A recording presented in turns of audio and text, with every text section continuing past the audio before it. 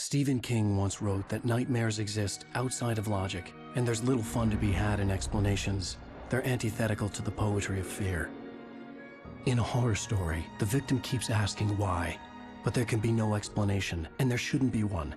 The unanswered mystery is what stays with us the longest, and it's what we'll remember in the end. My name is Alan Wake. I'm a writer.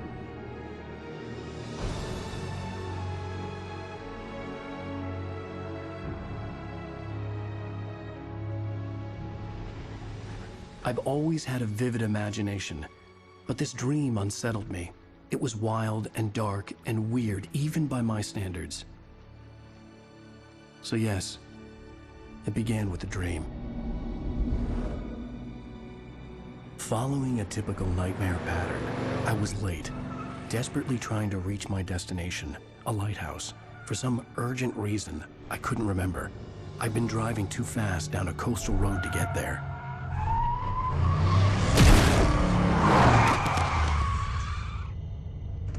I'd seen the hitchhiker too late.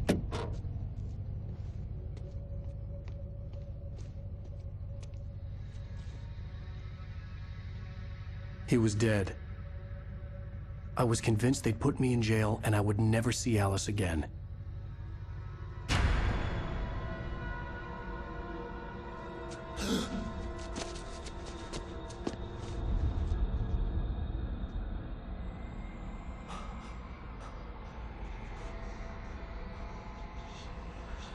Suddenly, his body was gone.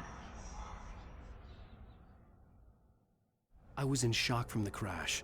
I could hardly stay on my feet.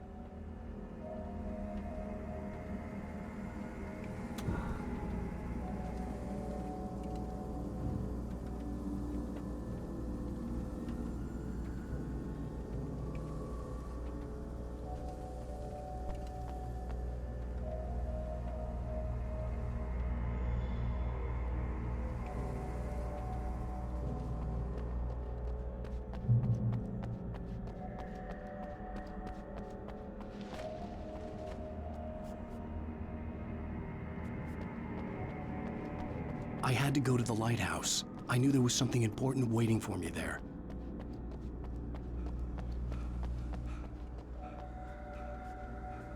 The radiator had broken when I hit the hitchhiker. The car wasn't going anywhere.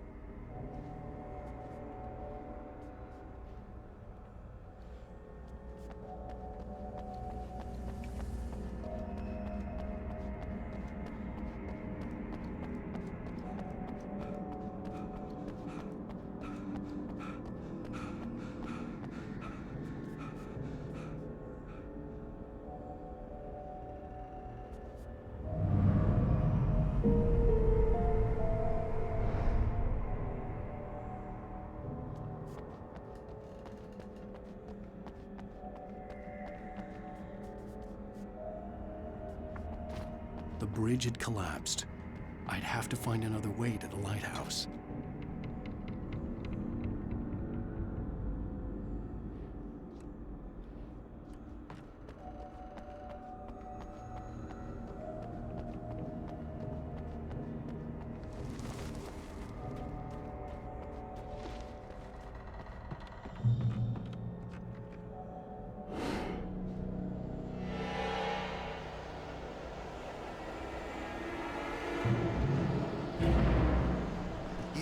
Recognize me, do you, Ryder? You think you're God? You think you can just make up stuff? Play with people's lives and kill them when you think it adds to the drama? You're in this story now, and I'll make you suffer. You'll be a simple sentence in your books if it wasn't for your editor. Never publish another.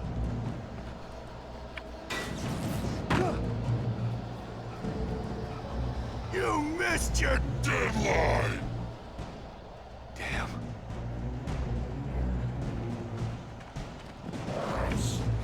You can't stop me!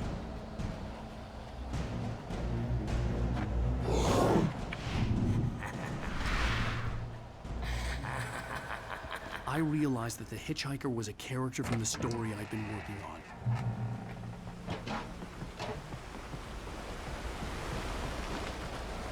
does it feel to die by the hands of your own creation?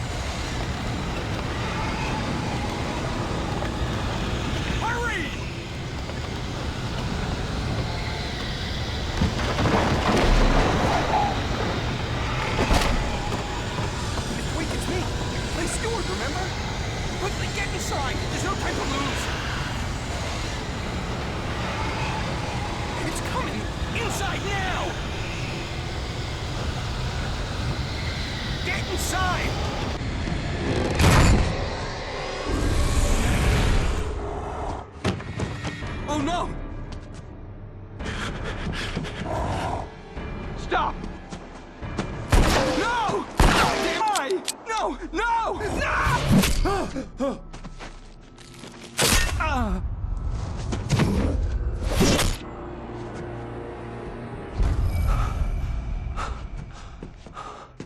I was trapped. There was no way out.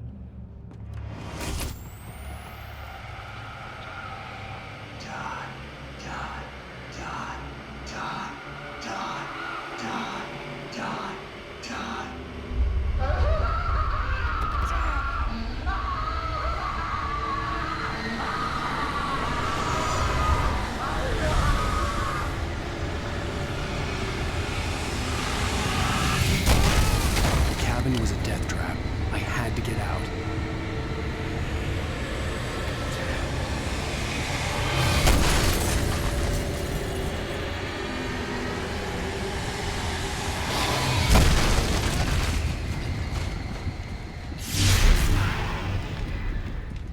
Follow the light.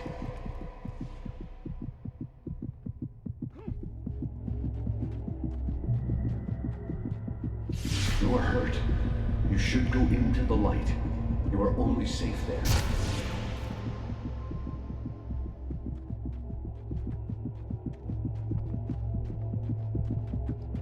You must go into the light. Well done. I have something important to tell you. It goes like this. For he did not know that beyond the lake he called home lies a deeper, darker ocean green, where waves are both wilder and more serene. To its ports I've been. To its ports I've been. Do you understand? No. Follow my light.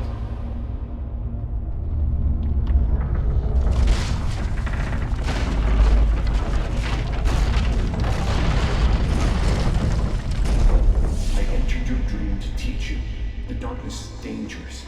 It's sleeping now. When it feels you coming, it will wake up. There's no time. I can only show you the most important thing.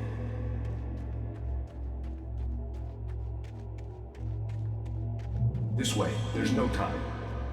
The hitchhiker has been taken over by the dark presence. You can't hurt him now. The darkness protects him from all harm. Only light can drive the darkness away and make him vulnerable again. Here, take the light.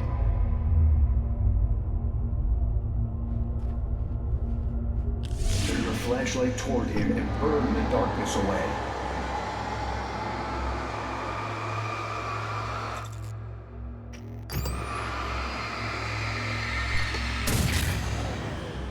You did it. Now the darkness no longer protects him, but it's still inside, controlling him. He can't be saved. He's still a threat. He is still your enemy. Here, take the gun. Now you'll die.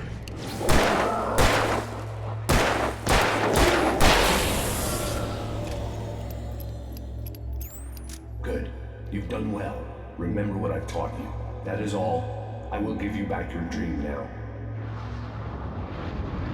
In the nightmare, a terrible darkness was taking over the world. The lighthouse was the last safe place on Earth.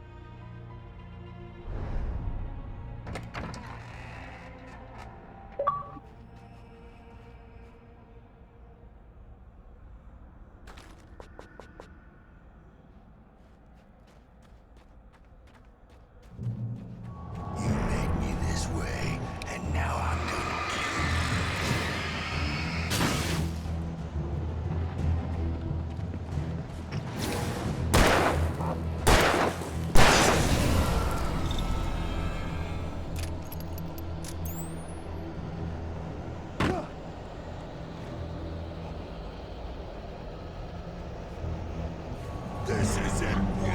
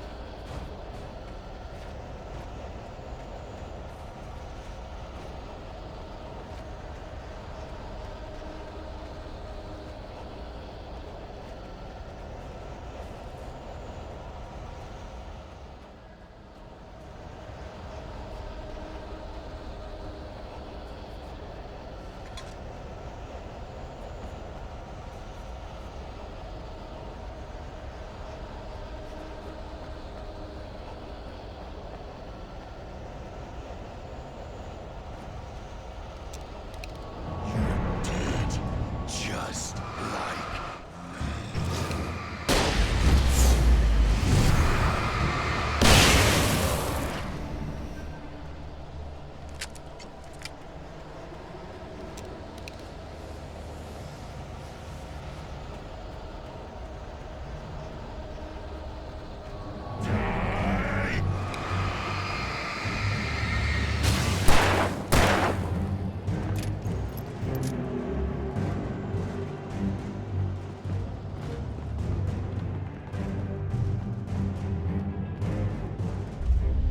I could keep this up forever!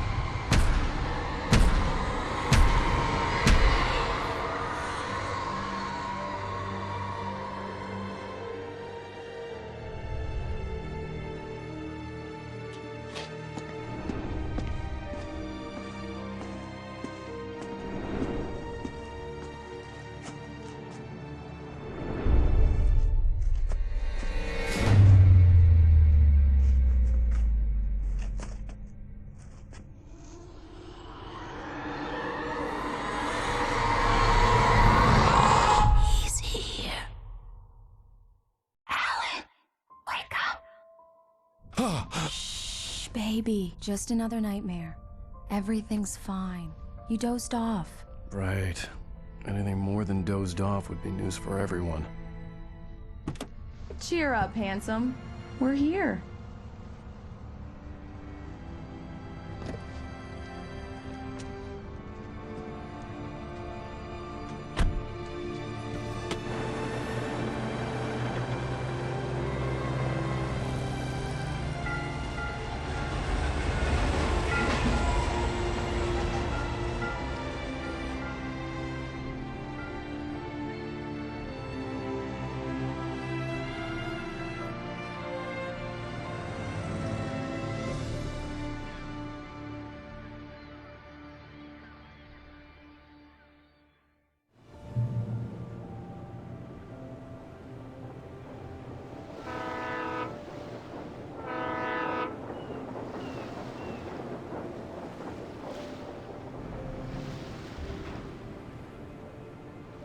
Let's act like we're on vacation.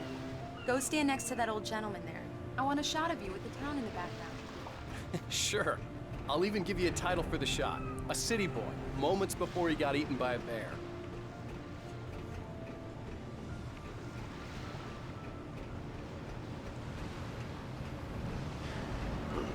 Damn, yuppies.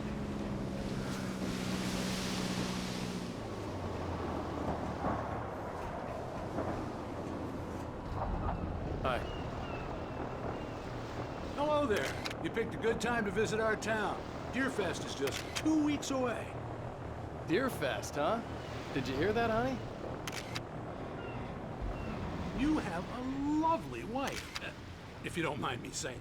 I'm Pat Maine, by the way. Nice to meet you. Yeah, I'm Alan Wake.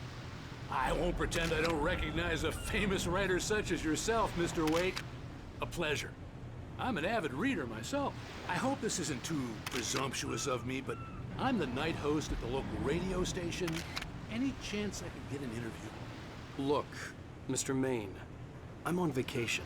In fact, I'd appreciate it if we could keep my being here just between the two of us. I'm sure you understand. Fair enough. You can trust me to be discreet. Not a hard man to track down if you change your mind, though. I hope you two have a lovely holiday.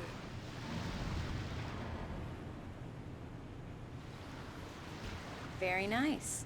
I got a couple of really good ones. And I see you made a friend. That's cute. Right. Yeah? Hey, bestseller. How's my favorite writer? Are you there yet? Barry. Yeah, we just got it. Are the locals giving you trouble? Just say the word and I'll hop on a plane and come make sure that you're left alone, Al. No, Barry, we're fine. Great, great. Just want to make sure you can relax and recharge. So, how is the place? Has it gotten your creative juices flowing? Barry, we're just settling in. Okay, Al. I'll call back later to make sure you're doing okay. And you call me if there's a problem, okay? Okay. I'm just looking out for you, buddy. Talk to you later. I love you too, Barry. You know he's going to be calling you every 5 minutes. Barry is Barry. I can always turn off the phone. What did I tell you? Text message from Barry. He says hi to you too. Alan, we're here. Come on, let's get back to the car.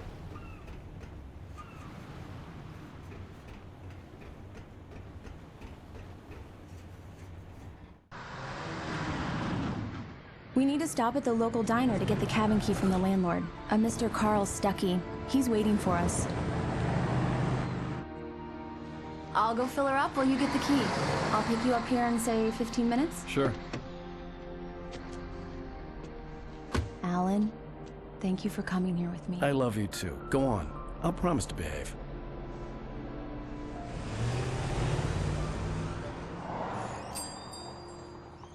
I'd forgotten there were still places like this. Towns where everybody knew everybody. Welcome to the Oh Dear Diner. Hi, I was wondering if you could help me. I'm looking for... Mr. Wake. Alan Wake. Oh, God! I am your biggest fan. I know people say that all the time, but I really am. I'm glad to hear that. Rose. Rose, I'm looking for Mr. Stuckey. Carl Stuckey? Carl? Oh, of course, Mr. Wake. He must have gone to visit the restroom. He'll be back in a moment. I can't believe it. I've got all of your books. I got the cutout from the bookstore when they took it out of the window. And you keep it here. Well, okay. Good for you.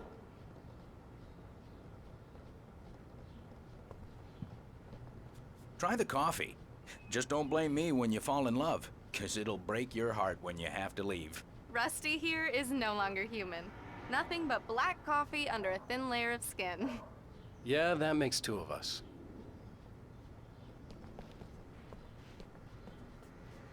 Are you staying long, Mr. Wake? I can't believe it. I'm having a conversation with Alan Wake. Do me a favor, Sonny. I could really use a tune right now. Coconut, number 6 in the jukebox. I'd do it myself, but both of my legs have gone to sleep. Bad circulation. Yeah. Are you serious? Coconut again? You disgust me. Call yourself a rocker. Unbelievable. Ha! It does that. Get stuck. Yeah, you need to give it a good solid whack.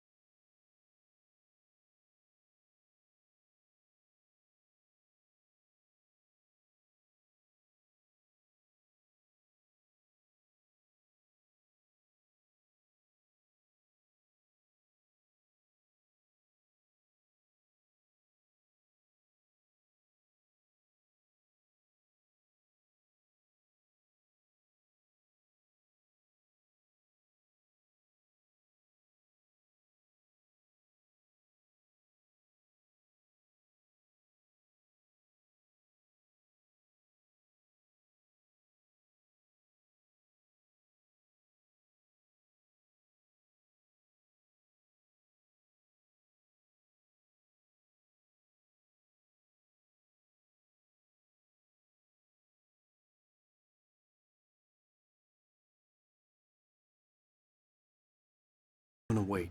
I wanted to find Stucky, to get the key and get out as soon as possible. The waitress was giving me a headache. Overeager fans always did.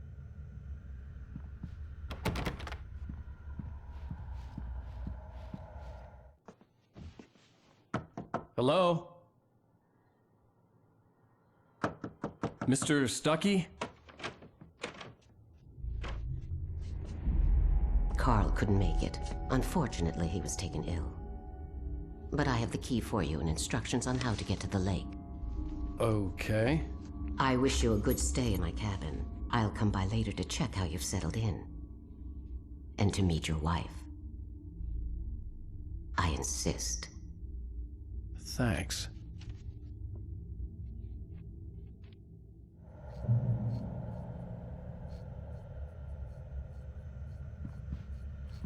Cauldron Lake is a special place. Very inspiring.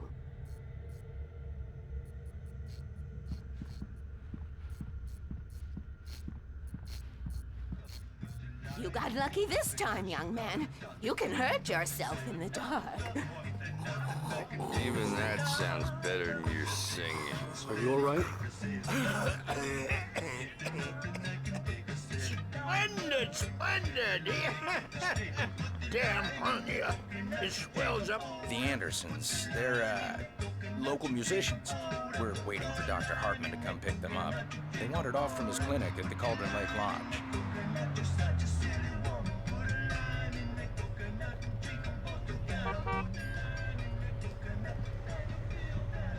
Bye, Mr. Wake. Mission accomplished. The key and the directions. My hero. I got some flashlights, just in case. Hey, wait! Mrs. Wake! Your keys!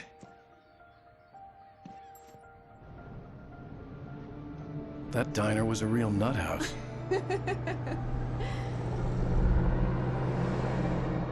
Can you believe this place? This would make a wonderful setting for a book. We're supposed to be on vacation, Alice. I'll figure it out when we get back home. Okay? Okay. We can talk about this later. Batman here on KBFF. I didn't want to talk about it. I wanted to bury my head in sand. Here's another one of my favorites to go with it. Once upon a time, I was a successful writer, but that was a long time ago. I hadn't been able to write a word in 2 years, not since my last book. And now the weather. It's gonna be a clear night, so you folks in the big city might want to look up every once in a while. See those stars winking down at you? It gets pretty dark out here, but they'll light your way.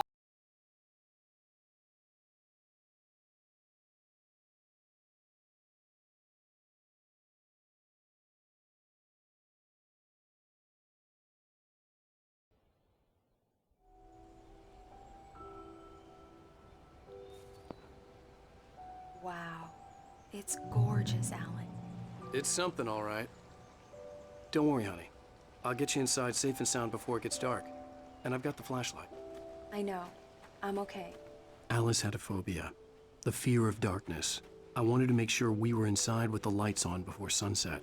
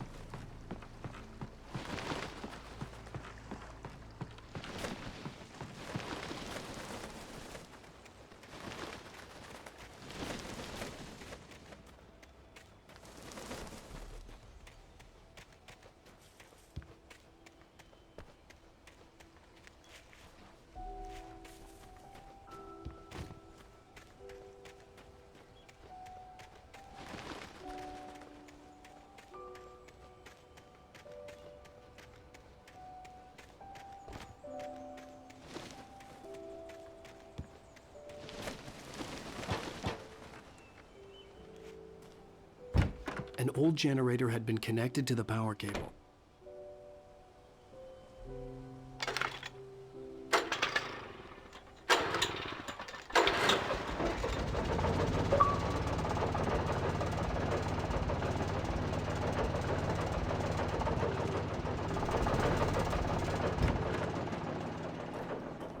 The lights are on! Good work, start settling in. Down a bit. Sure thing! Have fun! It was a beautiful place. I told myself I could rest here, sleep here, and forget about my work.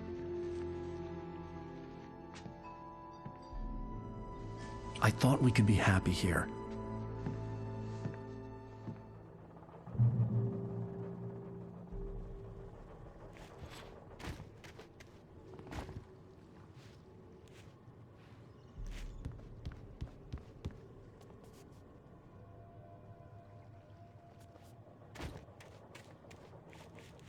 Alice had told me about Cauldron Lake Lodge.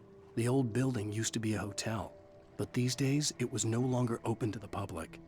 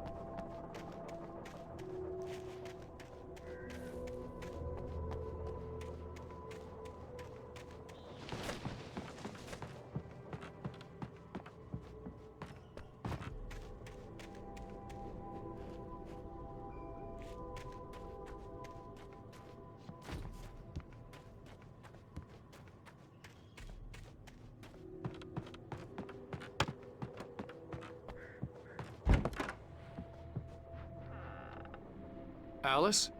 Honey? A shoebox filled with books by Thomas Zane sat on the shelf. I'd never heard of him before.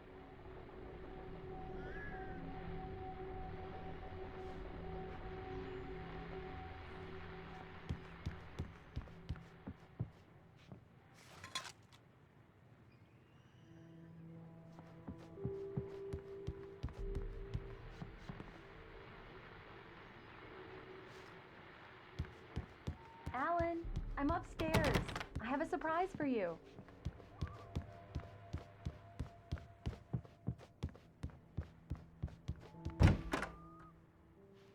Surprise! Alice? What is this? I guess I have a small confession to make. I thought maybe you could write here that a change of scenery would get you past— Damn it, Alice! Everyone keeps— Hey, just hear me out! There's a local doctor, Dr. Hartman. I read a book of his. He has a private clinic here. He specializes in helping artists. So now you want to get me committed? No! It's not like that. That's not— Alan? Alan? Just don't! I don't want to hear it! God damn it, Alice! God damn it! I knew she wouldn't follow me in the dark. I needed some time alone to think things through.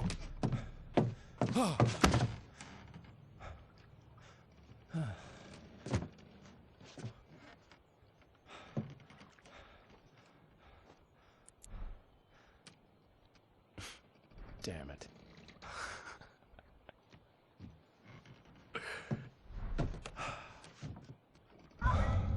Alice?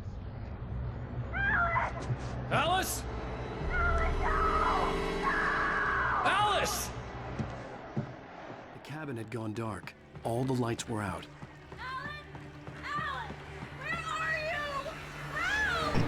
Alice, I'm coming! It's all right, I'm coming! What the hell? Alan! Help me! Alan! Alice? Alice?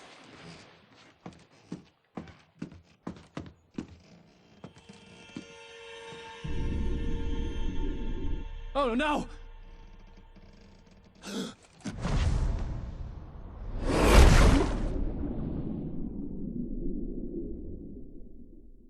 Keep going, Alan. Wake up. Alice?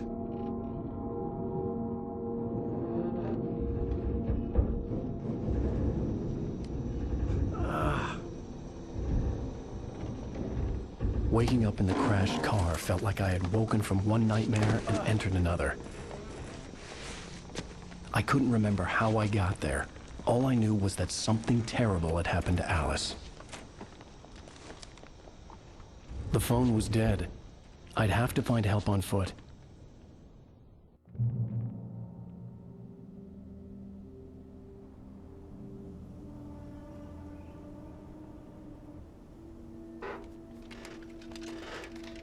Among Alice's things was a book, The Creator's Dilemma, by a Dr. Emil Hartman. Seeing the book brought back my fight with Alice. I didn't like it, and I didn't like the guy's smug face on the cover either.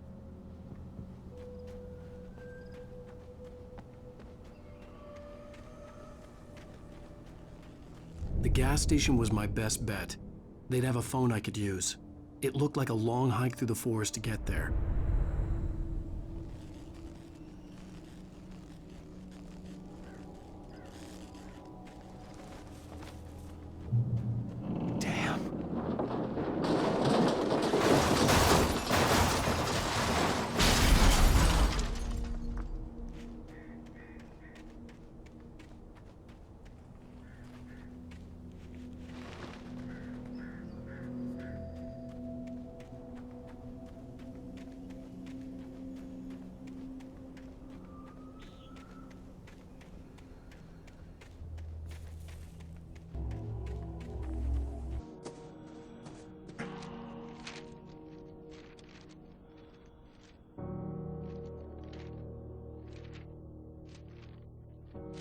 The loose sheets of paper were pages from a manuscript entitled Departure. That was the name I planned to use for the next novel I had never gotten started. I was named the author. I hadn't written it. I couldn't remember writing it. In the scene on the page, the hero was attacked by an axe murderer in the woods at night.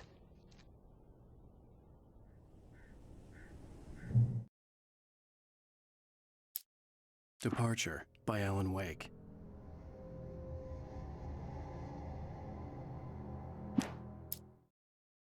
The man turned to face me. His face was covered in shadows. It was hard to make him out in the darkness of the forest that surrounded us, but the axe he lifted was plain to see. It glistened with the blood of his victim. He grinned madly. The shadows were alive, distorting his features. It was a scene from a nightmare, but I was awake.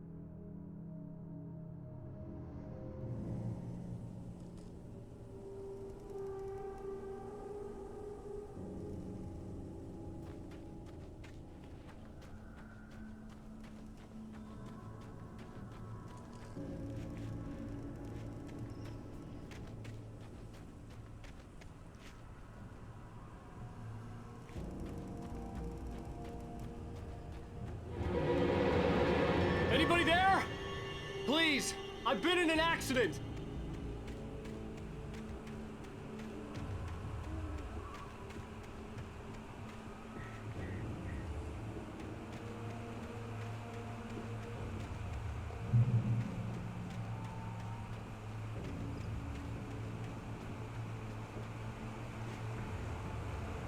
The lights up ahead were a good sign. Maybe I wouldn't have to hike all the way down to the gas station to find a phone.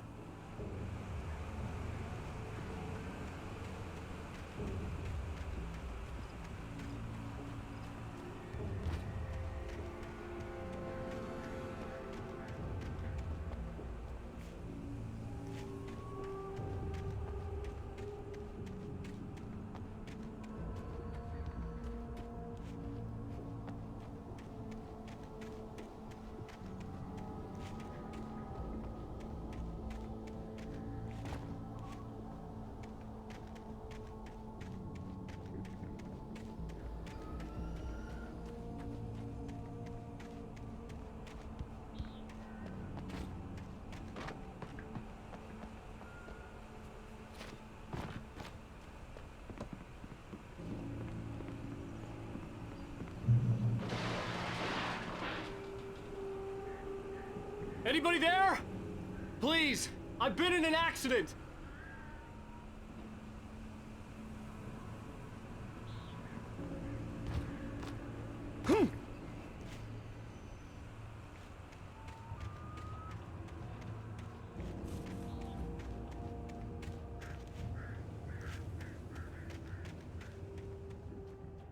Hey! Hey, you! Phil! There's been an accident. I need help. Listen, I need to... Premium cabinet in... Nightfall! Oh, hell. Coral Stucky. Pleased To meet you. non-refundable reservation Deposit required. Fair and square. Fair and square.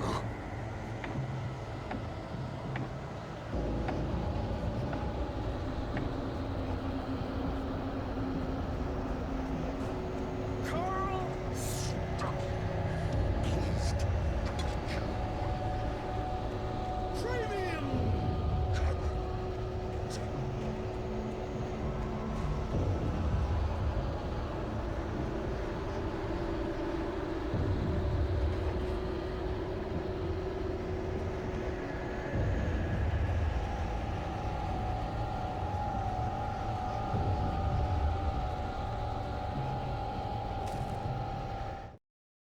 The Taken stood before me. It was impossible to focus on it, as if it stood in a blind spot caused by a brain tumor and eye disease. It was bleeding shadows like ink underwater, like a cloud of blood from a shark bite. I was terrified. I squeezed the flashlight like my life depended on it, willing it to stop coming any closer. Suddenly something gave, and the light seemed to shine brighter.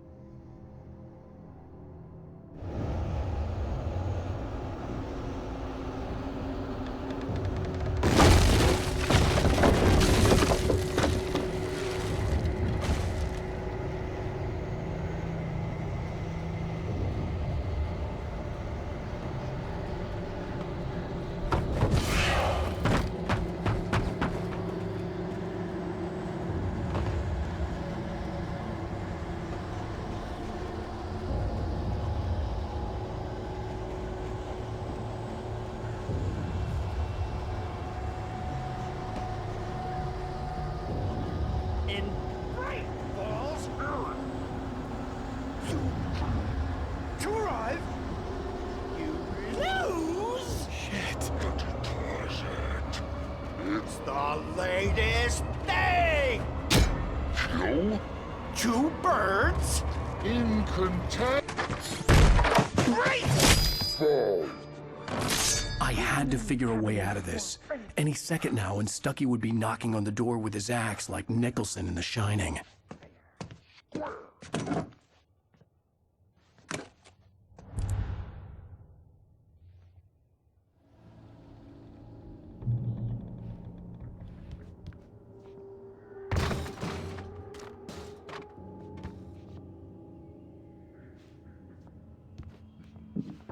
During your recommend trying walking. It's the latest thing. Incontestably proven health benefits. Let you kill 2 birds. 1 stone. You can see the Bright Falls Sheriff Station. How may I? Hello?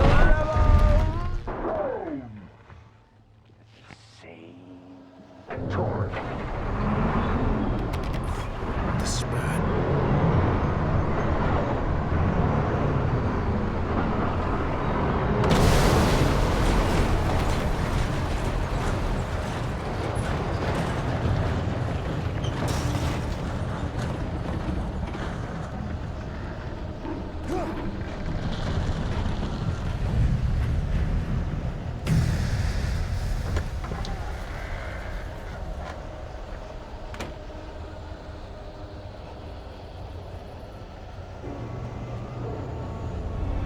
More of them.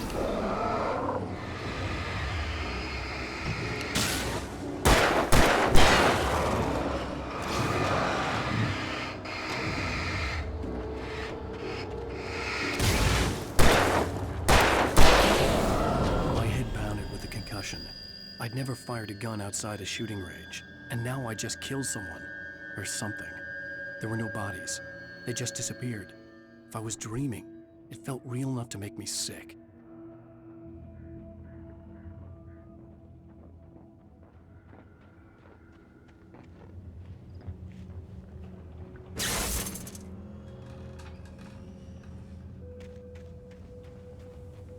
The dark forest was the last place I wanted to go, but I had no choice. I had to get to the gas station.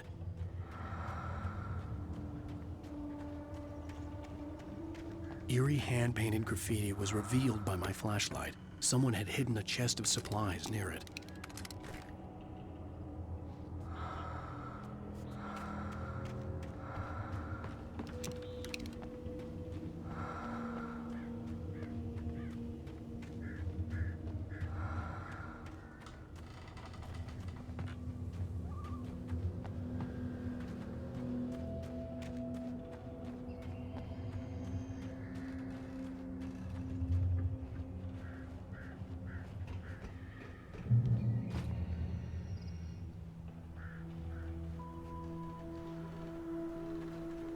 It's rabbit season.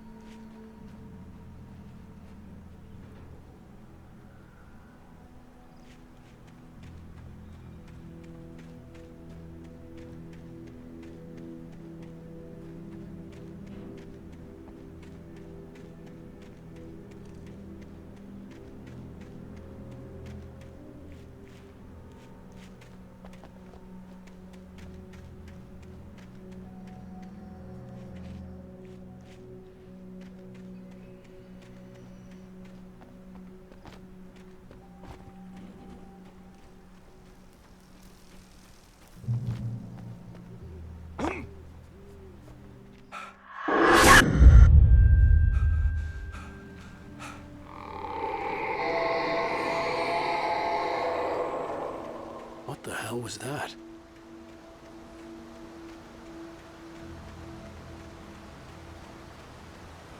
When I saw the river below, something uncoiled itself inside my head. I realized that I'd have to find a way across. I didn't even want to look at the water.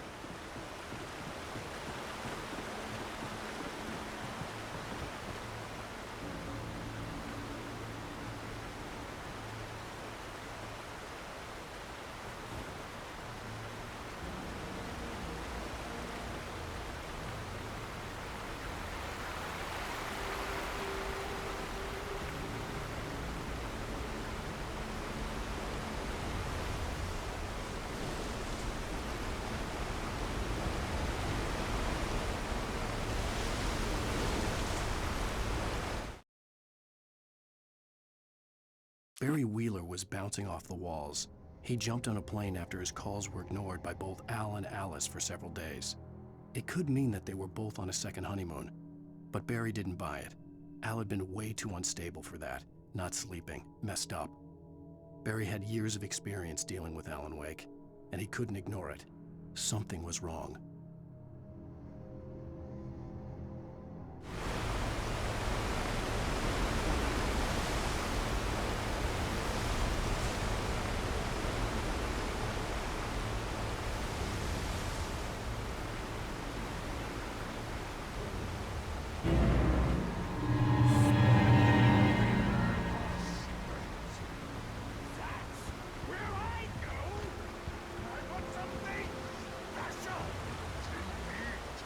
Stucky was still out there, in the dark, stalking me.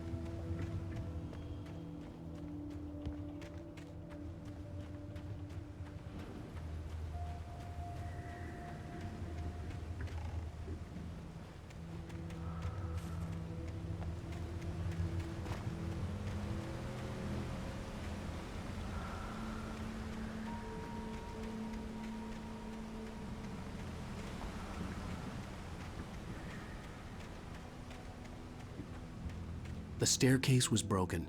I had to make my way up some other way.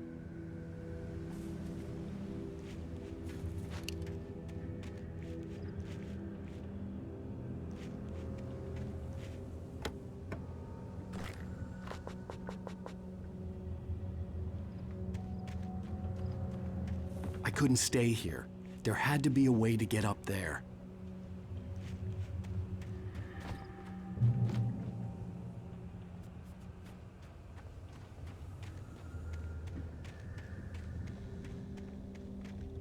There was no power. There was bound to be a generator somewhere at the logging site.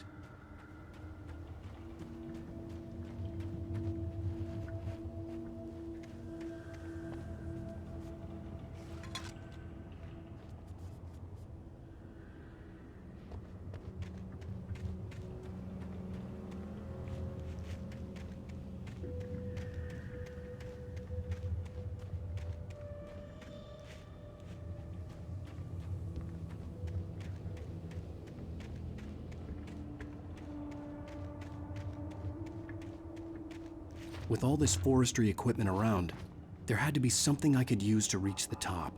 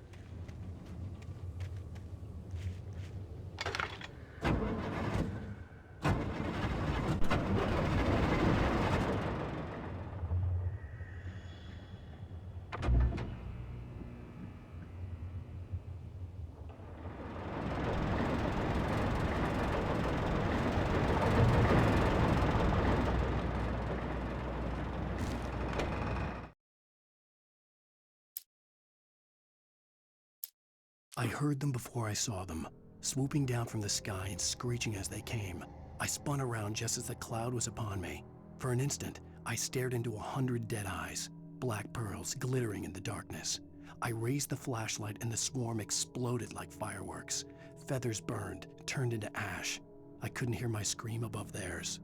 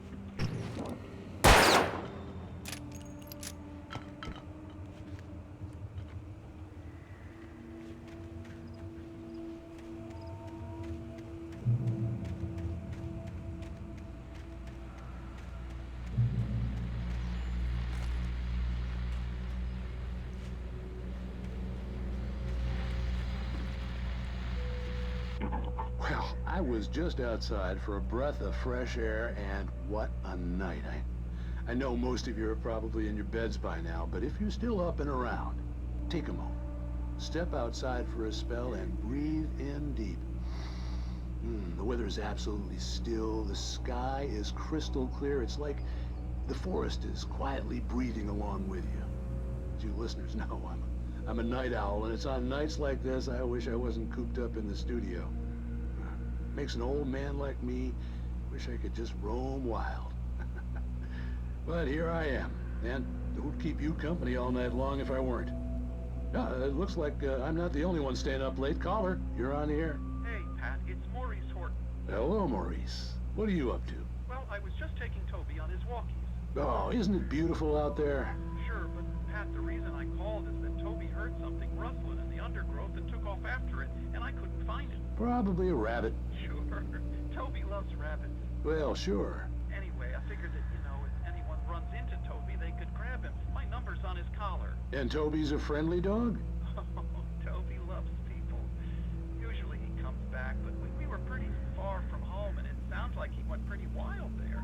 Great dog, but he's too dumb for his own good. Well, Maurice, it's out there now. Hope Toby comes home soon. Yeah, thanks, Pat. You have a good night now.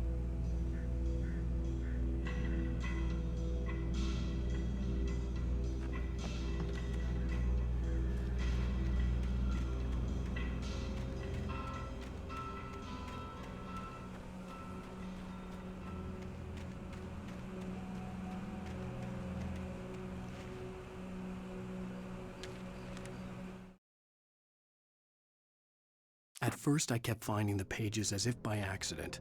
The book I couldn't remember was either a terrible and true prophecy or an act of creation that had rewritten the world. I began to hunt the pages feverishly, for they held the answer to the mystery. With it, I could save myself. With it, I could save Alice.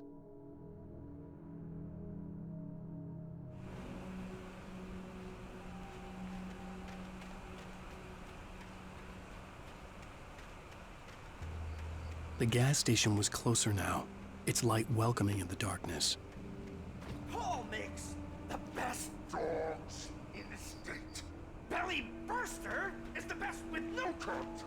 Monster Dog is second best. The famous dog is...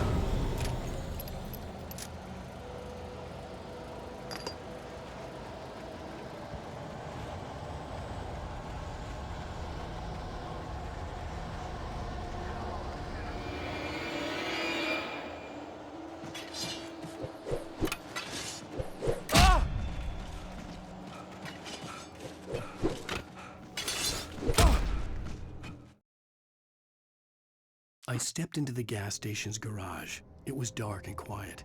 The place was a mess. It looked like someone trashed the place or that there'd been some kind of fight.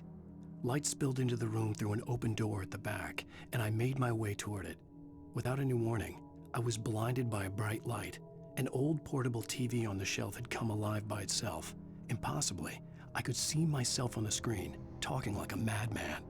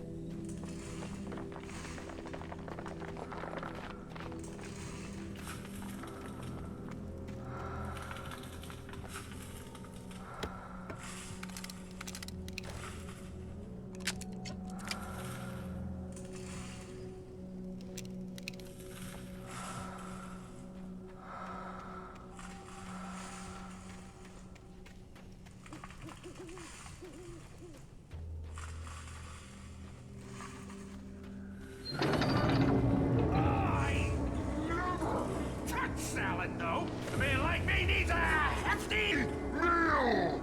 That's for the day.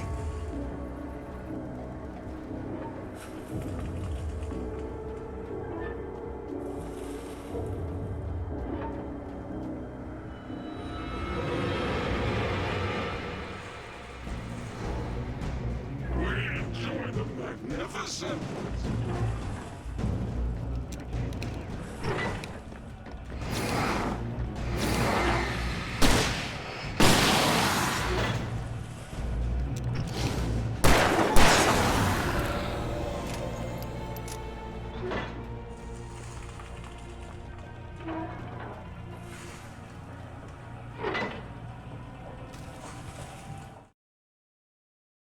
The cabin on Cauldron Lake?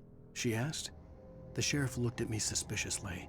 The early morning light flooded through the office windows. I would probably never have gotten out of the woods alive without her help, but I couldn't tell her the truth of what I'd faced the previous night. She'd think I was lying or crazy. She'd lock me up, and she wouldn't help me find Alice.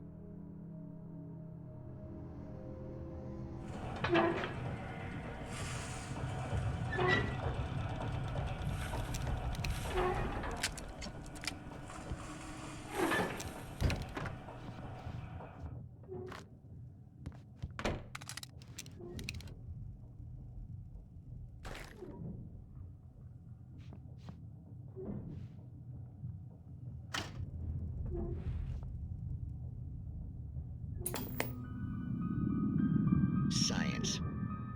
It bestows immortality on those who advance it to elevate all of mankind. Newton, Einstein, Sagan, princes among men. But the price for such a legacy is steep indeed. In Night Springs. Tonight's episode, a quantum suicide.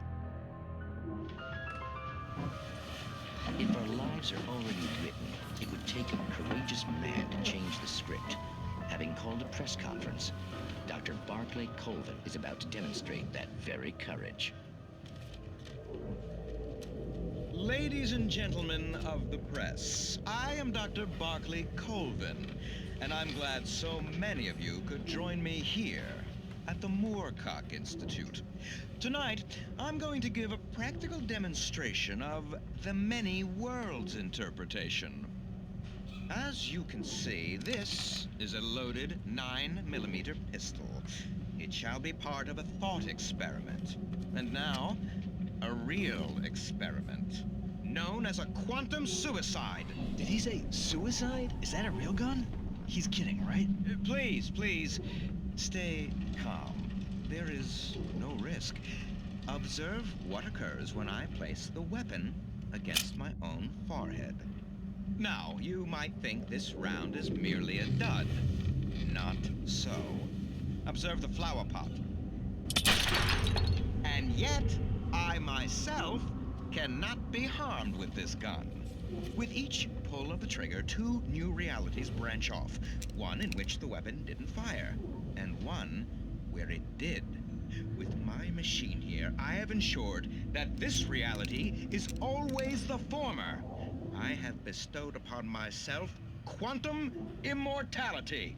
Under no circumstances can this gun kill me. So wait. What you're saying is that every time you pull the trigger, in another reality, you die? Yes, of course, but that's completely trivial. There's an infinite number of things that could happen at any moment, and they always do happen somewhere. The point is, this one thing did not happen here. You're insane, Colvin. Insane? Insane? Hey, was this thing supposed to be plugged in? I stumbled on it. You fools! Gaze upon quantum immortality.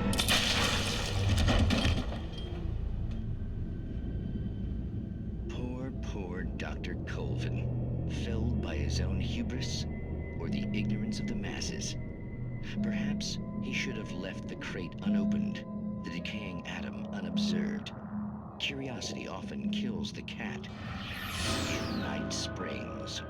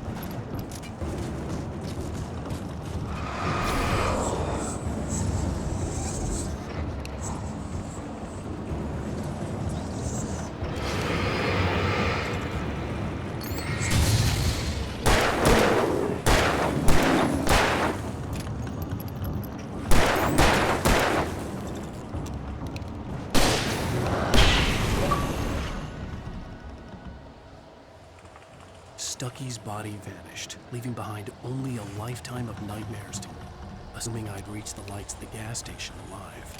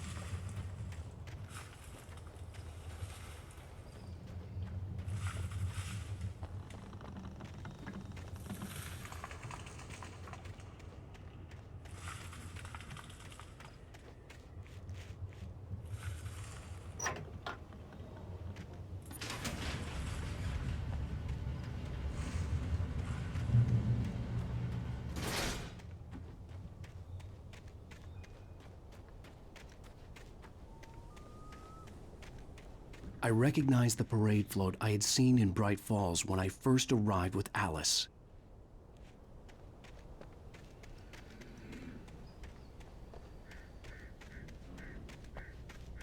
After the insanity I had just experienced in the darkness, the lights of the gas station felt comforting.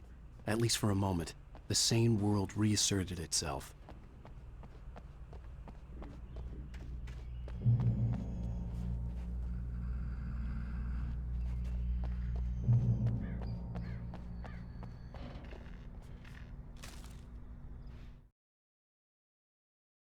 Stucky spat on the garage floor and tried to shake the cobwebs from his head. Ever since the couple never showed to pick up the keys, things had been fuzzy. Something, a feeling caught his attention. Stucky looked up and stared as his brain tried in vain to process the horror before him. He stumbled back, knocking over a can of oil. A black pool spread across the floor while he struggled for a brief moment, then let go as the unrelenting darkness engulfed him.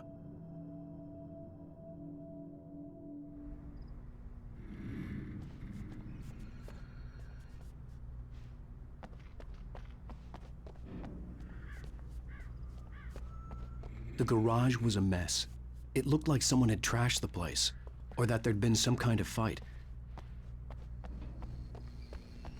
The Deer Fest had been 2 weeks away when we arrived. If the day count on the banner was right, I was missing a whole week between the night we got here and now.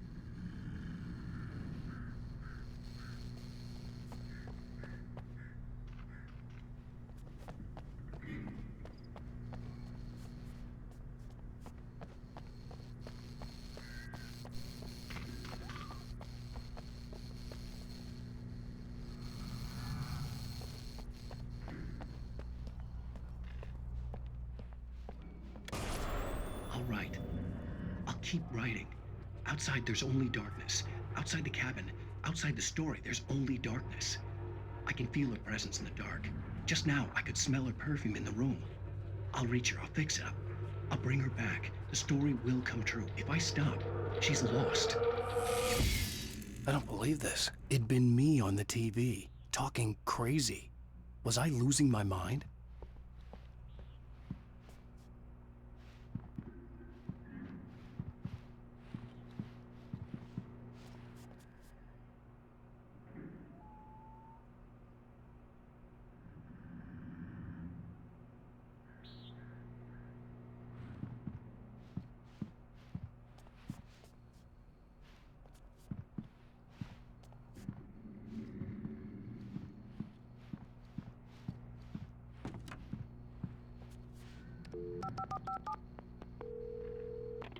Bright Falls Sheriff Station.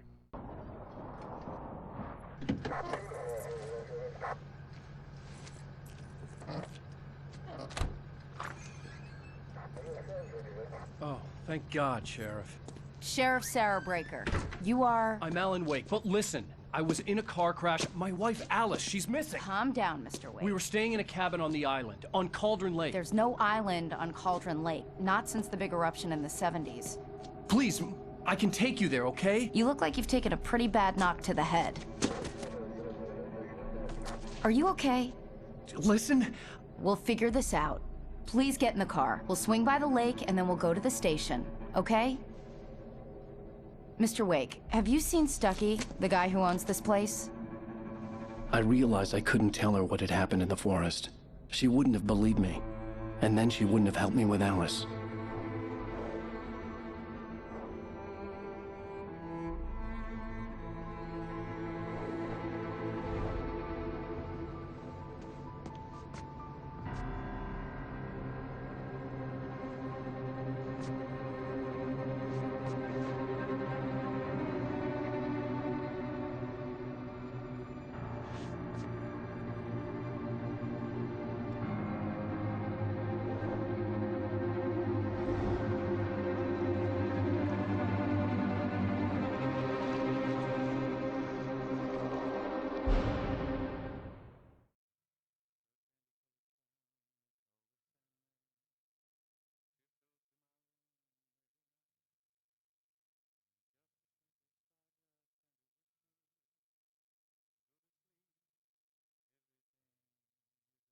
Previously on Alan Wake.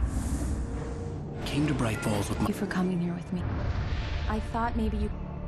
Wheel of a crashed car. I'm missing a week. I was attacked by shadowy men straight from a nightmare. Took me to the lake, but the cab disappeared.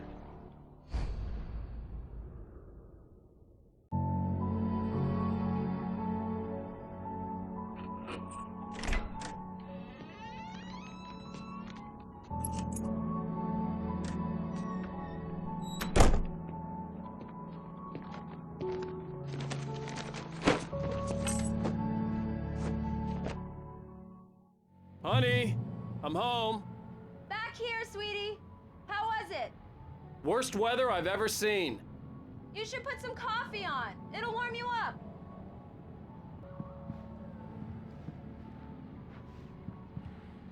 Hey, handsome. This is gonna be a long night, but these shots are turning out great. I guess you're gonna need that coffee then. I'll go put it on.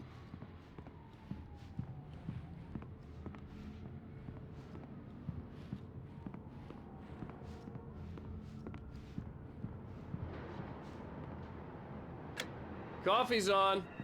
Great, thanks. I'll need it if I'm gonna finish this by tomorrow.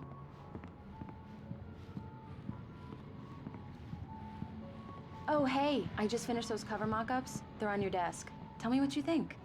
No kidding. I didn't think you'd get them done this quickly.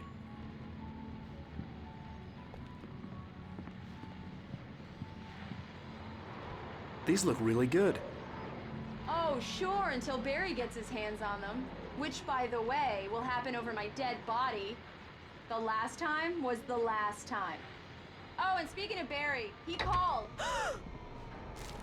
Alan!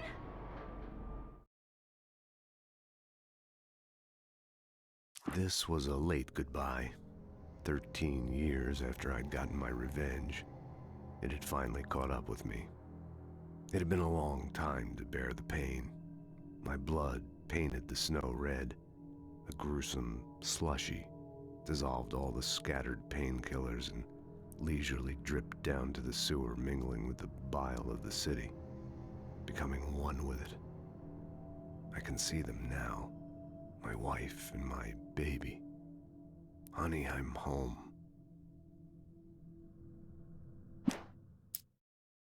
It's true what they say about the fall and the sudden stop at the end.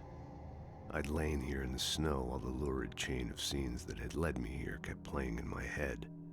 A rerun of my own private snuff movie. A memory of my corpse. Alone at my own wake. Thinking in metaphors again. The femme fatale was gone. Only a sour taste remained of the kiss that killed me. Alan, please check the fuse box. I'm right here. I'm on it, honey. Please hurry.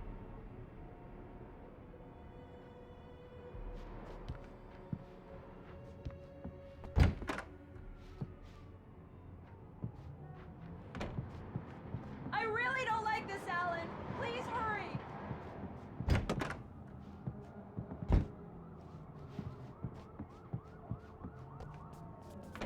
Alan, I really need those lights on.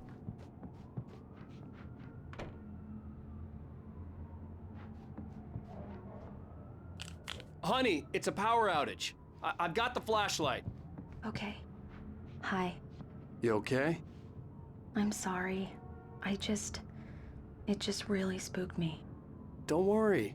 We'll just break out the candles. I know it's stupid, but it's just... especially when I'm not prepared for it, you know? It gets to me. I love you. Tell me a story, writer. Okay. I used to have these nightmares when I was a kid. The dark really spooked me, too. When it got really bad, my mom gave me this old light switch. She called it the clicker. The clicker, huh? Yeah. If I ever got scared of the dark, I could just flip the switch and a magic light would scare the monsters away. Oh, sure. Here it is. Alan. Maybe it'll help you, too. Yeah, nice story, writer boy. You made that up right now, didn't you? No. Seriously. I love you, even if you are a liar. Thanks for this.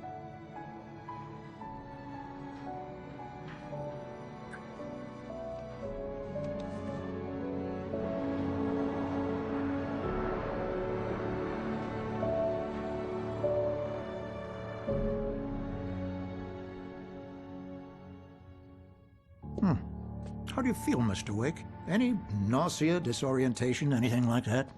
Mr. Wake, how are you feeling?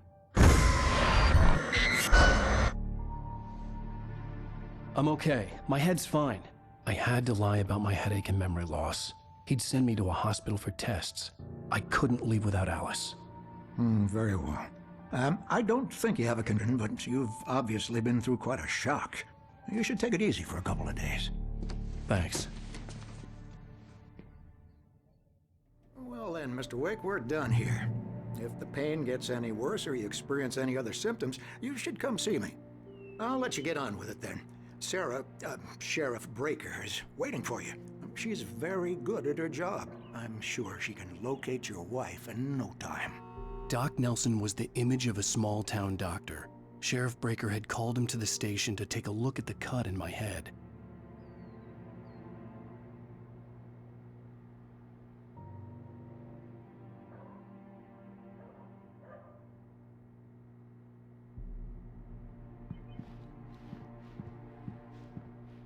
I believe you'll find the sheriff in her office. Just go down the corridor.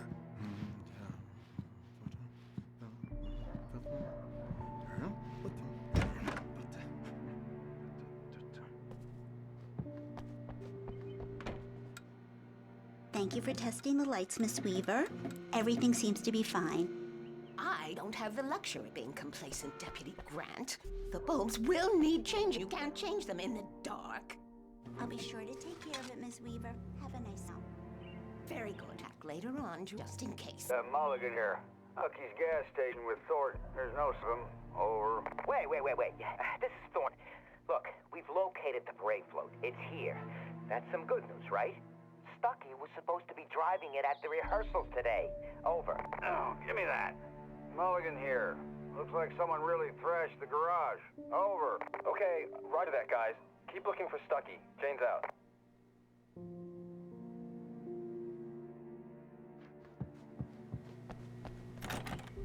Mr. Wake, the sheriff is waiting for you in her office down the corridor. That was Cynthia Weaver. I guess you can call her the town eccentric. She used to be the editor of the local newspaper, but she's focused on, other things these days. She'd fit right in where I come from. As you can see, she's a little obsessed with maintaining the light bulbs of the whole town, refuses to step on shadows, things like that. Back in her day, she wrote about all sorts of weird things in the paper. Bright Falls has a colorful history. Of course, what small town hasn't?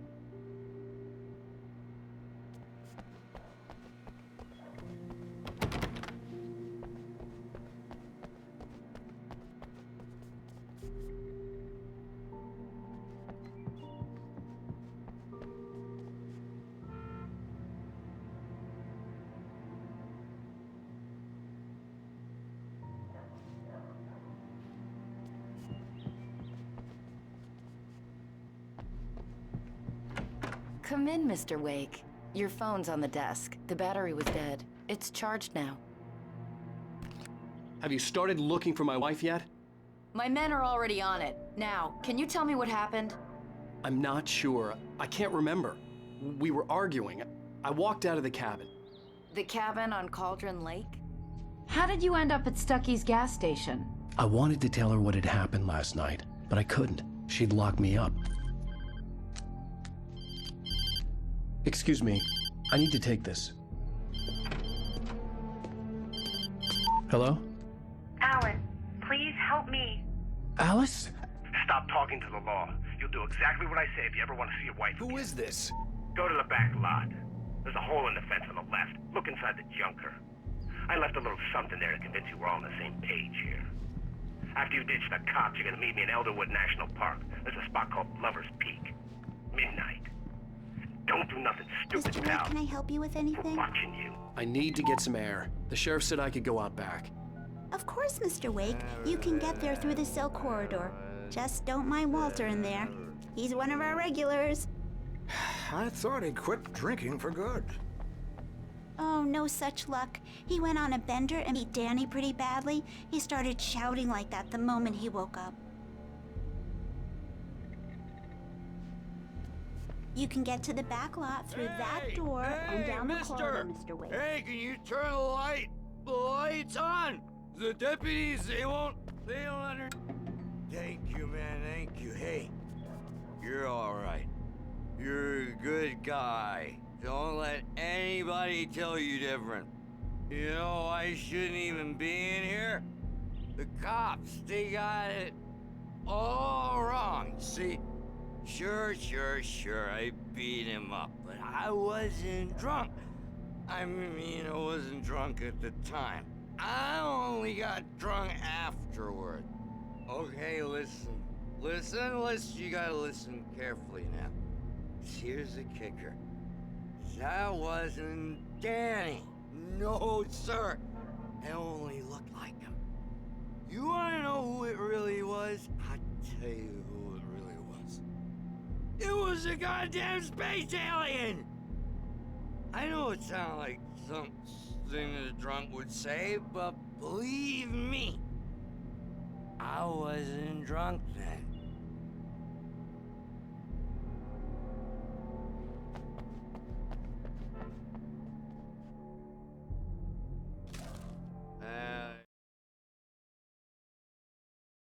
In spite of its human mask, to describe the dark presence as intelligent would have implied human qualities on something decidedly inhuman. Nonetheless, it found the one spot in the diner that was dark enough.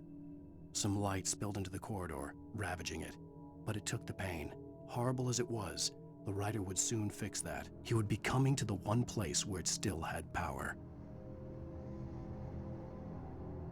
I told him, oh yeah, well, I don't hear we're on your feet. The early morning light hurt my eyes and made my head ache.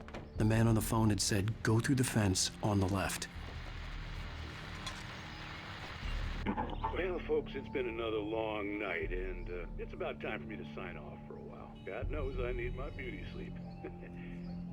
Just one more item before I go. It's been a busy night for the sheriff's department. We've had a few broken windows, even a report of shots fired on Main Street. Deputies Mulligan and Thornton had to deal with two intoxicated young men who were celebrating the completion of their Deer Fest float. Now, folks, we get this every year. I know it's exciting, the big day's almost here, but let's save it for the party and leave the gunplay for the shooting competition, huh? There's no point in getting all worked up yet.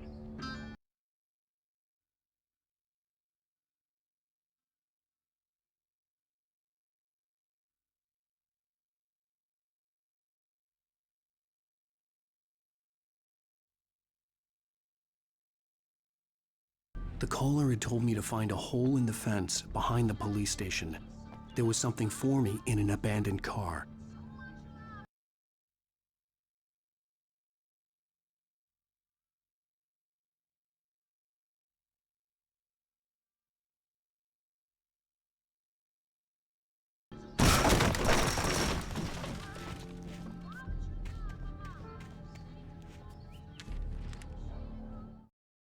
The kidnapper fired his gun one last time, and the shadow vanished into the darkness it had come from. See? Nothing to it, Wake. The thought of Alice in his hands was revolting. We stood on the wooden platform of Lover's Peak, the waterfall on the mountain behind us, the lights of the radio mast blinking red in the heights above. I fought with the urge to take a swing, force myself to speak. Let's cut the act now. Where's my wife?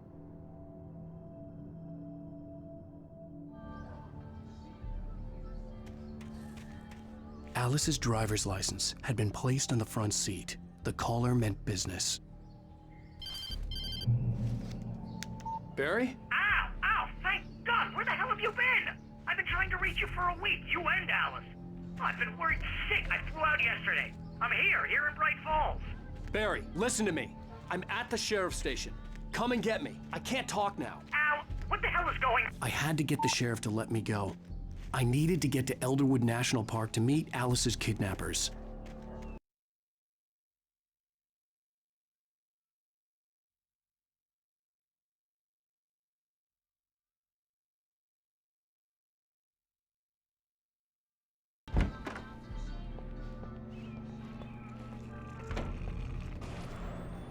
A writer is a light that reveals the world of his story through darkness, shapes it from nothingness.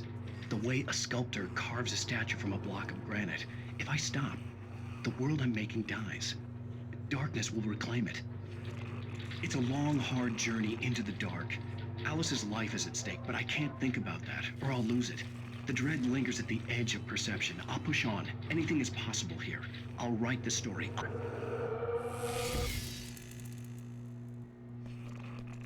Marvelous, Sarah.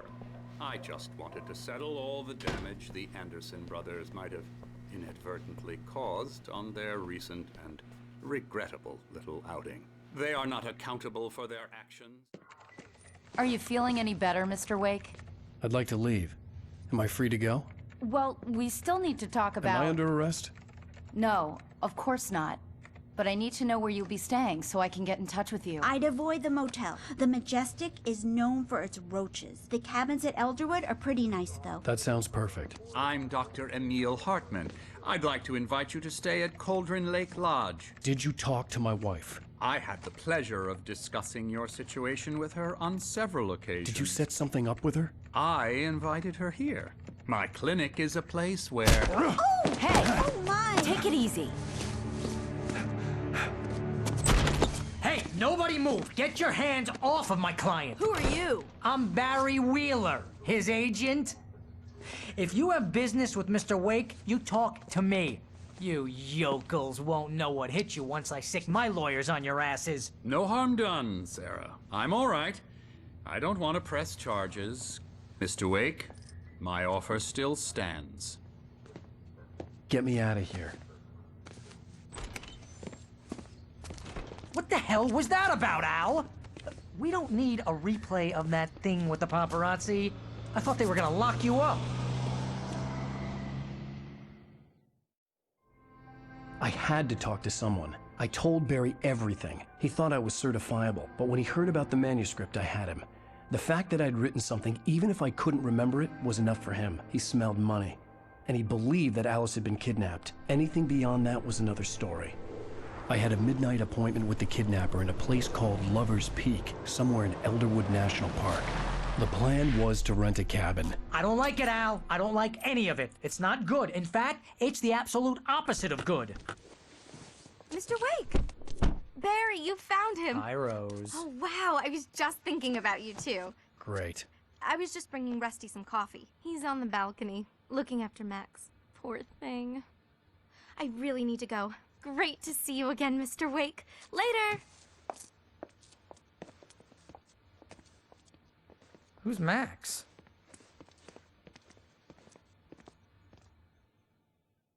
What an airhead.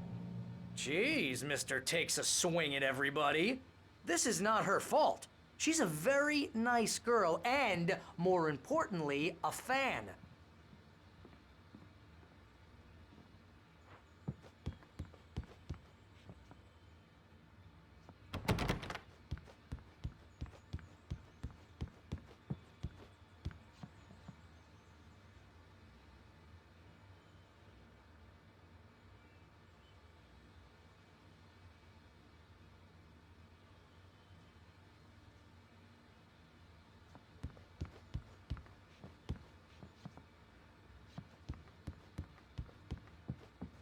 Seriously, Al, what you were saying in the car?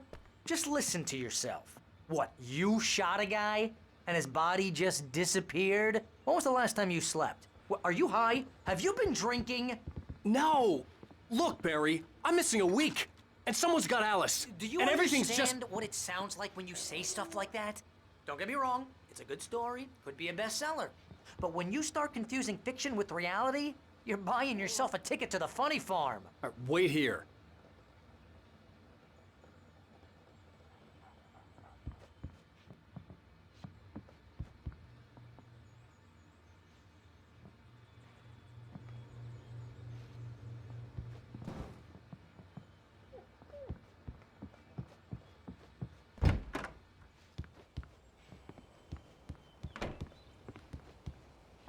Easy there, boy.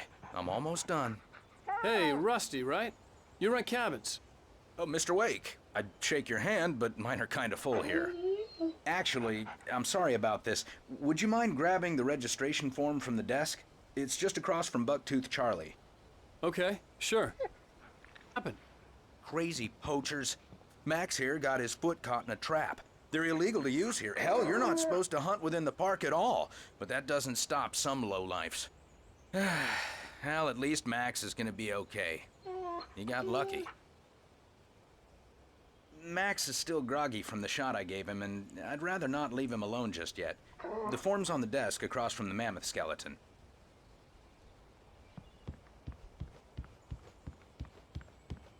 Okay, boy, we're almost You done. can't just go and meet a kidnapper. Those situations always end up in disaster. You gotta talk to the cops. She's my wife, and it's my call. Can we talk about this later? No, this whole thing. Listen, you hit your head. I mean, geez, Al, come on. You gotta understand how crazy all this sounds. If you're trying to pull a joke on me, freak me out, it's working. Ha ha, let's have a laugh on Barry.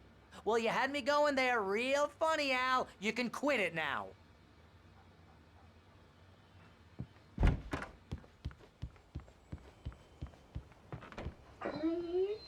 I think this is the form you wanted.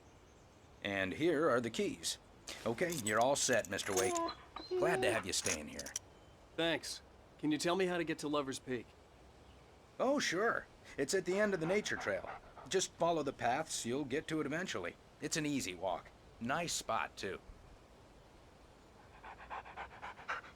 If you have any trouble finding it, just keep your eyes on the radio mast. It's right below that.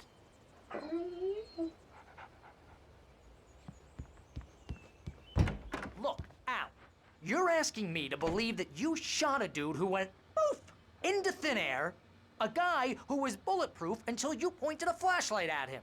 You hear that from people who end up spending time in padded rooms, strapped to their beds, wearing white shirts with too long tangled up sleeves, and eating a healthy diet of pills.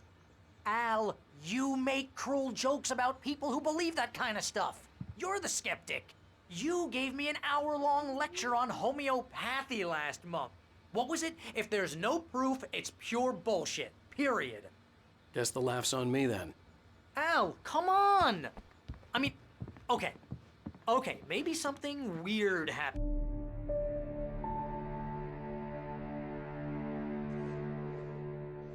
That's just crazy talk, Al.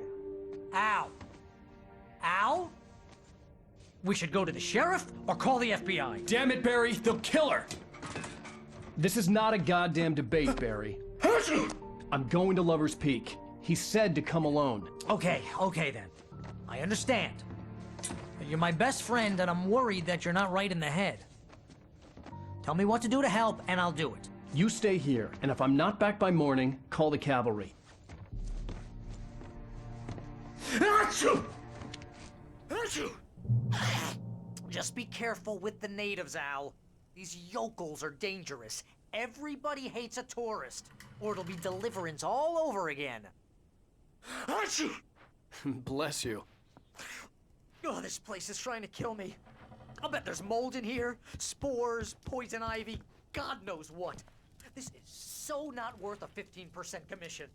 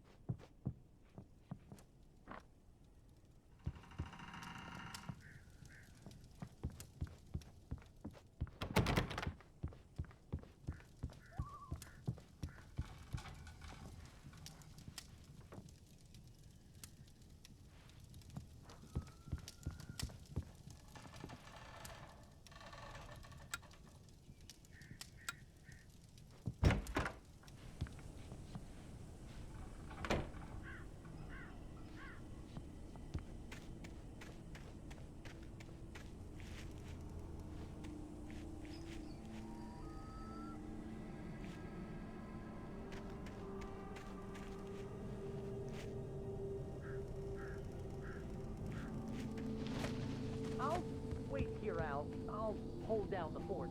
I'll be with you in spirit every step of the way, Al. Locking the door now.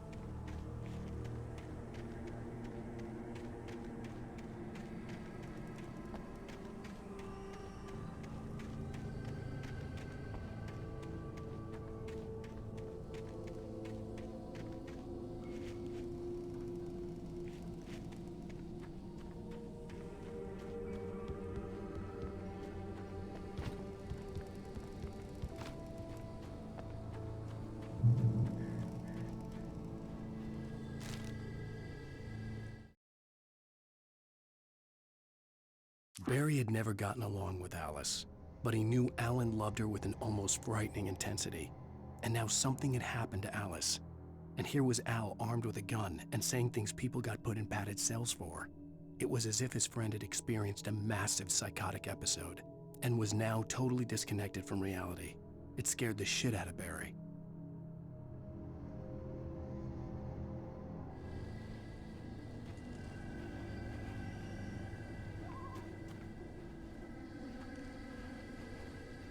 Barry had the keys to the car he rented. Wasn't a long walk to the visitor center, and it wouldn't be any use to me in the forest.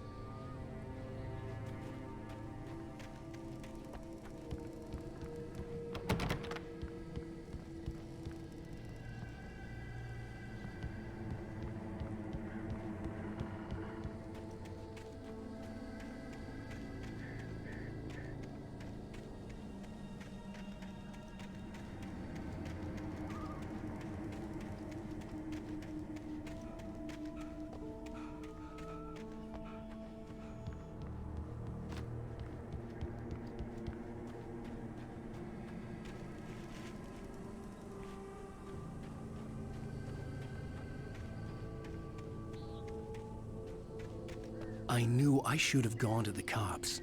This wasn't the smartest thing I'd ever done, but I was still angry with Barry for trying to talk me of it. These people had caught me right in the sheriff's station. The cops wouldn't scare them, and they had Alice.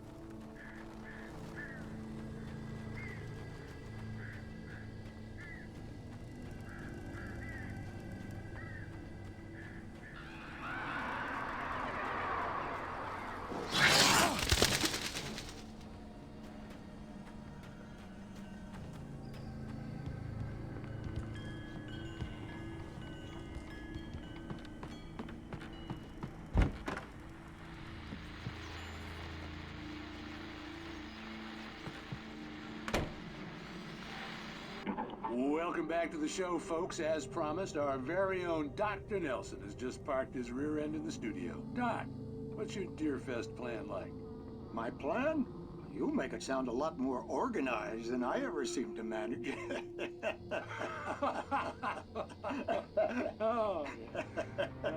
No plan, really, just taking the atmosphere. I'm getting a little too rickety to do much more than that, you know. Oh, tell me about it. No sack race for us older gentlemen, huh?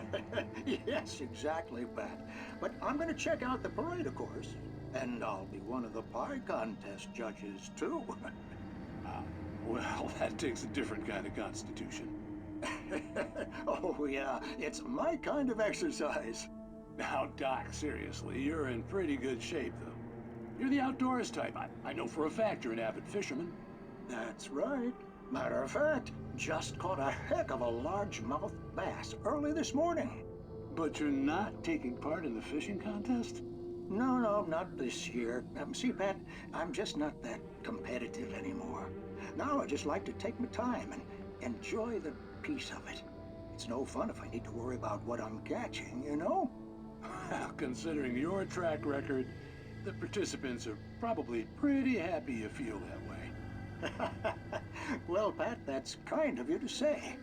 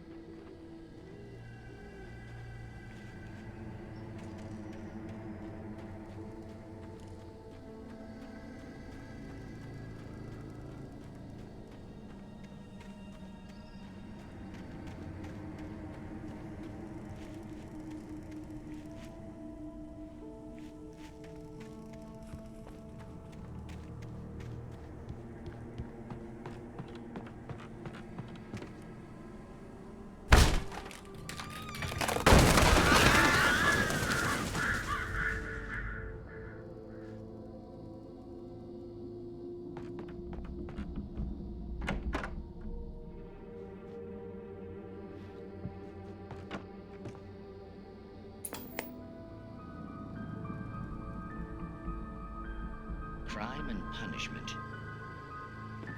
The cancer and cure of civilization. But some crimes are impossible to punish, especially in Night Springs. Tonight's episode, The Man in the Mirror.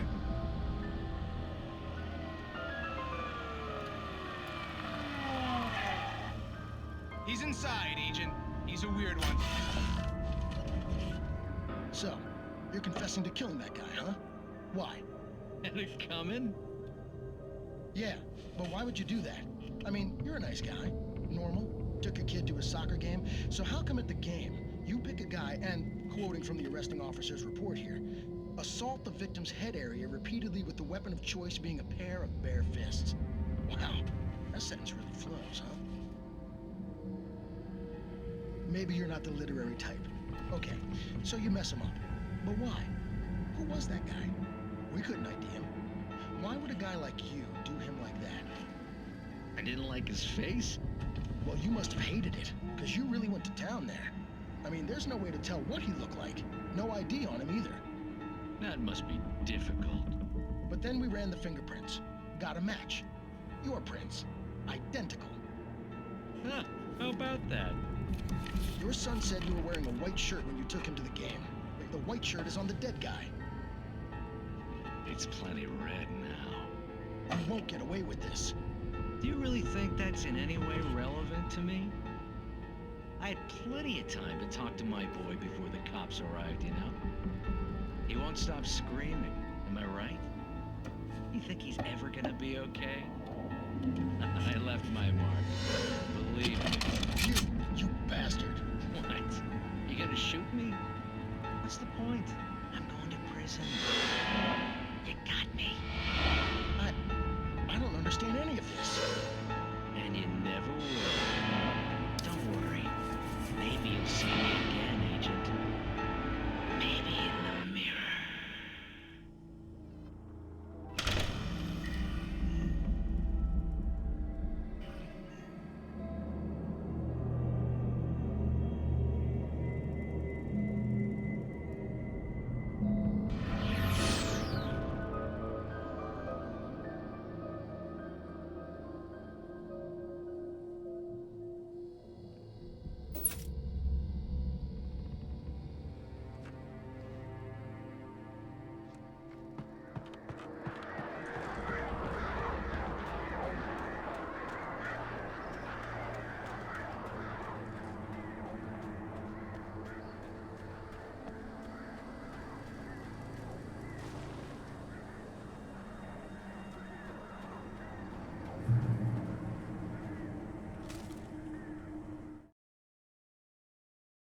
The air in the visitor center was heavy with an awful smell, as if some rotten drowned thing had crawled up from its grave. Rusty kept coughing blood. My eyes were drawn to the twisted shape of his broken leg. The attack had been vicious. Max whined in his cage. Rusty's eyes were wild with fear and terror. He gasped. "Mr. Wake, it happened just the way it was on that page."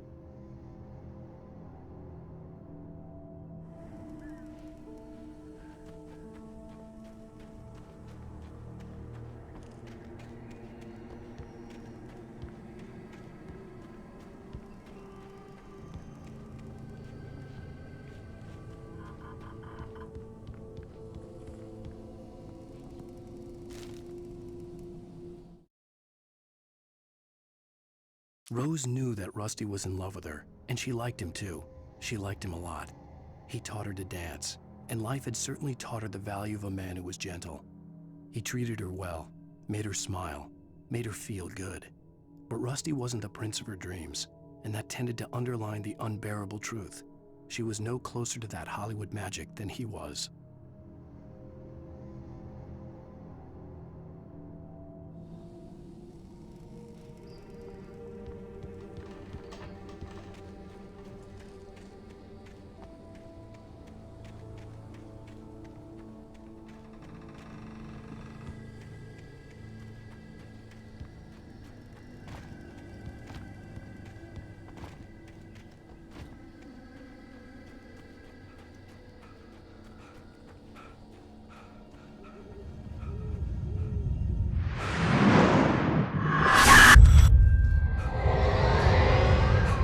The vision left me weak. This was no head injury.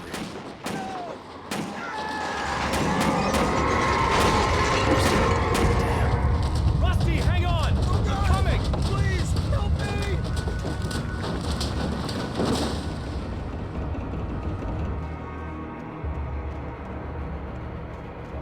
Anybody? Help me! Help me! Can you hear me? Anyone? Please help! Help me! Hello? Back here. I'm back here. Hey, Mr. Wake? Oh, hell. It happened just the way it was on that page. I found. Came true. It knew. So dark. It'll come back for me. You must. The lights. In the office. I have the key. Okay, Rusty. Hang on. I'll be right back. Whatever did this couldn't be far. Rusty had found a page from the manuscript. It would help me understand what had happened.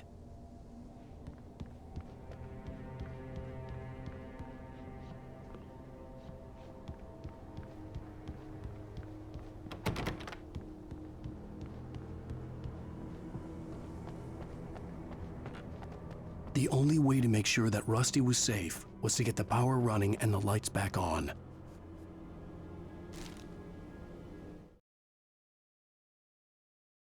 The visitor center was sturdy, but the impact turned the front of the building into splinters. Rusty was thrown across the lobby like a rag doll and hit the far wall hard. It didn't hurt until he tried to move and saw his leg bend the wrong way, felt the broken rib stabbing him on the inside. Rusty howled in pain and fear, suddenly afraid to die alone.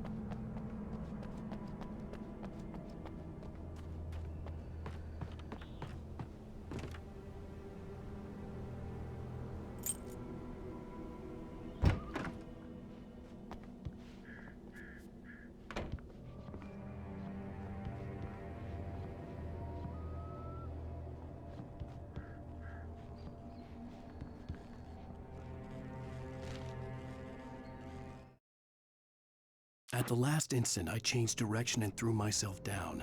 The axe splintered the trunk of a tree. I stumbled into the pool of bright light. My lungs burned. I was too exhausted to move. I tensed as I waited for the killing blow, but it never came. I raised my head. Nothing moved in the darkness beyond. For the moment, bathed in the cold light, I was safe.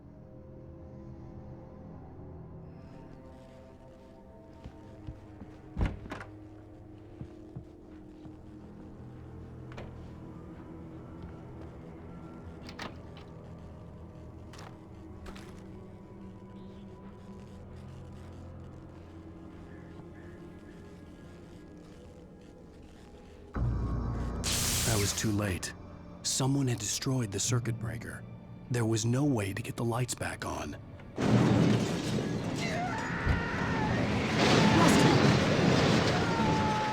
Rusty! The ground was covered with oily patches that looked like liquid darkness.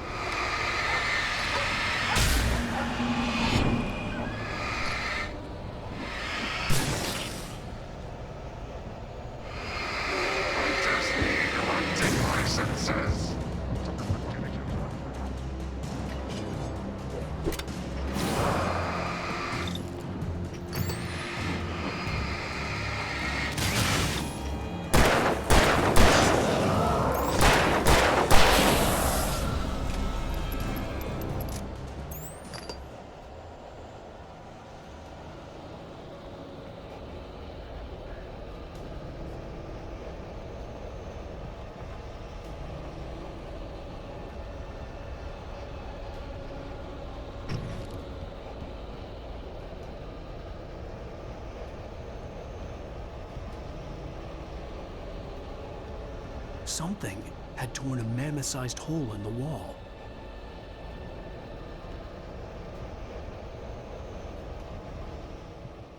Please! Don't feed the animals!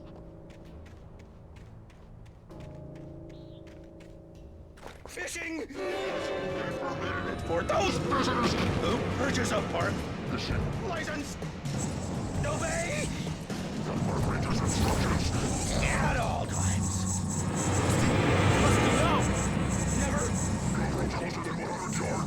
To bears and wolves, never approach any other wildlife closer than 25 yards. Pets must be leashed. Never leave your pet unattended. It is against the law to remove any objects or historical artifacts from the park.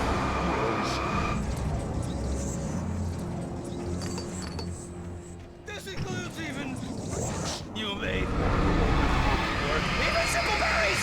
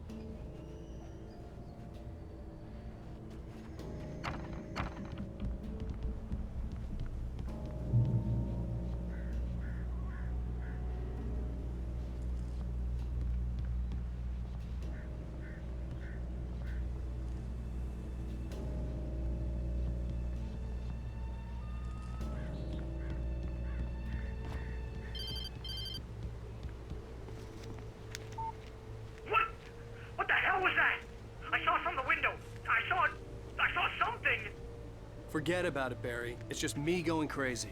Oh, jeez. Oh, jeez. You're not crazy. I wish you were crazy, but you're not crazy. Al, be careful. Stay in the cabin. Don't open the door for anyone. I mean it.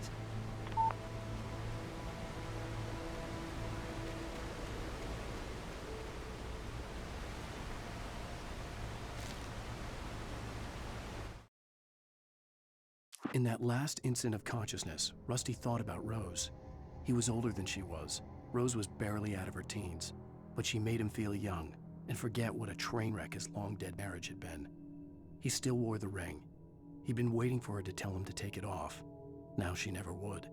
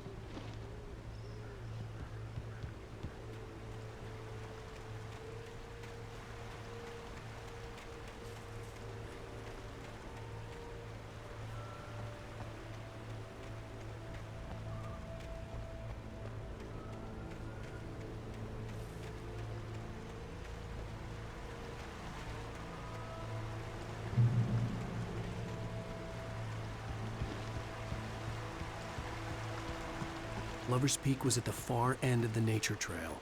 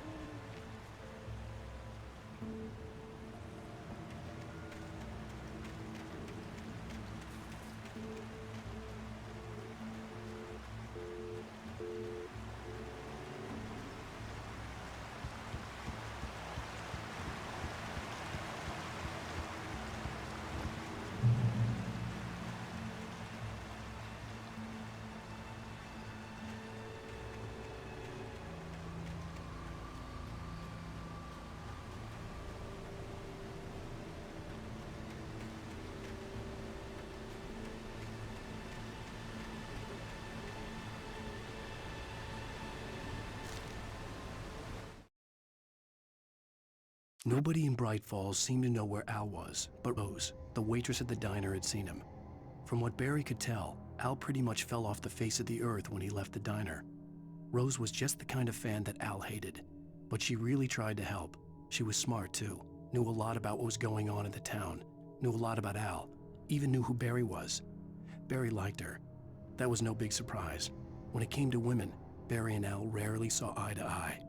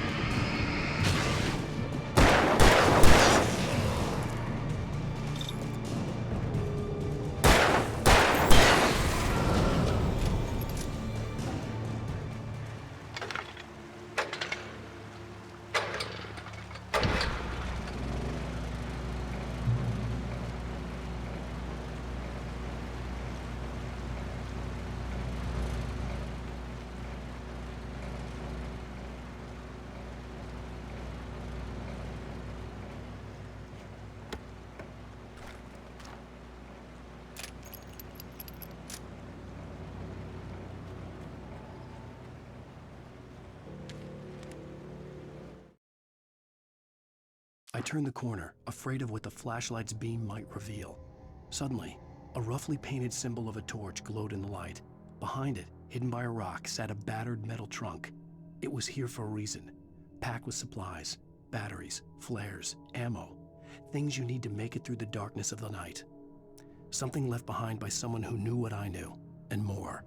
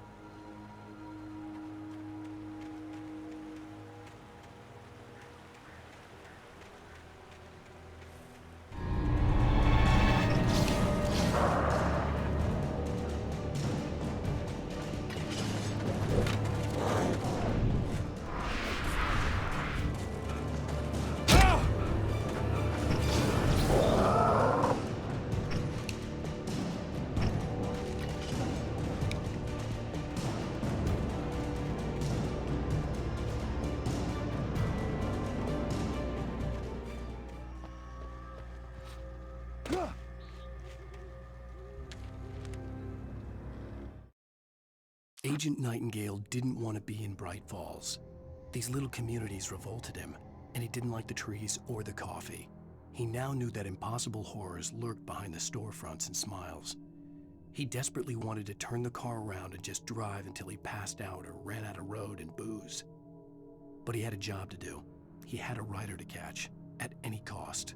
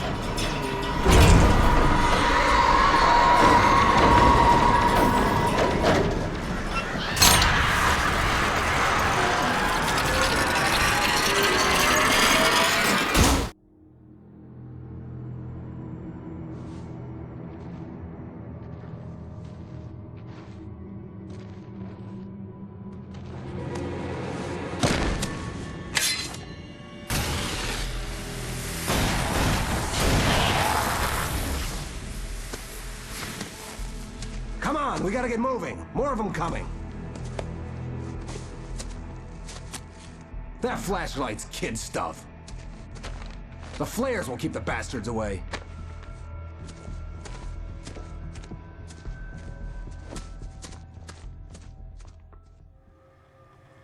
You can see the... Hell, of course I see him. Come on, we gotta move.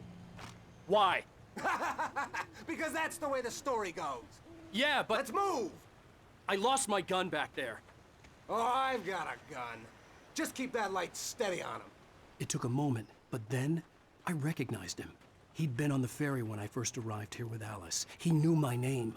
We were headed in the direction of Lover's Peak. There was no way this was a coincidence. He was the kidnapper.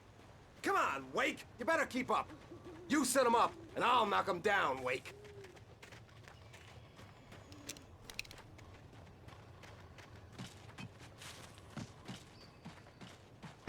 Hear that? It's them.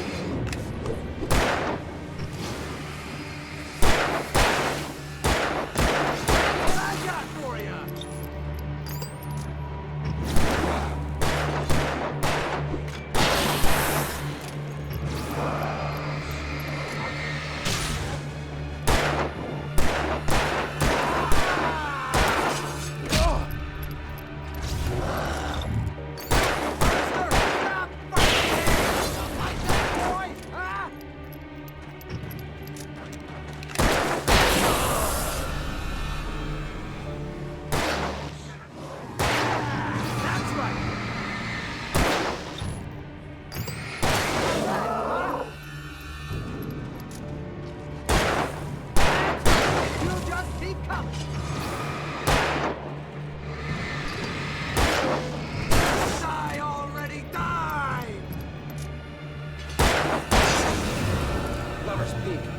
Stairs, Wake. Use the flares from the emergency box to hold them off while I get these boards off. Give me the gun. Yeah, no can do, Wake. Are you kidding? Give me the gun! No time for back talk. Hold them off, damn it.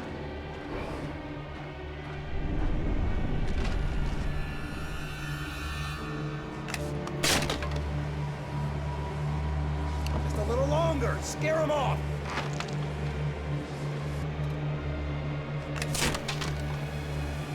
Get some light on those bastards. That'll keep them off us.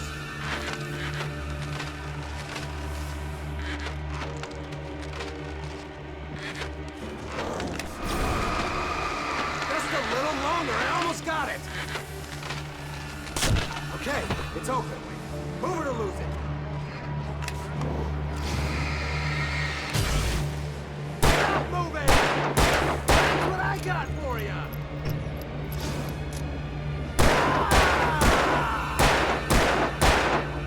Oh, you feeling better now, Wake? All cozy and safe.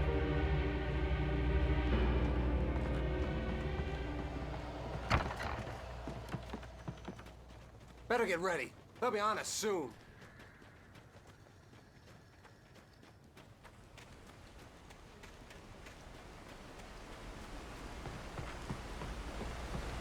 This is it, Wake.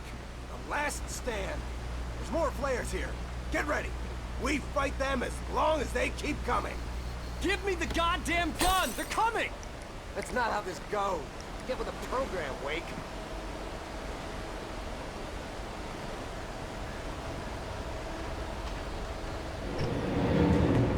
Get your heaping ass ready, Wake. Stop fighting it! Like that, boy! Huh? Bring it!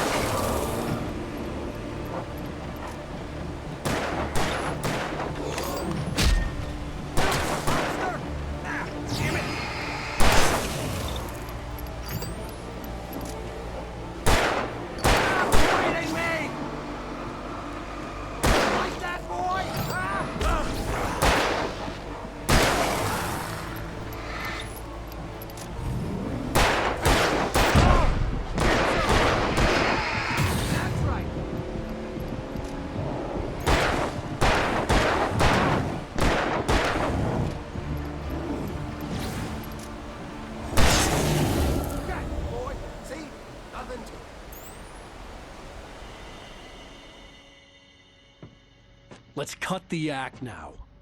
Where's my wife? I knew you were gonna say that. I read it all before. You're a hell of a writer. Congratulations.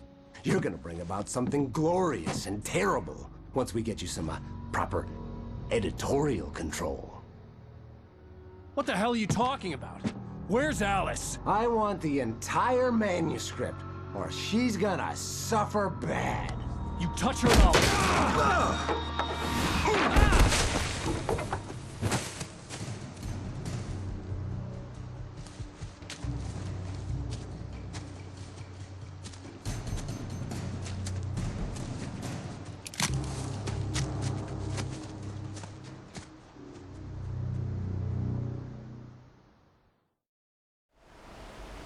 You're gonna give me the manuscript or you'll be sorry!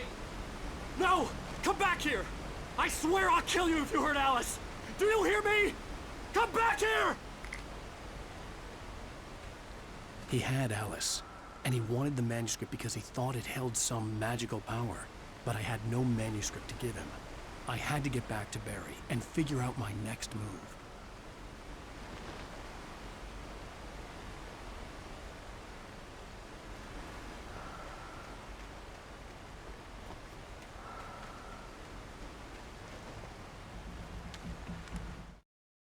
On more than one occasion, Alice had tried to explain to me how it felt to be afraid of the dark. To her, darkness wasn't simply the absence of light, but something more tangible than that. It was something you could touch and feel. Worse than that, it was something with a mind of its own, something malicious and malign. For her, things changed when they were wrapped in darkness. They turned into something else, something foreign, and nothing was safe or innocent anymore. I'd never really understood what she meant, until now.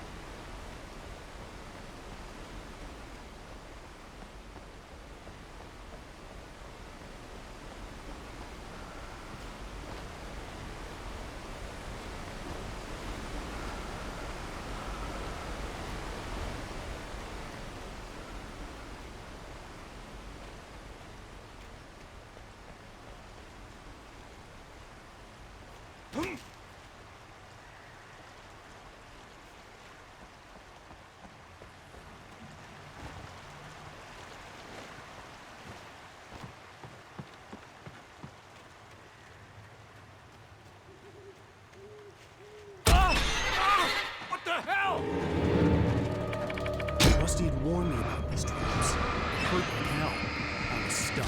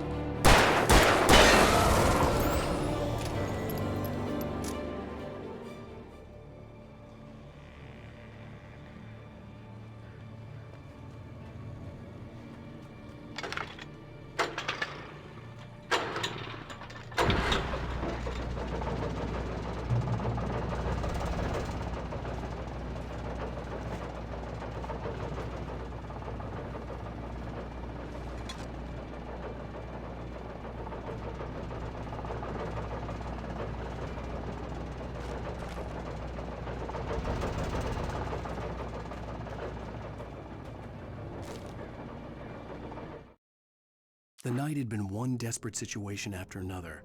I was exhausted, and my body felt as though it had been chewed up and spat out.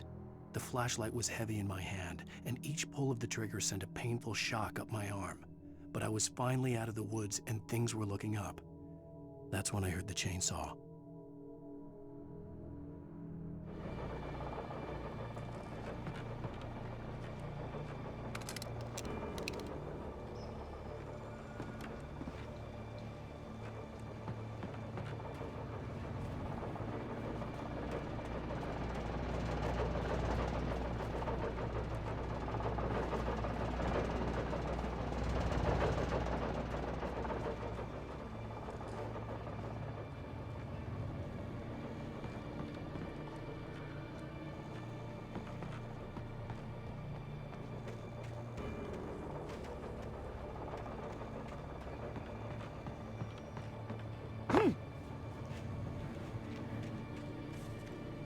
I had heard the plane fall. It made no sense. It was clear that it had just fallen here. It was very old and obviously hadn't flown in decades. Looking at it sent a shiver down my spine.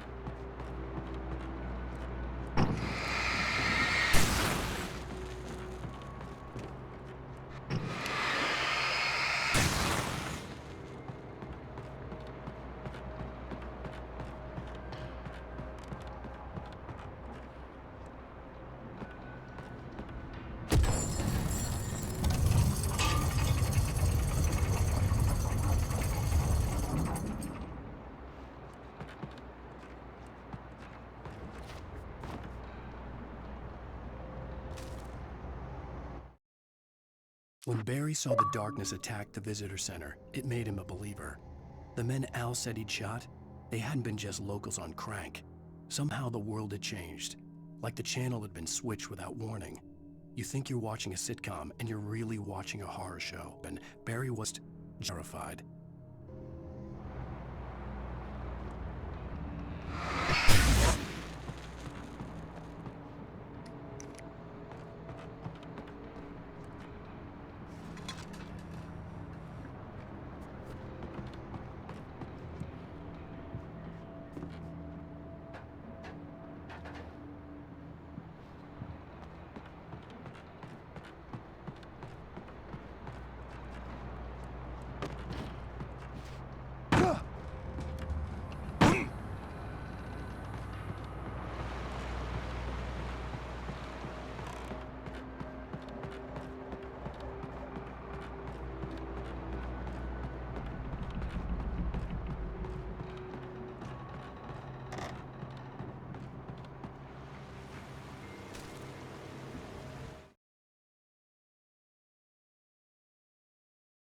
The logging site was a mess.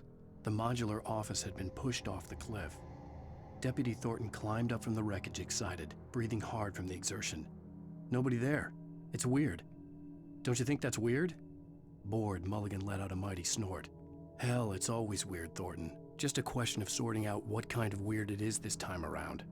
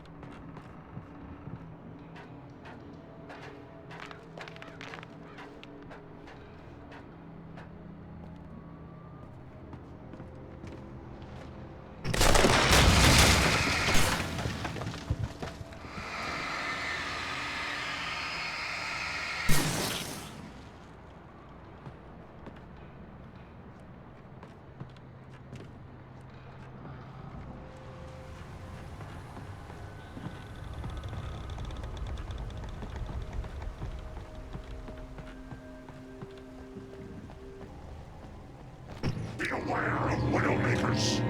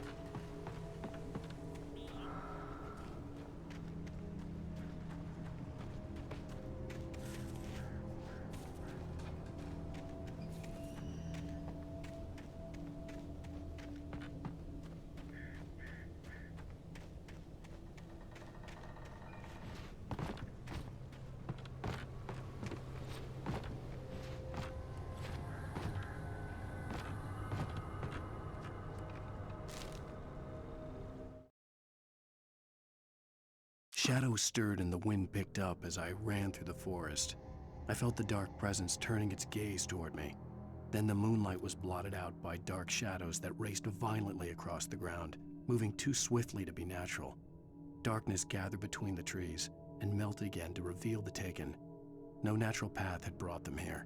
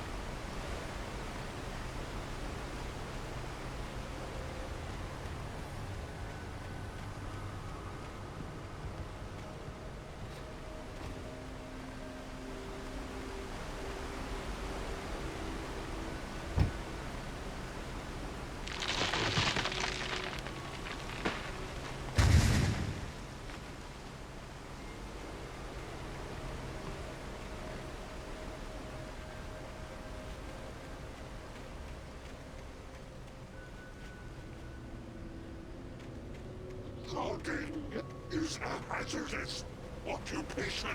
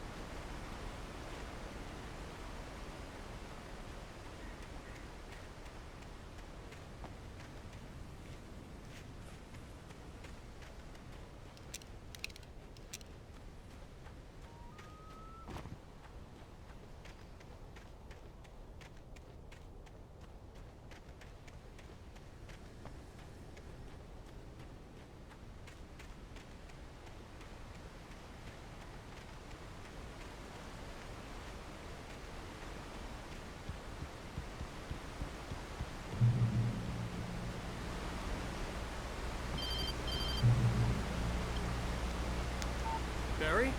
Ow! The porch is covered with birds. They've got all Hitchcock on me. Stay out of sight. I'm on my way. Don't open the door. What am I, crazy? Stay hidden. I'll be there soon. Just make sure you keep the lights on.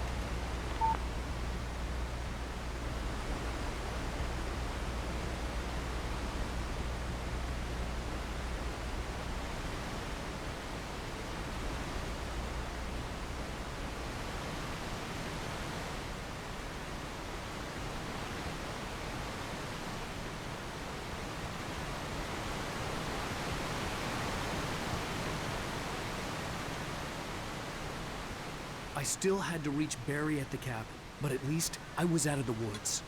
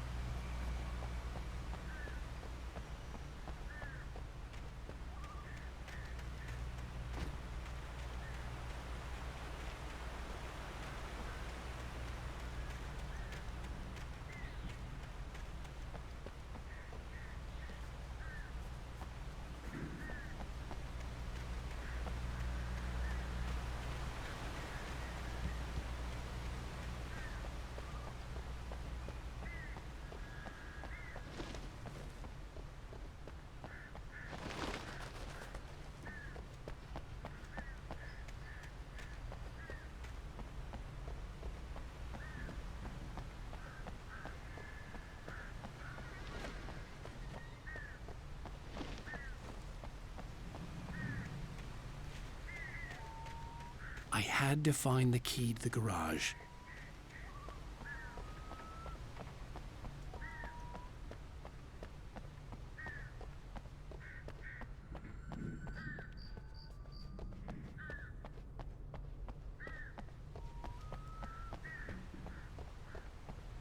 I needed the garage key to get to the car. The FBI agent's command froze me in place. I considered surrender. It was all falling apart anyway. I could give in, let someone else deal with it, but it felt all wrong. Call it instinct, his posture, the way he held the gun. He was no friend. Shots ringing in my ears, I leaped for the hole in the fence and stumbled into the darkness beyond.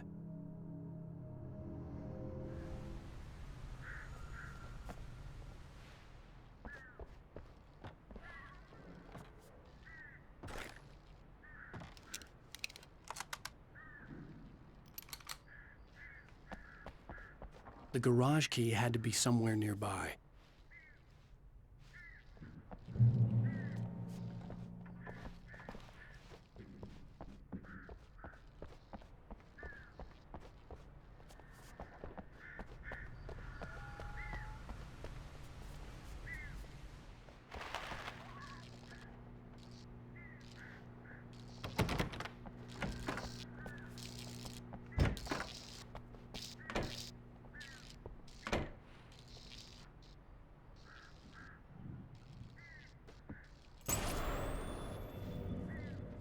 story is not a machine that does what you tell it.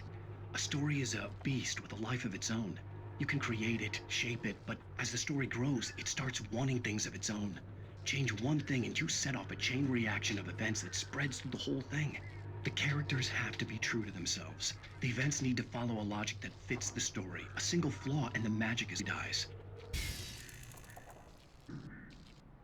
You cannot end this!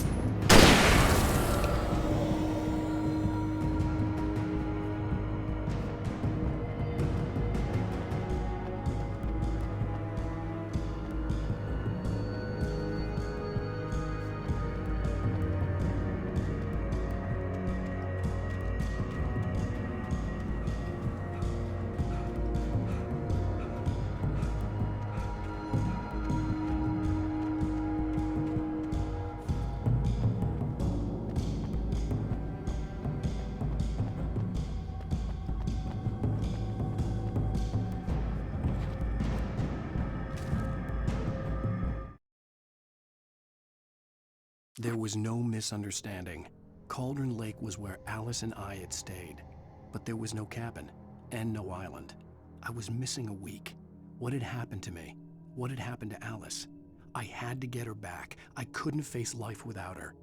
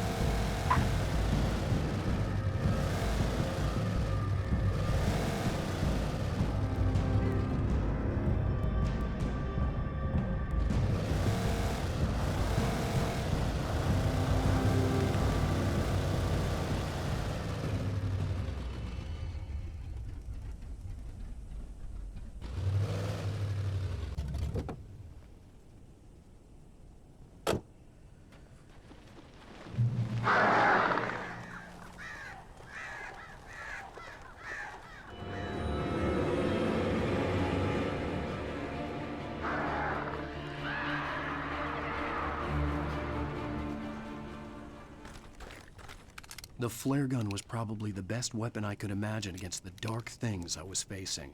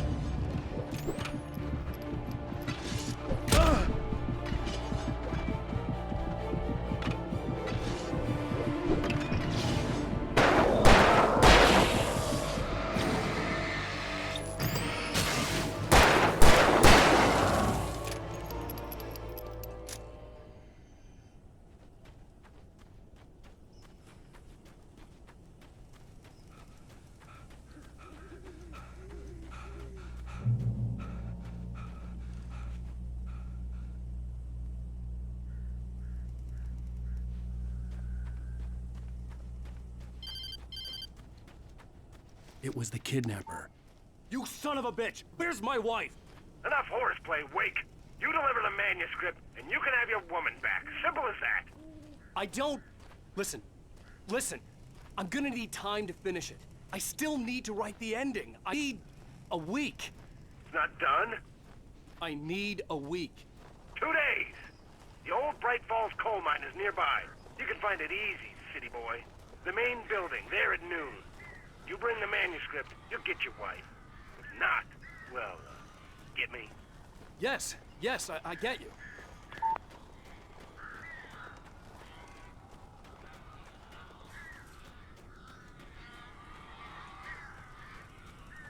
Barry had talked about birds over the phone.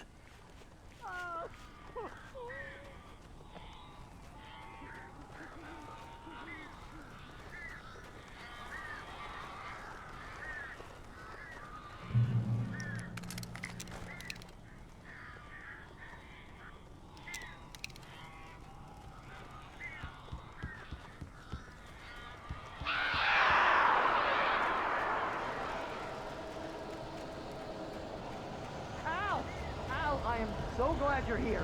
A couple of them got in here before I blocked the chimney. This isn't normal. These birds are weird.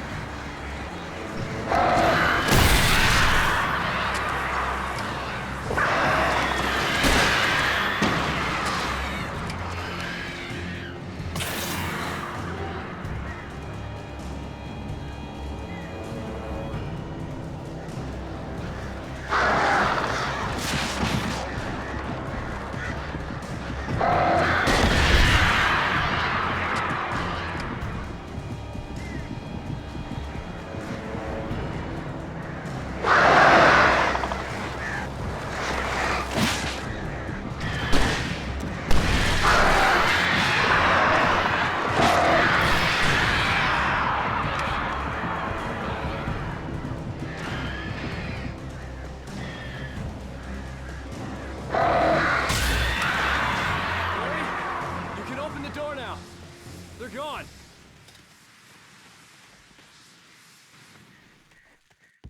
Hey, Al. I'm sorry for thinking you were having a psychotic episode, man. I sent Barry to the town to ask around about a man fitting the kidnapper's description. He'd go through the archives of the local paper. Perhaps he could learn something. Anything about the island cabin that had disappeared. The man wanted a manuscript. I had to try to write him one to get Alice back.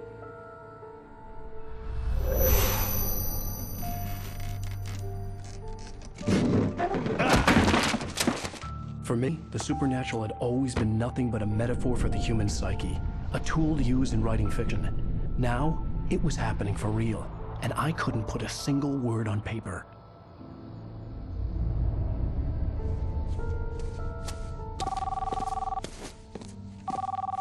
Barry Wheeler speaking. This is Rose. Rose? I found Mr. Wake's pages. Oh, you sweet, brilliant girl. Could you and Mr. Wake come get them? I live in the trailer park outside the town. We'll be there in less than an hour. I know. See you soon.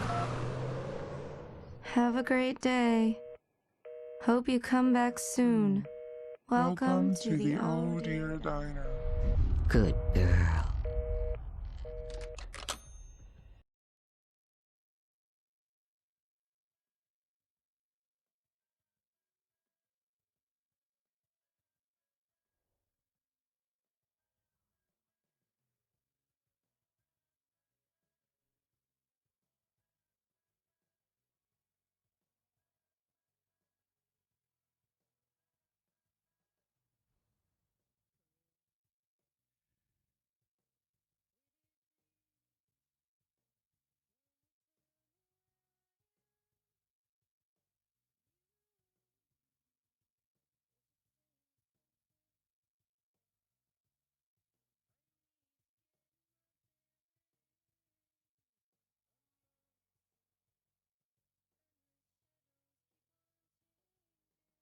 Previously on Alan Wake, Alice has been kidnapped. Al, help me. Al? You'll do exactly what I say if you ever want to see your wife again. I can't tell anyone except my agent Barry. Damn it, you're my best friend, and I'm worried that you're not right in the head. The ransom is a manuscript I supposedly wrote. That's just the way it was.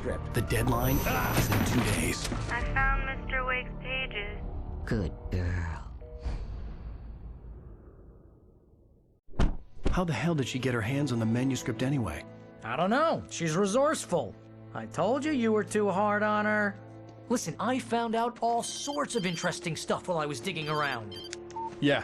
Mr. Wake, it's Sheriff Breaker. We have an FBI agent here, Agent Nightingale. FBI? He's anxious to see you. You'd better come to the station. Okay, I'll be right over, Sheriff. Let's make this quick, huh? Help you folks? Name's Randolph. I'm the manager. We're looking for Rose. Works as a waitress down at the diner. Rose, sure. Nice girl. Who wants to know? I'm Alan Wake. The writer, huh? I heard on the radio you were visiting. Well, I'll show you her trailer. That Rose, she's a nice girl. Always pays her rent on time. As I was saying, Al, I found all sorts of weird stuff from the local newspaper's archives. This place is crazy.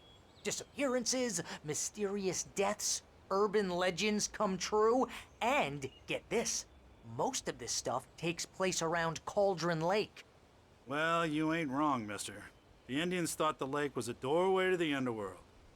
I'm the God-fearing type myself. I don't hold with that sort of thing. Yeah, okay. Anyway, there was an island there owned by a guy called Thomas Zane. Now, some of the articles I found about him make him out to be a famous writer, but I ran a bunch of searches, couldn't find a single thing he wrote. Zane was heavily into diving, so much so that the place came to be called Diver's Isle. But the volcano under the lake erupted in 1970, and Zane went down with the island.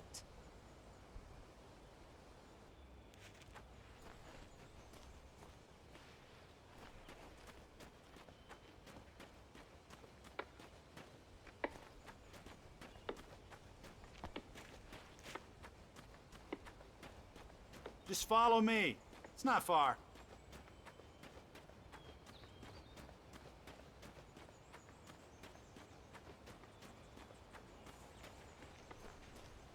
Listen, I got things to do. This place don't run itself.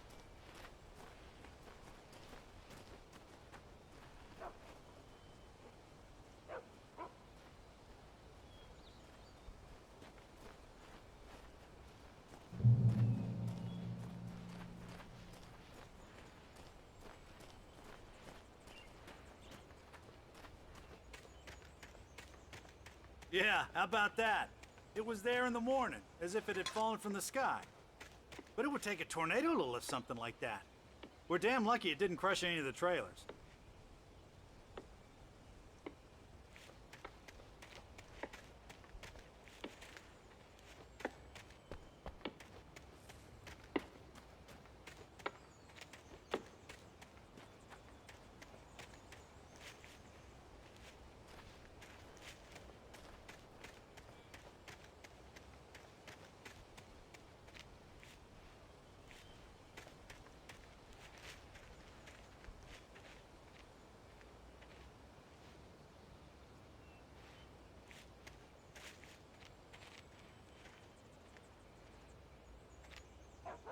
It gets better. A local girl, Barbara Jagger, drowned in Cauldron Lake just a week earlier. They were lovers. Sure, Jagger's a local spoons for you in the dark. Childish stuff like that. Anyway, Al, I'm just getting to the best part. All of the articles about this stuff were written by Cynthia Weaver. I asked around, and she's that crazy bag lady you met. What, the lamp lady? She can be a little loopy, but she's not homeless or anything. Yeah, anyway, she knew both Jagger and Zane before they both died, and she had some kind of a breakdown.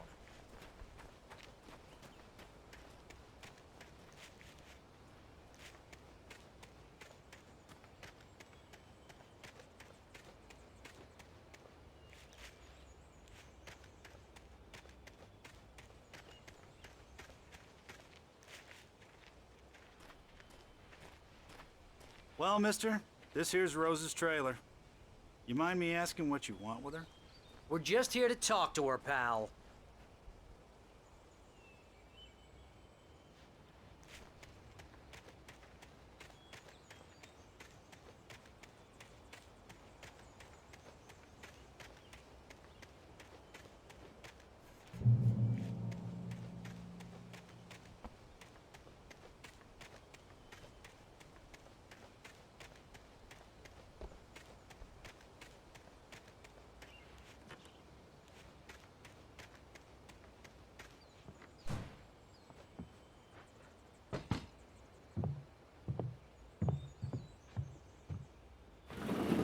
Welcome to...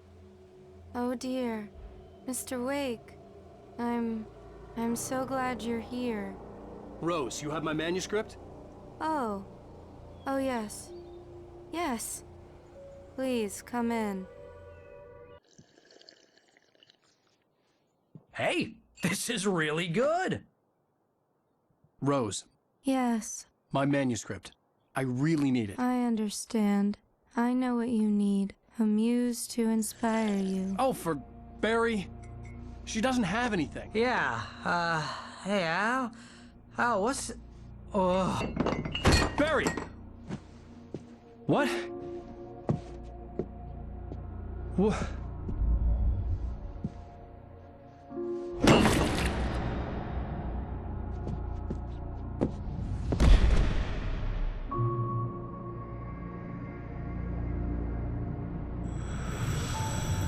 It's coming for you, hiding in my barber's skin. I'm too weak to stop it. You must turn the lights on. I promised I'd come visit you and your lovely wife. You must finish what you started. I insist. You must turn the lights on. Turn the light on. Back to work, boy.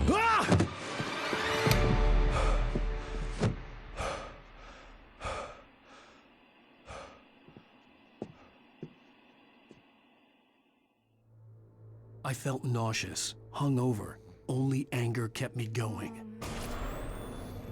I can't tell reality from dream anymore, but it seems I have an imaginary editor to help me.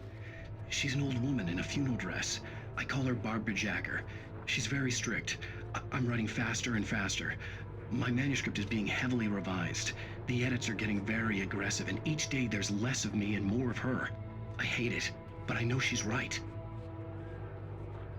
She promises me I can save Alice this way. She knows more of this than I do. About the complex incantation I'm attempting. About this place. She's worked with another writer under similar circumstances, Thomas Zane. The genre of the story seems to be shifting. It's turning into a horror story. I'm getting close. I can feel it.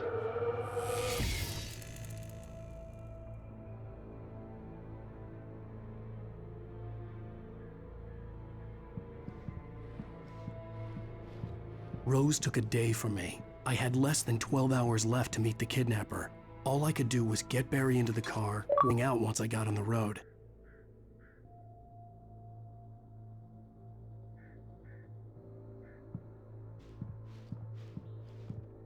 Welcome to the Oh Dear Diner.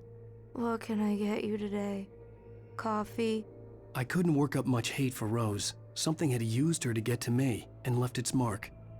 First refill is some sugar on the... Would you like to hear today's specials? Thank you, Day. Come back soon. He was way too heavy to carry. You're right. I deserve more money. I'm so handsome. My gun and flashlight were gone. I'd have to find a way to get Barry into the car as quickly as possible. There was no time to waste.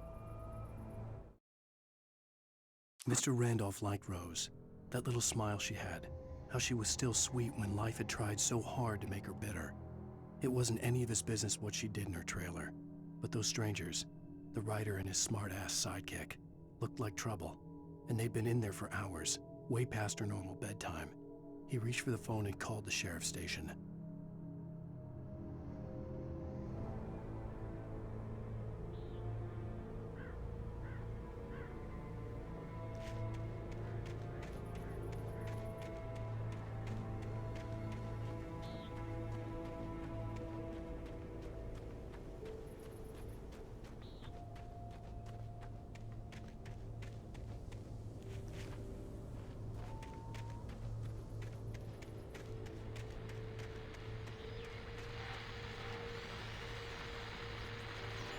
I just stepped outside to catch a breath of fresh air. Let me tell you, the weather's getting heavy. Nights like this make me especially glad I'm here talking to you and not home in bed. Once the weather takes a turn like this, I can't sleep at all.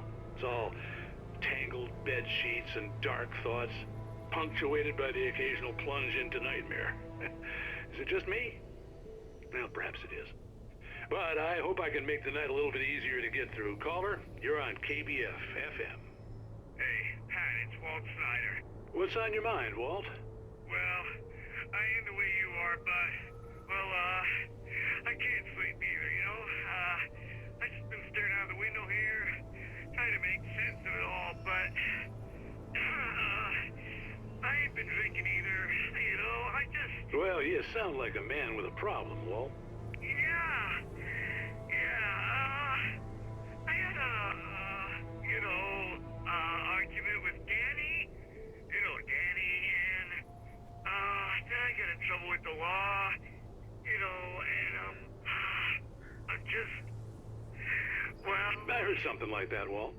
Yeah, well, Danny's my best friend, and, they let me out on bail today, and now I'm just alone here at the window, waiting, man, and there's something in the air tonight, man. I was just outside looking up at the sky above our broadcast tower thinking the same thing. What are you waiting for, Walt? I don't know. Something's gonna happen. I think I better go. Well, Walt, maybe... No, thanks, Pat. Well, good luck to you, Walt. Hang in there. Let's take a little break, folks. This weather's really something else, huh?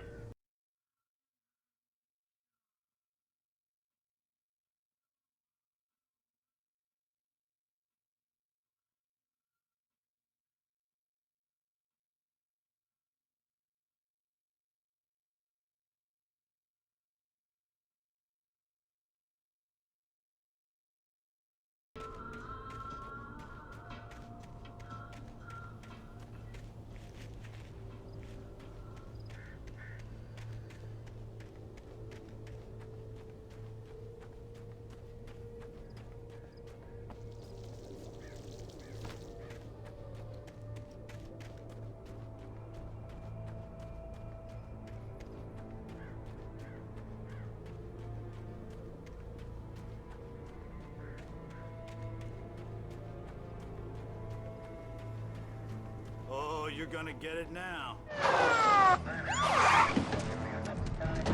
God knows what you've done to that poor girl. This is Agent Nightingale, FBI! Get him up, Hemingway! You're under arrest! You move a muscle, I'll unload right in your goddamn face! Stay right where you are, Spillane!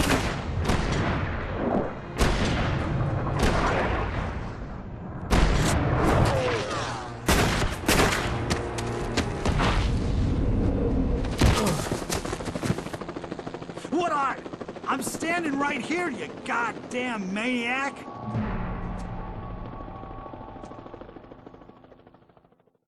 I hated to leave Barry behind, but there was no way I'd miss my appointment with the kidnapper.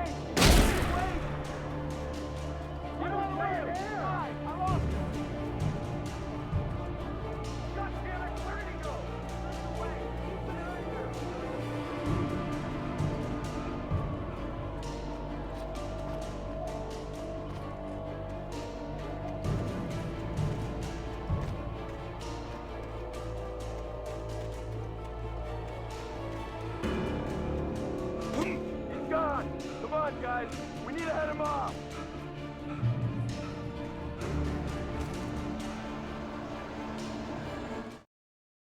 For decades, the darkness that wore Barbara Jagger's skin slept fitfully in the dark place that was its home and prison.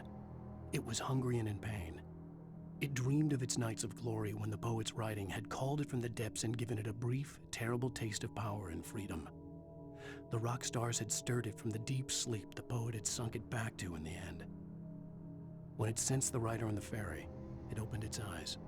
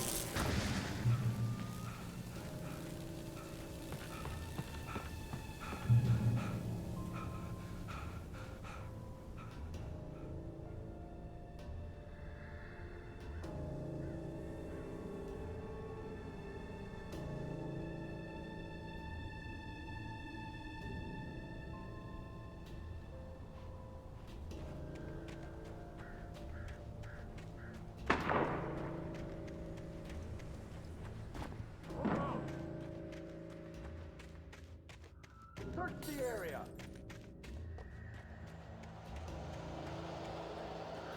Stay sharp! This way! Over here!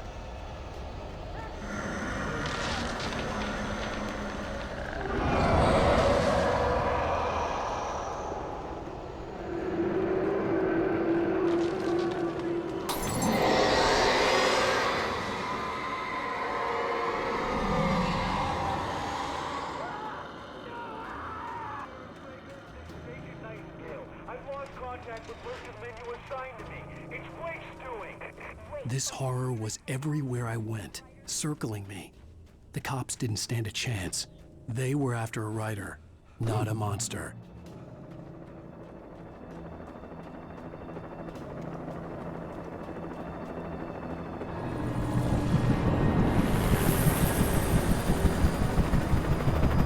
You on the ground. Hold it right there. There's nowhere to run. Freeze!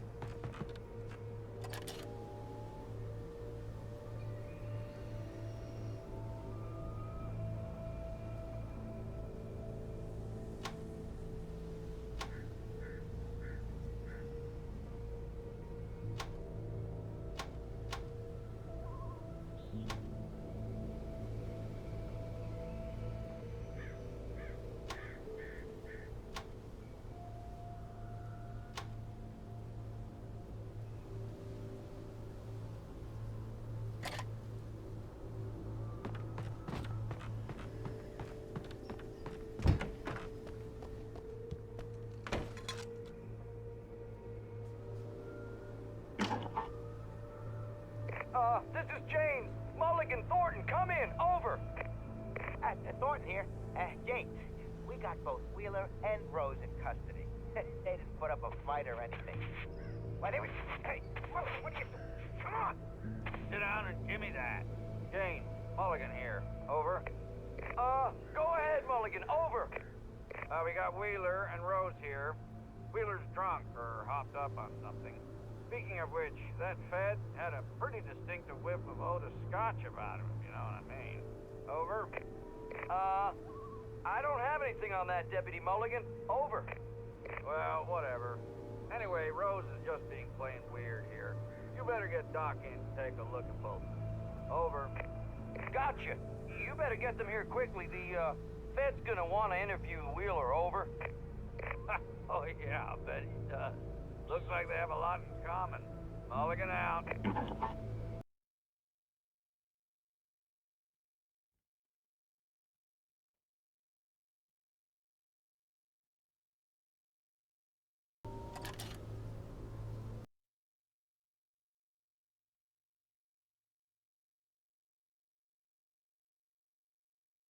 I could see the lights of the radio station in the distance.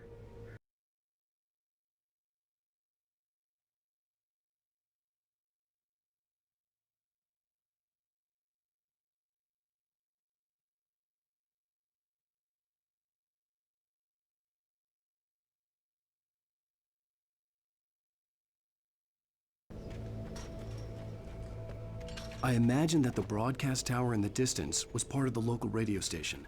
Maine seemed like a decent guy. Perhaps he could give me directions to the coal mine.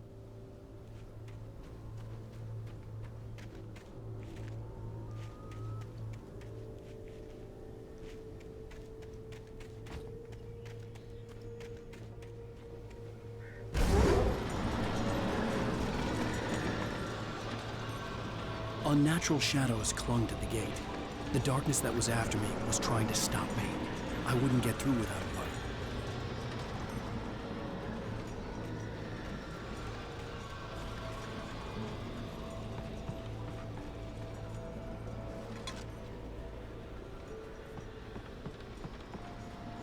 There was no power to the searchlight.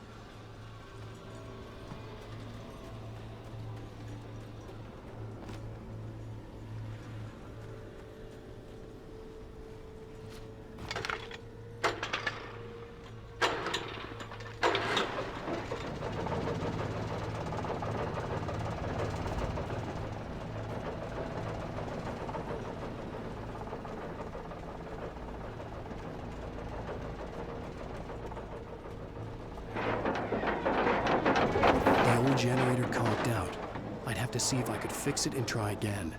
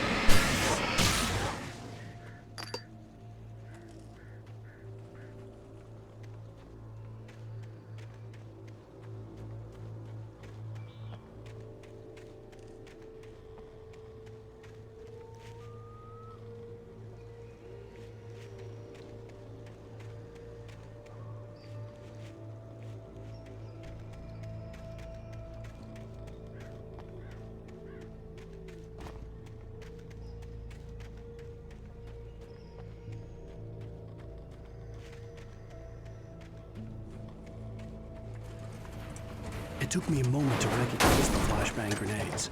They were an ideal weapon for my situation. Team 1, come in. Over. Team 1, this is Sheriff Breaker. Report. Over. Team 2, come in. I need a report. Over. Come on, guys. Talk to me. Come in, please. Over.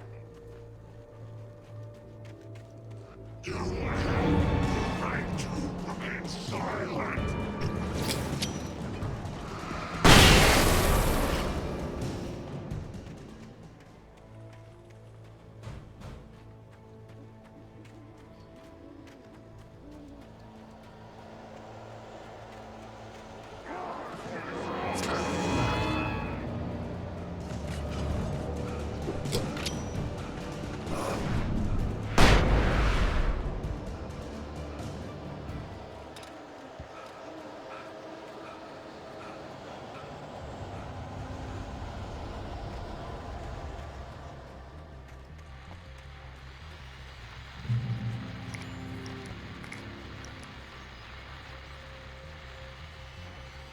And here's another call.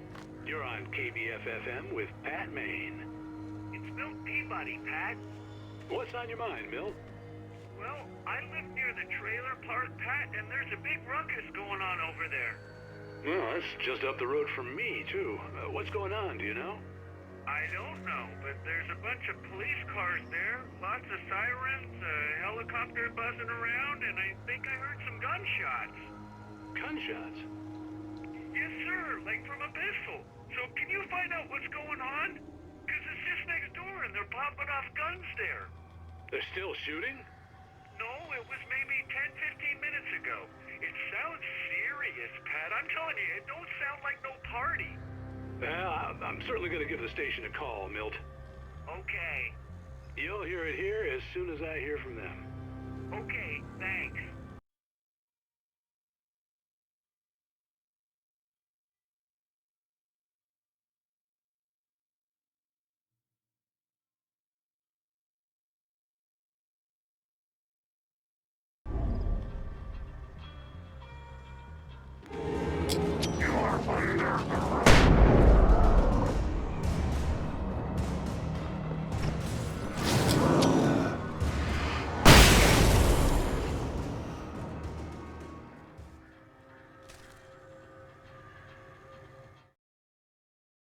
Touched by the dark presence, Rose was lost in a dreamland where everything was drawn in black and gray crayons. The old lady had promised her that all her wishes would come true. She would be Alan Wake's muse. She was smiling so hard it hurt her face. She crushed a bottle full of sleeping pills into the coffee. Deep down inside, she was screaming in terror.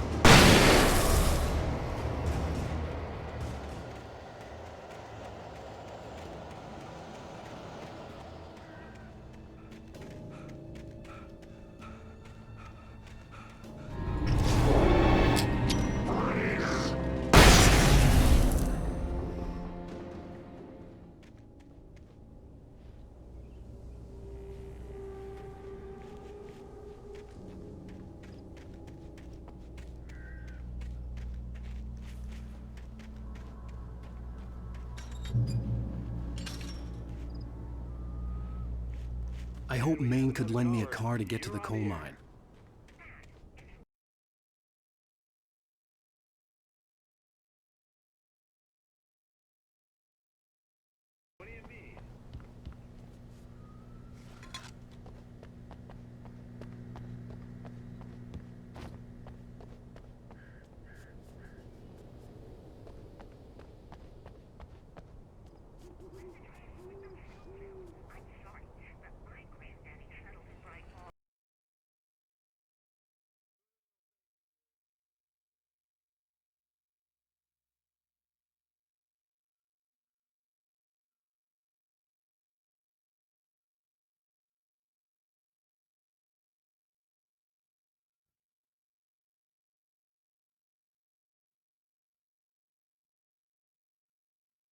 Oh, here's a little surprise.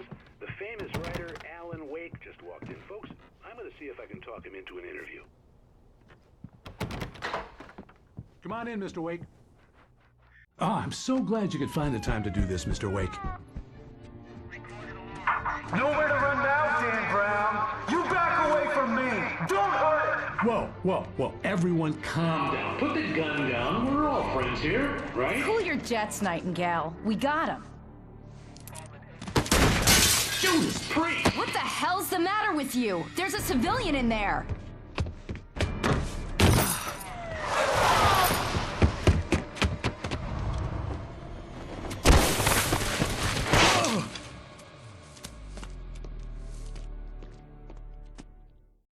I'll get you yet, even if it kills me. You hear me? You hear me, H.P. Lovecraft? I had fallen off so many cliffs it was ridiculous. That's what you get for naming a book The Sudden Stop. It was probably good I hadn't had the chance to tell Maine where I was going. I'd have to lose the cops and find my own way to the mine.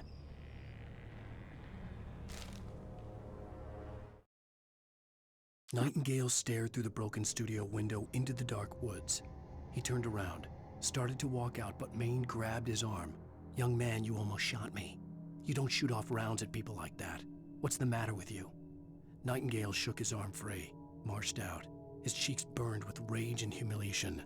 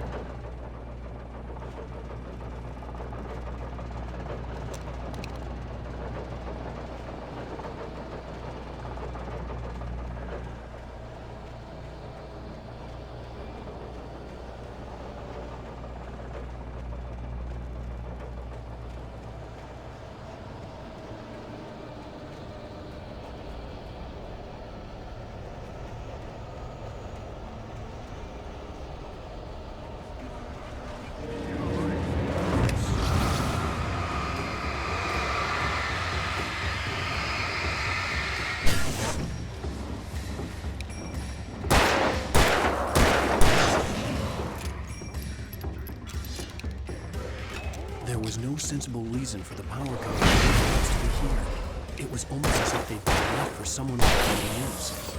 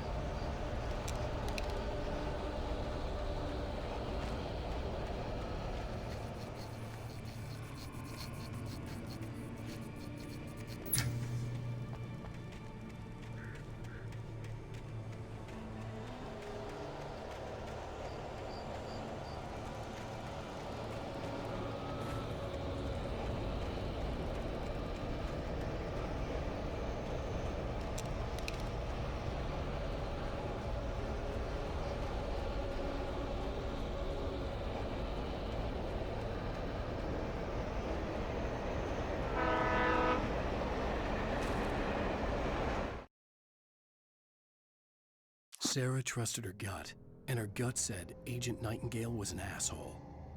He felt wrong, and it wasn't just the smell of stale booze.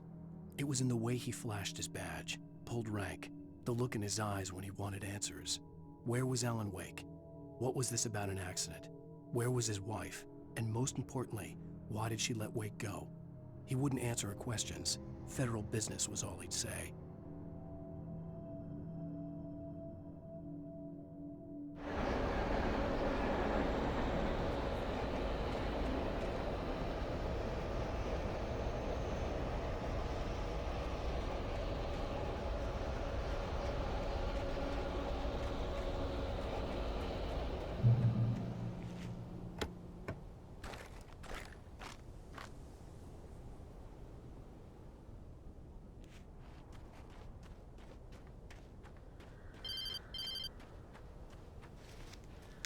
Hello? The most stubborn man I've ever met. Alice? Alice? Alan, I'm so afraid. He keeps me in the dark. Please help me. I look at you, Alan, and it's not you. Something else. Looking out from behind your eyes. Alice, I'm here. I'm so alone here. It's all gonna go to hell. You need to be careful. Cooperate. The connection had been terrible, but that wasn't the only thing that hadn't been right with the call. She sounded wrong somehow, but she had called me.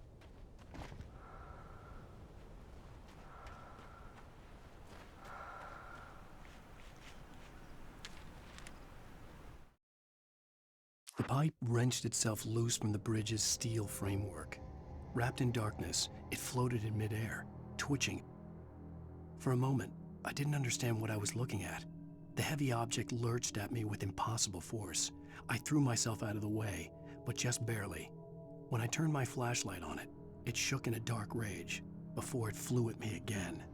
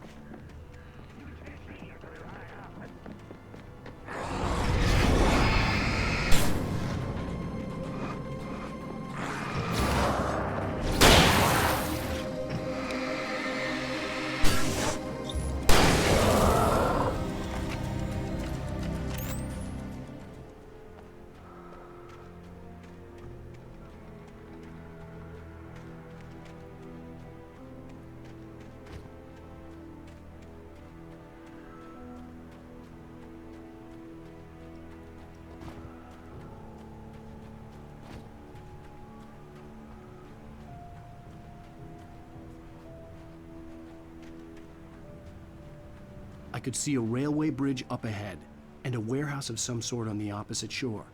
I hoped I could find a car from there.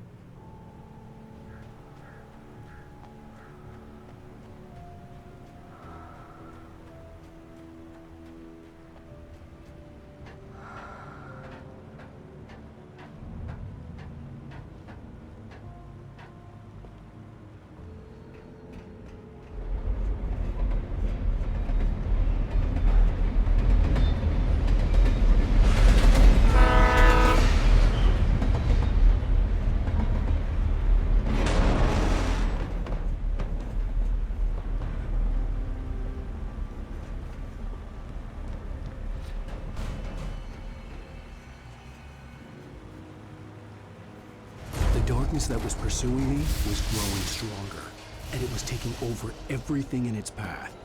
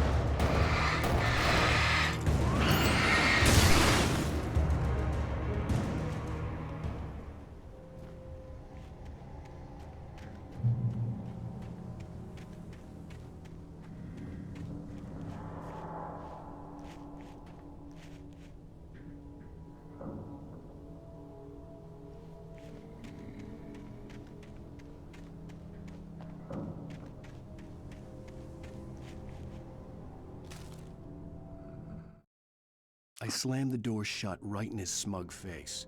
He pleaded for me to open the door. True to form, the asshole actually thought I would obey. I had no sympathy left, no guilt either, not for him. I took a moment to savor the scream. I bet I had a smile on my face. It was all that I had time for. The dark presence was inside the lodge with me.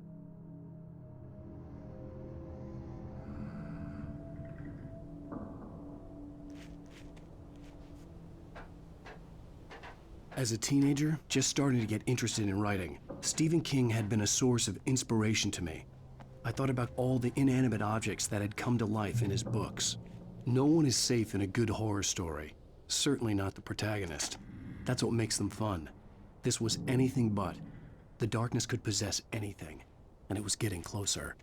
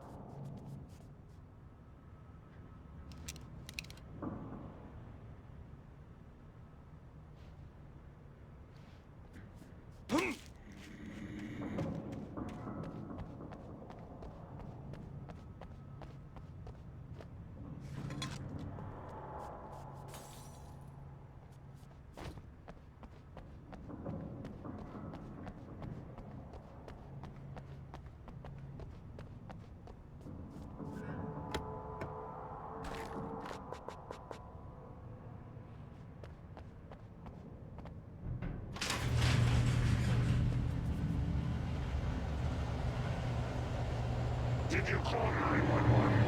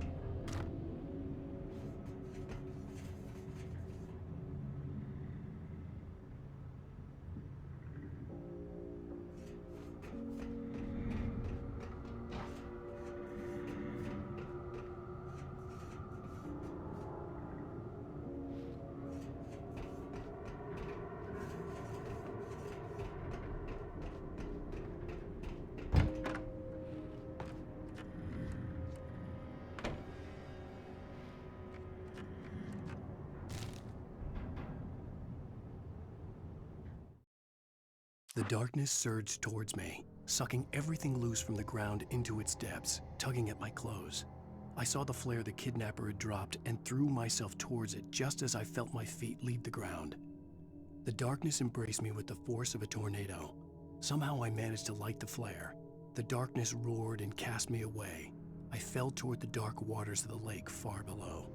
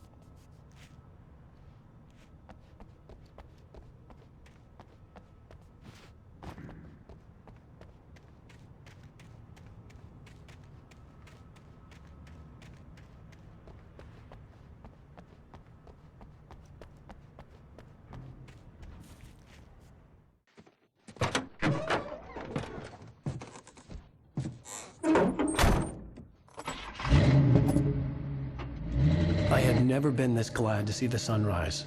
I had a couple of hours to get to the coal mine.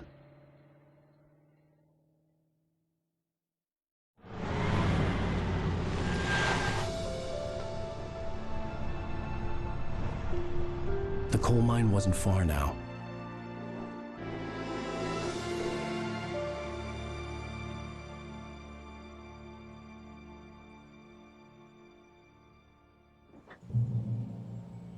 Today, I would meet the kidnapper, and he would give me Alice. I wouldn't give him any other choice. A drowning man will clutch at a straw.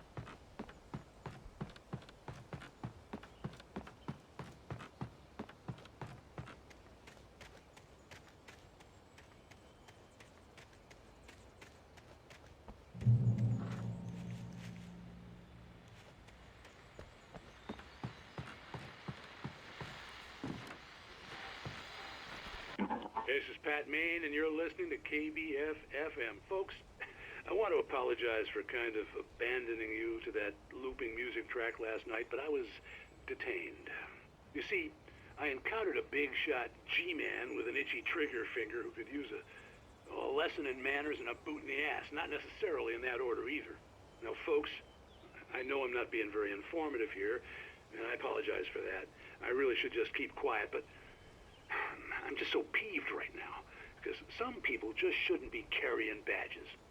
I'm just glad that our Sheriff Breaker was there to straighten things out. And if someone I met last night is listening, let me just say, I'm sorry if my mouth got you in trouble. I'm pretty sure you're not the bad guy here. Godspeed, son. I hope you know what you're doing.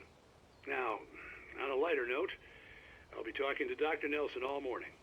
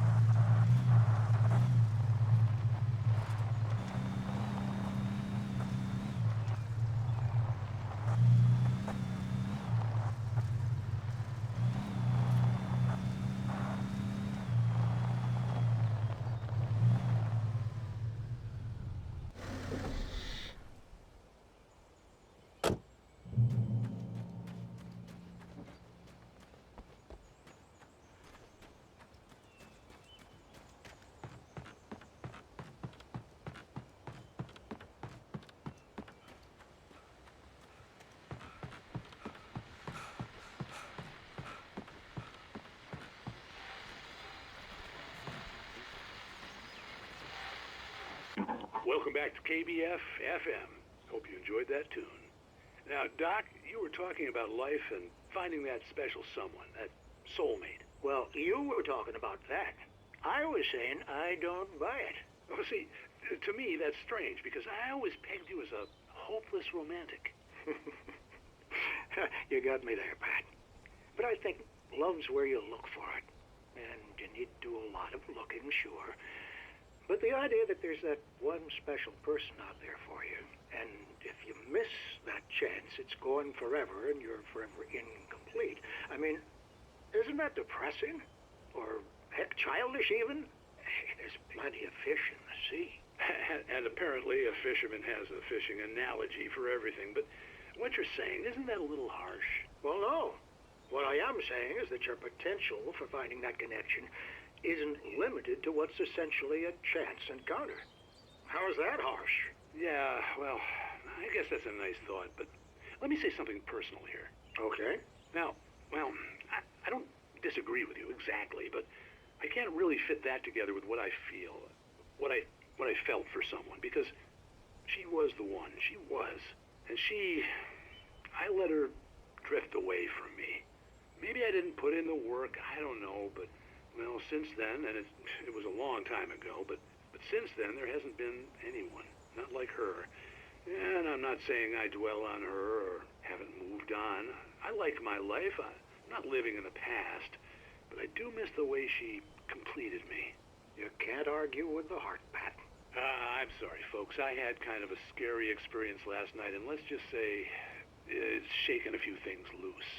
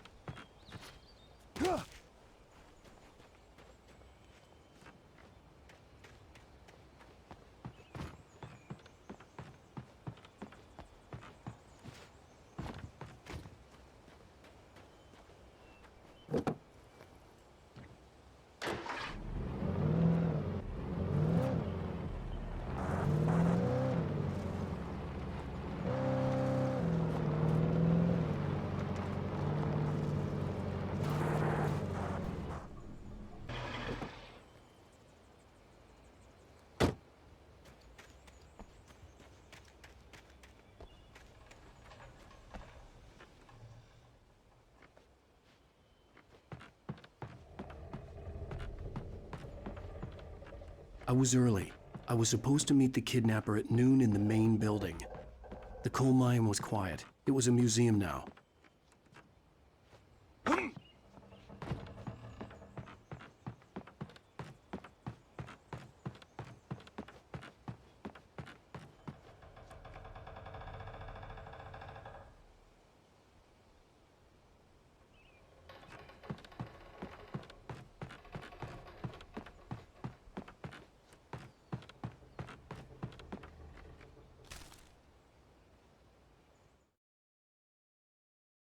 For Mott, spying on the writer on the ferry had been a disappointment.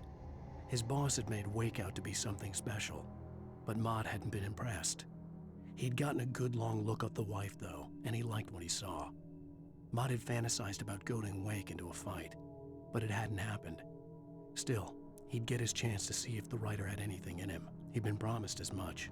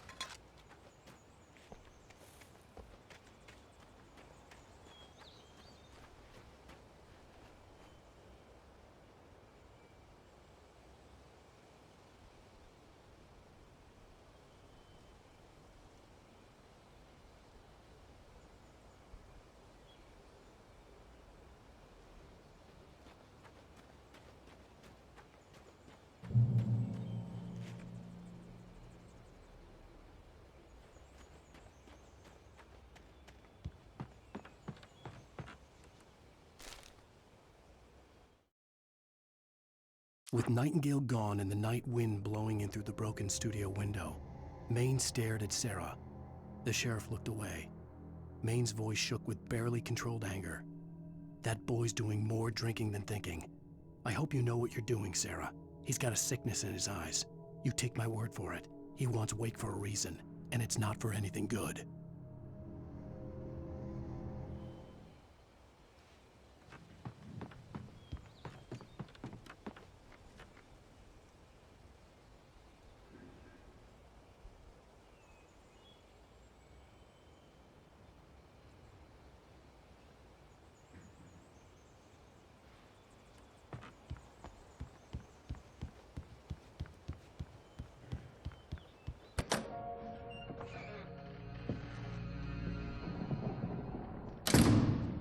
I didn't want to go outside.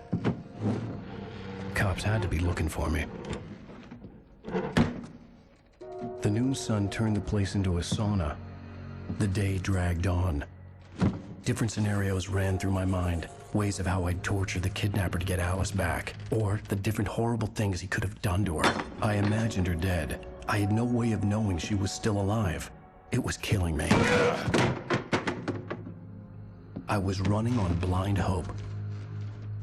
It was all a waste of time. The bastard never showed up.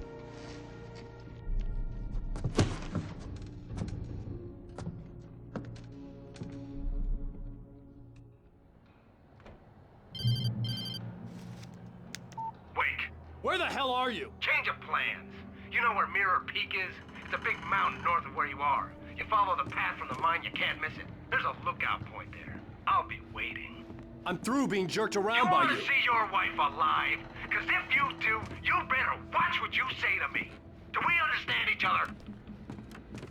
I want to talk to Alice. Yeah, and I want the manuscript. Don't keep me waiting, Wake. Hello? Hello! Ah! I'm gonna kill him! I had to get to Mirror Peak.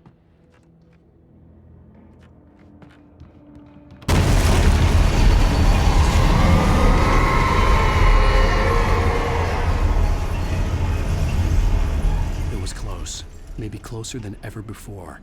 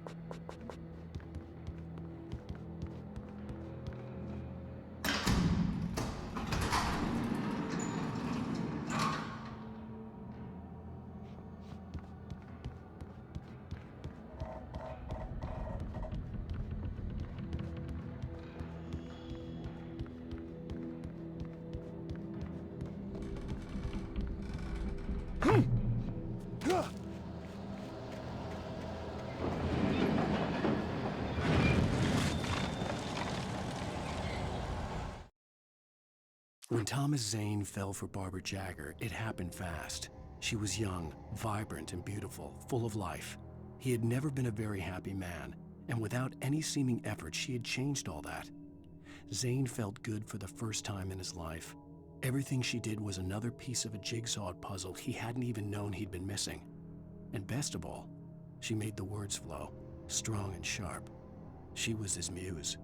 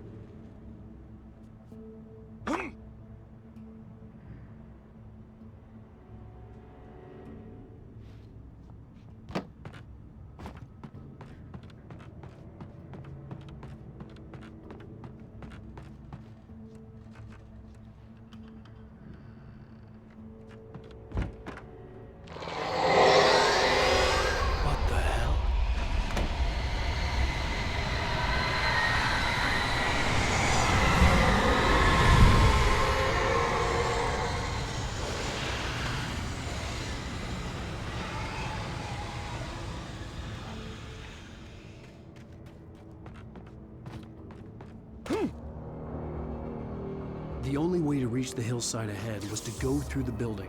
I had to find a way to avoid electrocution.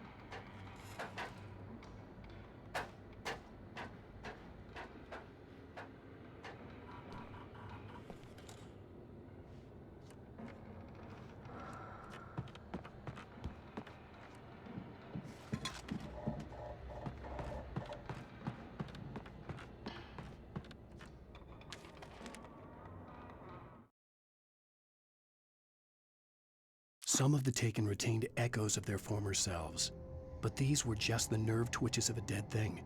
Nothing remained but a shell covered and filled with darkness. In most cases, these puppets were enough for the purposes of the dark presence. But for anything more elaborate, as with the writer, it was different. It needed his mind. And so rather than taking him over completely, it merely touched him.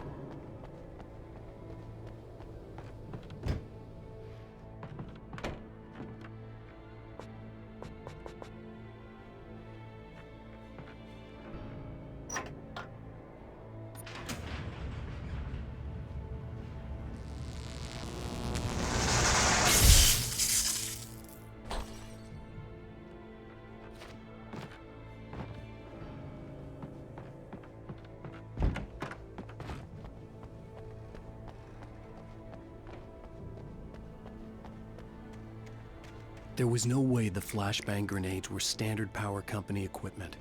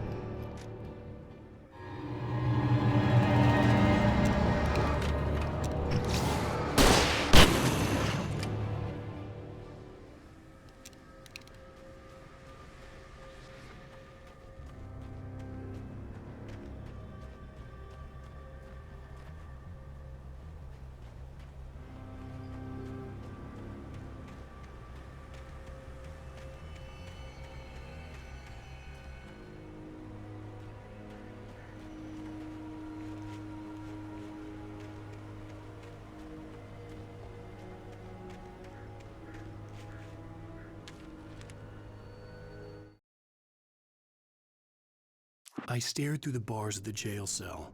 Barry stood behind me, swaying on his feet, looking as ill as I felt. Agent Nightingale stood on the other side bars with Sheriff Kerr. Nightingale had a stack of manuscript pages in his hand. He seemed unhinged as he gloated.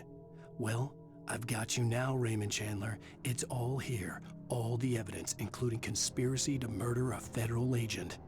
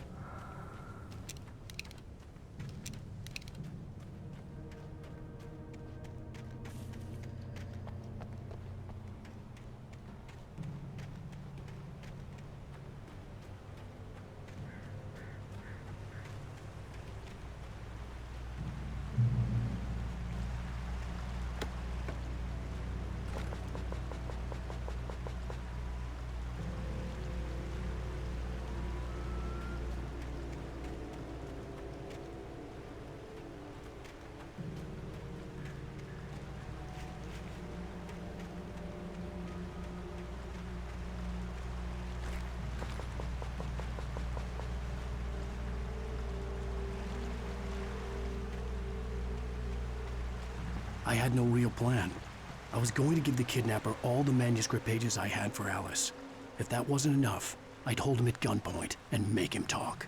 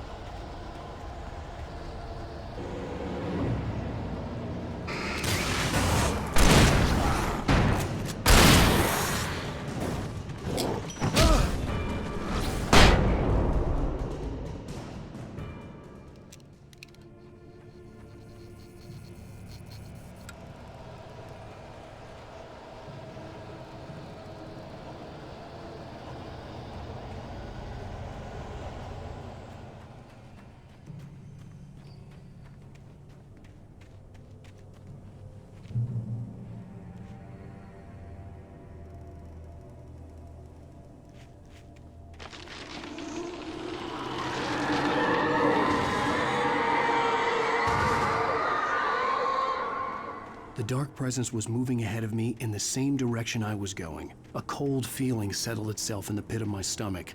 Was it going for Alice?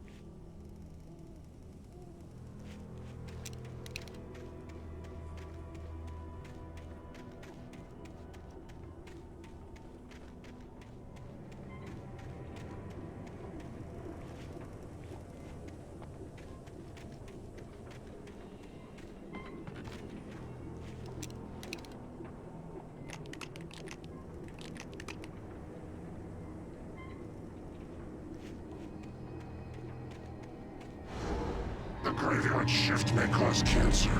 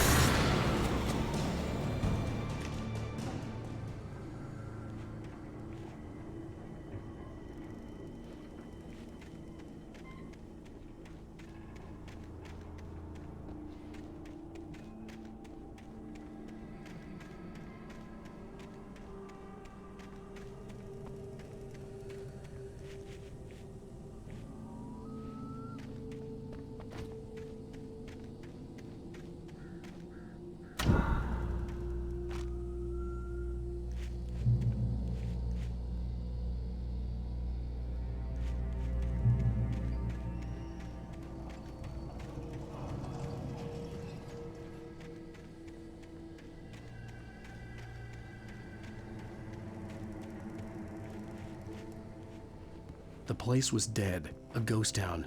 Had been for decades, maybe a century.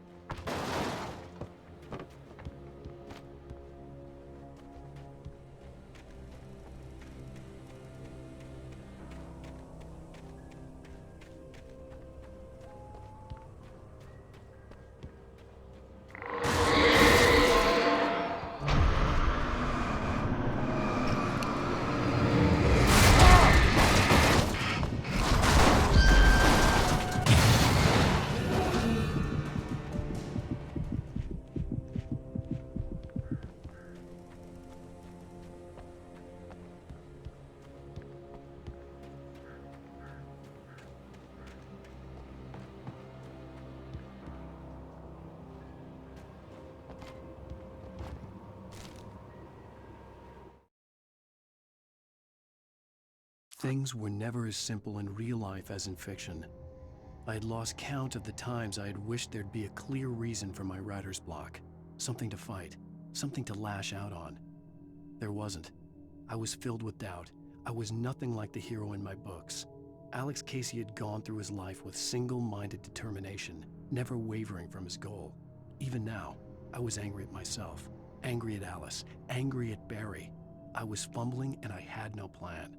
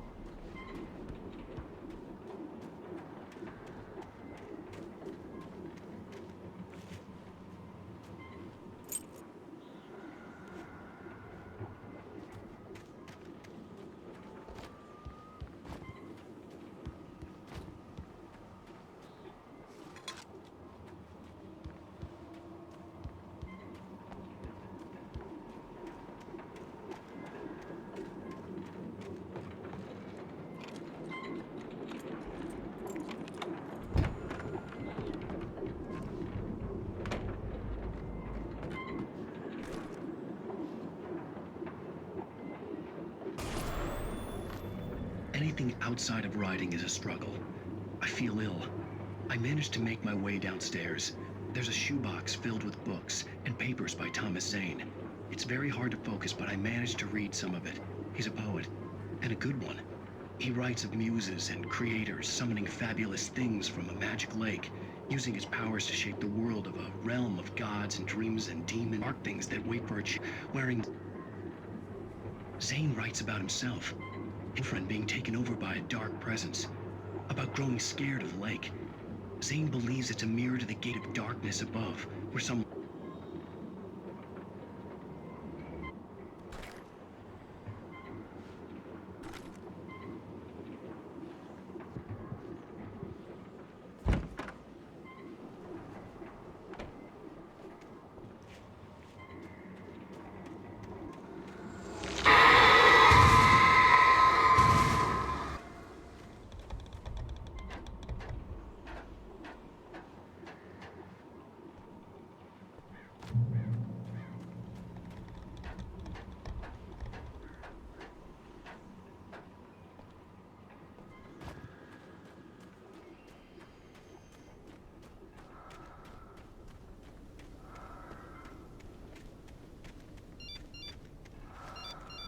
The kidnapper had sent me a text.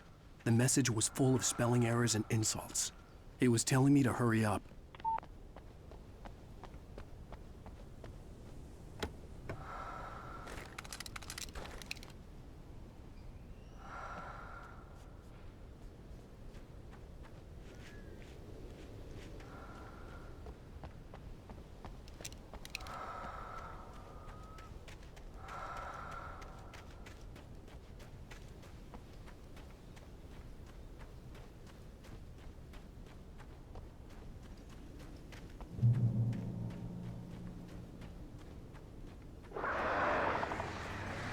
Birds.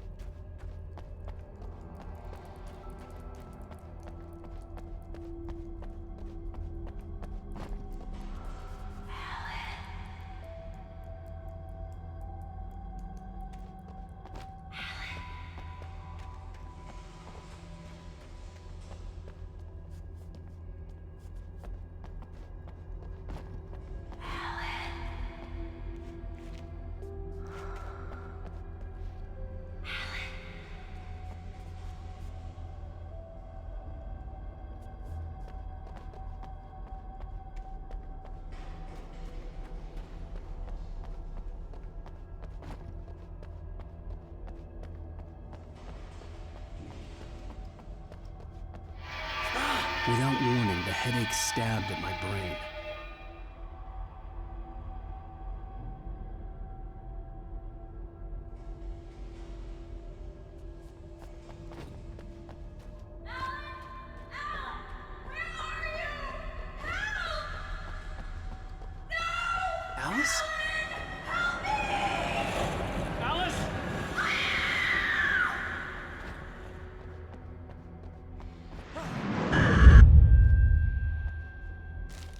closing it. I gotta get out of here. The hunters were big, thick-set men, confident and at home in the woods. They were feeling good, running on beer, ghost stories, and camaraderie late into the night. It did them no good, as they were taken by the dark presence, sucked deep into a darkness far worse than any ghost story they ever told or heard.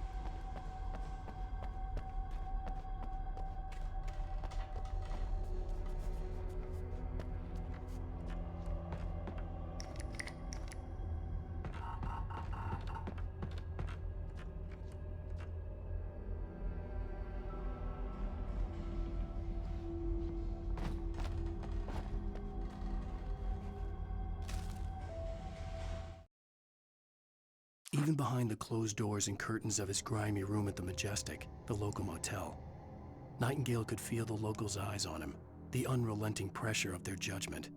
He forced it out of his mind. For all he knew, they could all be under Wake's spell already. You do what you have to do to get the job done. He took comfort from the bottle in his hand. Please, he thought, just let me get through this.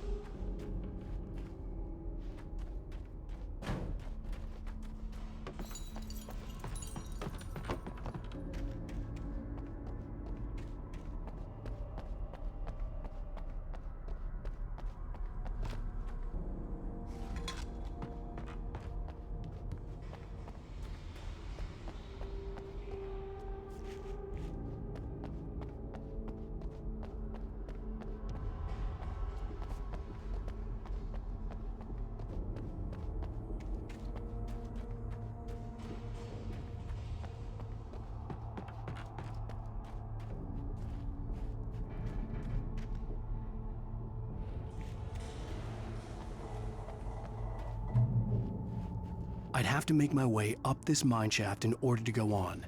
Maybe the machinery could help me with that.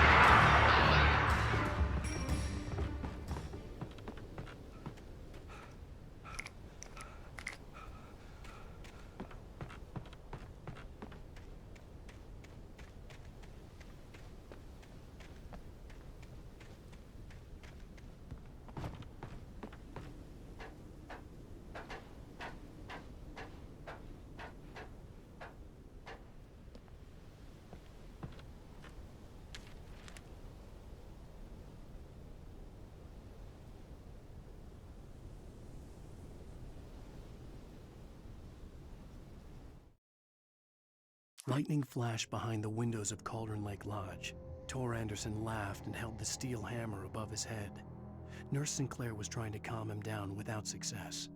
Tor grinned madly and shouted, "My hammer's up. Here's a friendly poke from Molnir, wench." He brought the hammer down with all his might on Sinclair's head. "We're on a comeback tour, baby."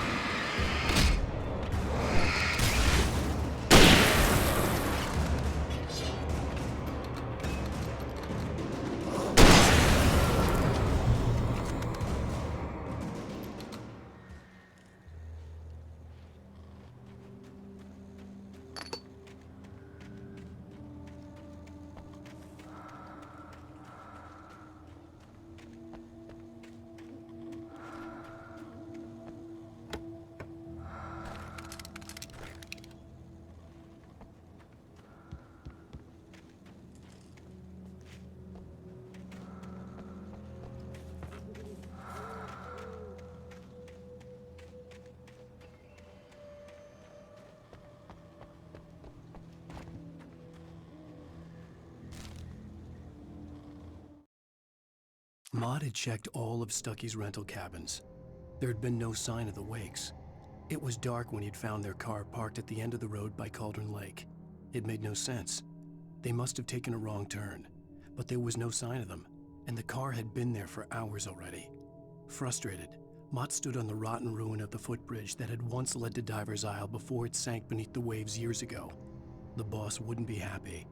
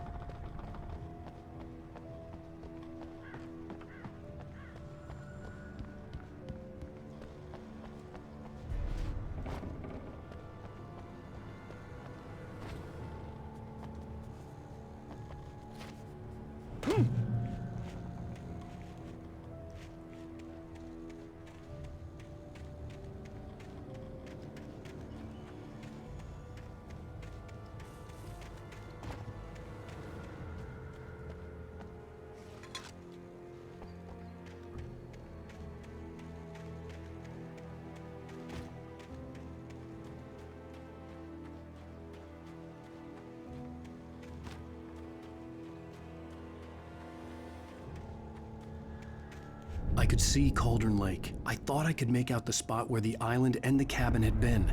There was a light near it. It had to be a boat.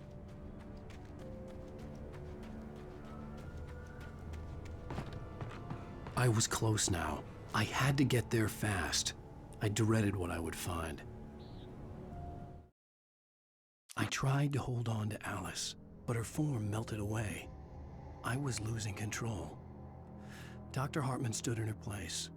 I wanted to hit him, but my arms were jelly. He smiled. It was a reassuring smile, and I hated him for it. I had to give you a sedative. Don't fight it. You went through another rough period. Right now, it's very important that you stay calm. We don't want you to have another episode. You're a patient at my clinic. Have been for a while now.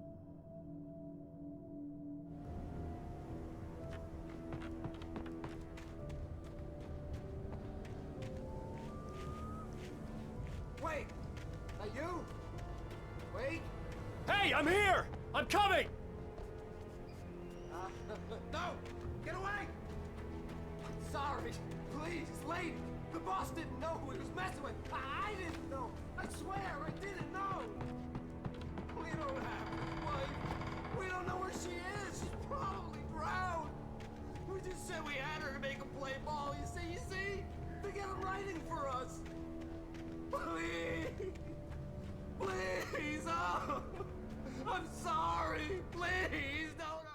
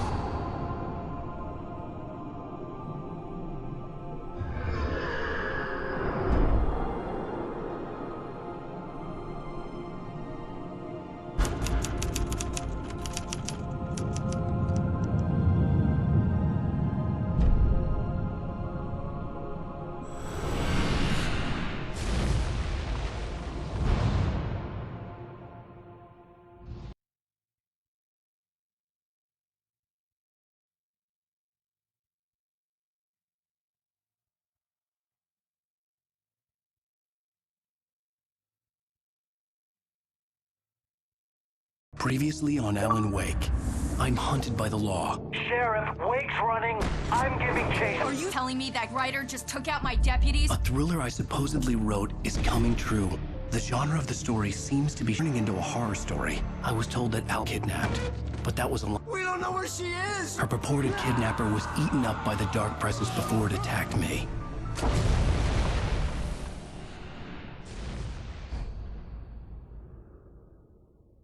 Alan, shh, baby. It was just a nightmare. Alice. There you go, Alan. Hartman. I fell. I had to give you a sedative. Don't fight it. You went through another rough period. What? Right now, it's very important that you stay calm. We don't want you to have another episode. You're a patient at my clinic. Have been for a while now. The shock of your wife's death triggered a mental illness. No, you're lying. You're suffering from various symptoms of undifferentiated schizophrenia. Bastard. It's okay, Alan. Just let go.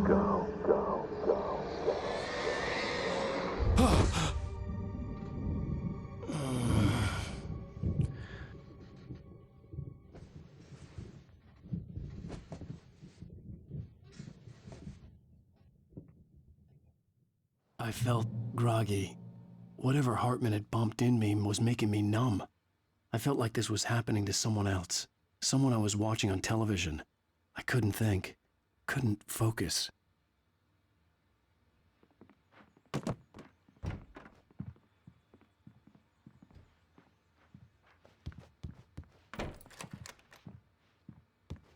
Good evening, Alan. Are we feeling better now? Feeling calm? Yeah. I see you brought your pet gorilla with you. So sure, I'm calm. I get the message. Loud and clear. Quite right. That's the spirit. You're being very brave, Alan. I understand you're confused. I would be more concerned if you weren't suspicious of me. I don't blame you for it. Big of you. Now, why don't you come with me? We'll reacquaint you with my clinic and go over everything you might have forgotten. Little walk and some fresh air? Yes, it will do you good. This corridor is for patients. Most of them aren't here right now. Jack took them out for a fishing trip, except for the ones who are particularly vulnerable, of course. I encourage creativity as a part of the recovery process here at Cauldron Lake Lodge. I specialize in treating artists. I bet you do. Splendid, Alan. I honestly believe we can get this thing under control if we work together. This way, Alan.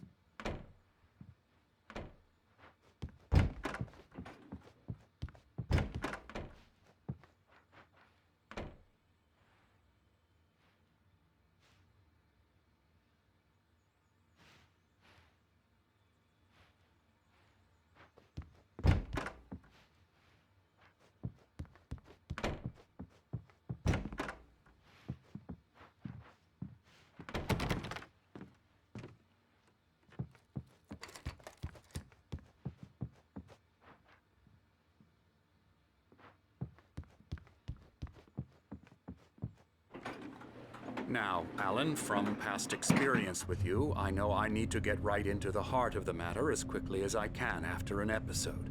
So I'm just going to say this. Alice is dead. No. You're in a very vulnerable state until you understand and accept this. Alice drowned, and you couldn't face that.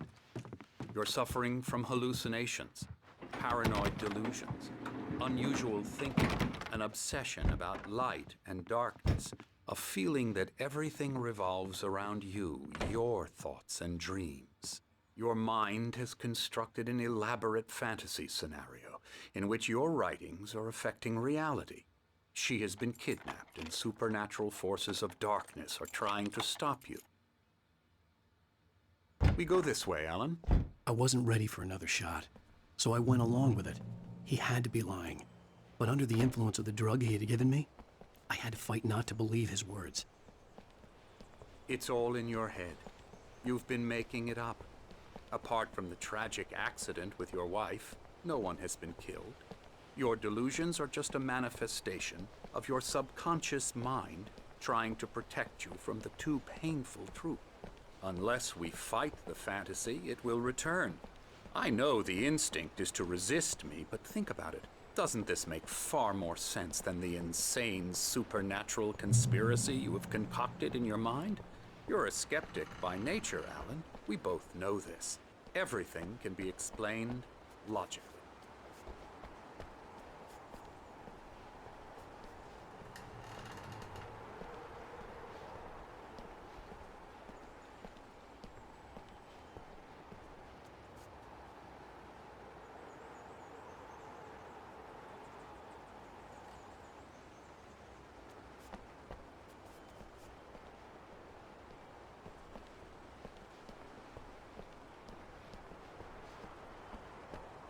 I never get tired of this view.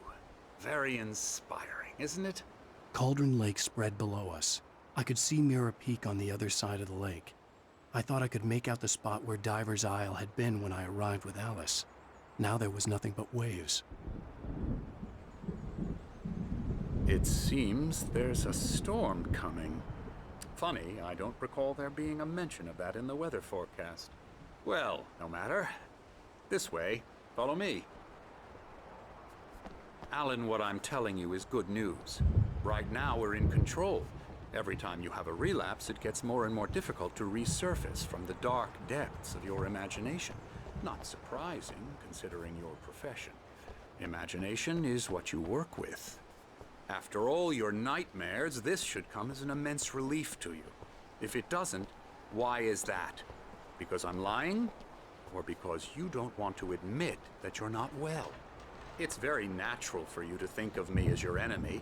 It's part of the illness. I let him talk. After all, Hartman I'm the obviously one loved trying his to own bring you voice. out of the His world words you've echoed constructed madly for inside yourself. my head. But I dug my can't do nails it into by the palms of my myself. hands to stay You need focused. to work with me. Once you accept that, we can begin the journey towards your recovery. Come along. Let's go inside.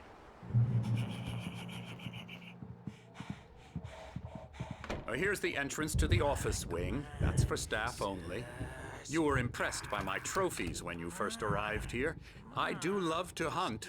The great outdoors, man versus nature. It's wonderful stuff. Pretty damn wonderful, yeah.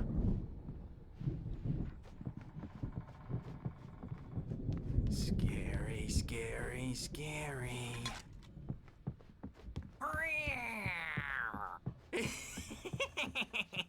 Emerson.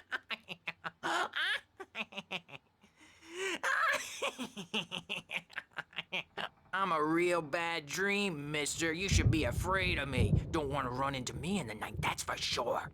Please, Emerson. Mr. Wake is confused enough as it is. Yeah, you'd like me to go away so you won't be scared. But you can't just decide what kind of dream you have or when you have it. Emerson.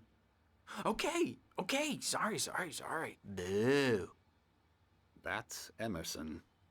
We're actually making some progress with him, I'm happy to say. He works on video games. Ooh, yeah. It's trash, of course, but it does involve some small creative effort, which makes him receptive to my therapeutic methods. No kidding.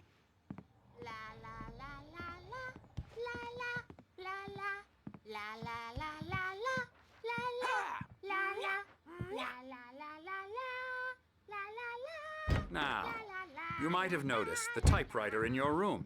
You've been writing as a part of the therapy. As soon as you feel up to it, you should continue.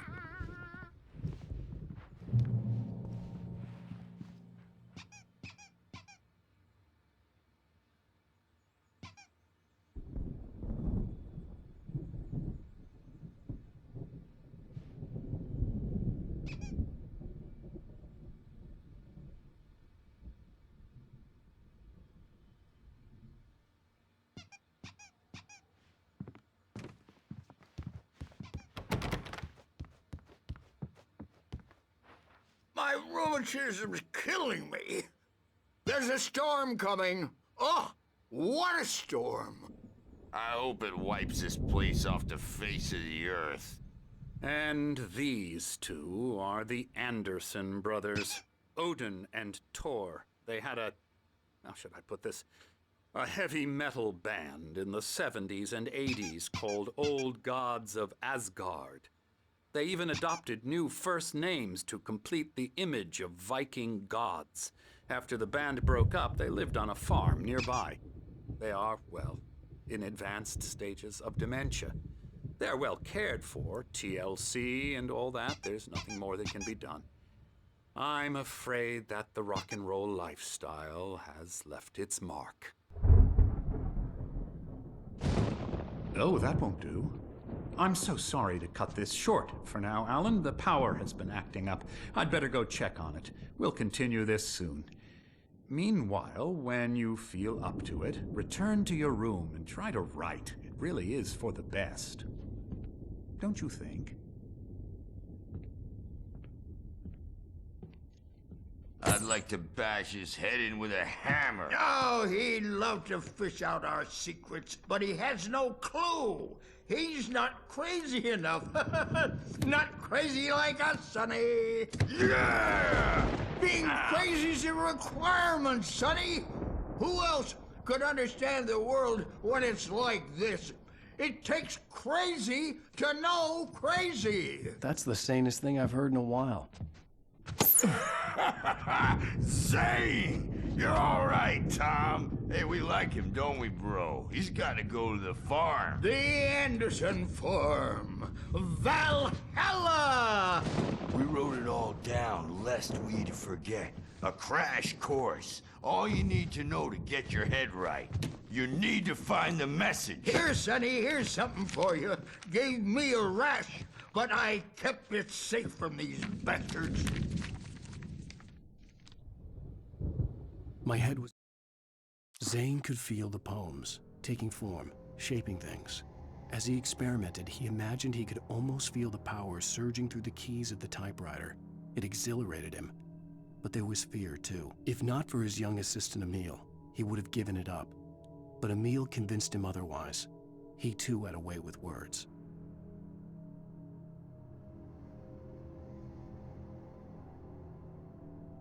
Clearing up, or according to Hartman, I was sinking back into the fantasy. I was convinced he was lying to me about everything. Crazy or not, the Andersons made more sense. Tom, got any booze on you? Yeah, no. We Sorry, have a guys. stash of the special stuff at the farm. Our own formula. Local ingredients. Medicine clears your head right up. Makes you remember like moonbeams on the brain. Oh, I just noticed. Leather patches on the elbows? That's not very rock and roll. Tom just lost is all. Baba Yaga got to him too, the damn witch. She used us all. Taken from all of us. Took my thunder, the witch. And my ravens, what were they? Memory and thought, the hag. She took something from you too, didn't she? That's what she does. We're better off. This place, the lake, it gives you power. If you're a creator, an artist, a god. Nightmare shifted in their sleep in the darkness of the lake. Yeah, that's the one. She makes sure it comes out twisted and wrong. Just ask the lamp lady. She knows what happened to that other writer. She's been using you, boy, and you let her. You went and opened the door for her, didn't you? Now, it was already open a crack. And whose fault is that? We're morally corrupt, disease-ridden, old and stupid. Doesn't mean he had to open it all the way, goddammit.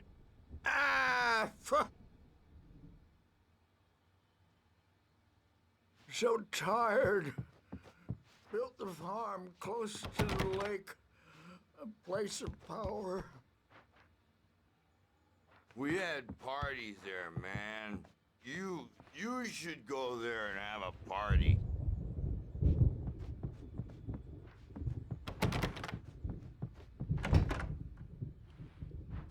I'm a bad dream, and you can't wake up. Oh, hello. I've painted you. Okay. I was just struck by inspiration a couple of days ago. Dr. Hartman wanted me to paint landscapes, and that's what I was doing. But now I've been doing these things, a lot of them. The images just keep coming. Dr. Hartman likes them. He has them in his office. Yeah? He's very proud of me. He says I'm getting much better. I think I'm getting better. Well, I guess I'd better start wrapping this up. The storm is almost here. Look at that. I'd hate to be out there tonight. From the characters to the toasters, talk all the time and express their feelings so they won't shut up. And the writers won't shut up either because they have feelings too. And I have to listen to them because they're not scared of me. And everyone should just shut up. Shut up. Shut up. But I don't see nightmares anymore because I'm too scary for them. I take 2 pills every morning and 1 with every meal and 4 when I go to bed. And that makes me the scariest nightmare of all.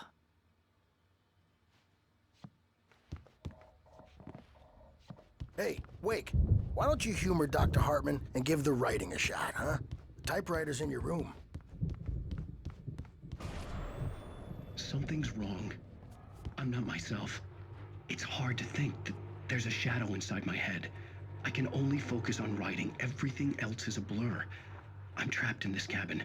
Have been for days, but it's always dark outside. My editor is real. I saw her again. She's not human. It's not human. A dark presence is wearing the old woman's face. She was covered in clinging shadows. There's a hole in her chest where her heart should be. I think I've made a horrible mistake. I don't think I'm any closer to saving Alice. It's been lying to me, using me to get the story it wants, and the story will come true.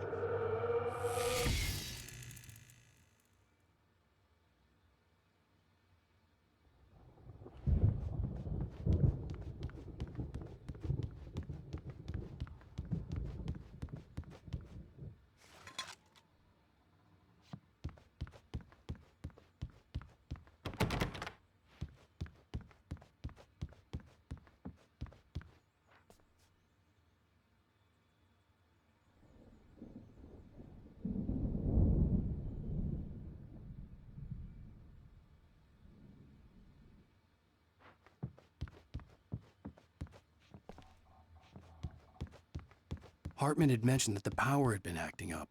Maybe that was the reason for the generator and the work light on the balcony. Hartman wanted me to write. I knew I couldn't, but I figured I should just play along for now. It was the only thing I could do with Nurse Birch watching me like a hawk. The generator hadn't been activated, and there was no key. The white glare of the blank page in front of me hurt my eyes. My hands began to shake uncontrollably.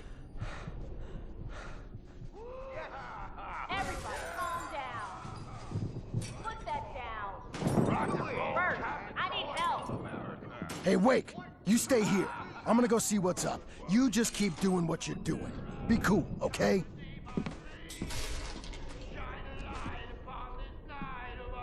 I didn't know what the chaos was all about, but it could be my only chance of getting out of here. I don't know. Here's a friendly poke from the old near. Oh, afraid of the crazy brothers, are ya? Not so weak now, are we? Well, things are unraveling. About his hunting trophies, and Barry was in business. He raised his voice, cut. Hartman stopped in mid-sentence, annoyed at the interruption. He nodded at the hulking orderly standing nearby. The man smiled and clapped a practiced hand on Barry's shoulder. It's my store. I'm taking it. We're on a comeback tour, baby! Sinclair looked bad. That wasn't a love tap. The crazy old fart hit her hard. If she was one of Hartman's goons, she had it coming. I could get the key to the office wing from Sinclair.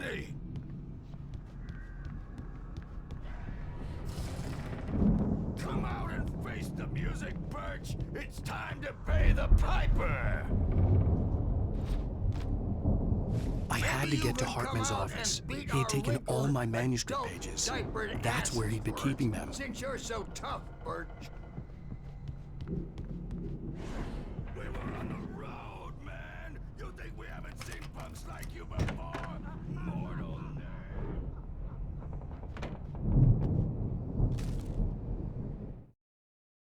Hartman wasn't happy.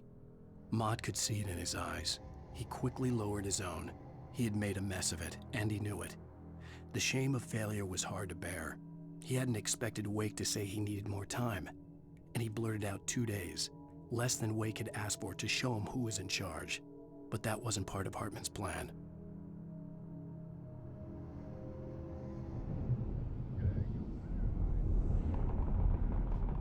The markings on the tape said they were recordings Hartman had made of the sessions with his patients. I saw Alice's name on one of them. For a moment, I couldn't breathe right. Now, Mrs. Wake, can you tell me about Alan's problems? He's more and more out of control all the time. The parties, he's so angry all the time. He's getting violent. Do you mean with you? No, not with me. No, never. Sometimes I almost wish Alan would take a swing at me, because at least that'd lead to a conversation he couldn't just march out of. But no.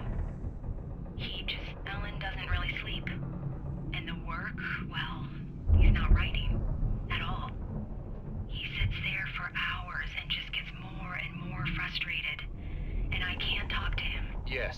Tell me, Mrs. Wake, what would you say to him if he'd listen? I don't know. I want to say, I look at you, and it's not you.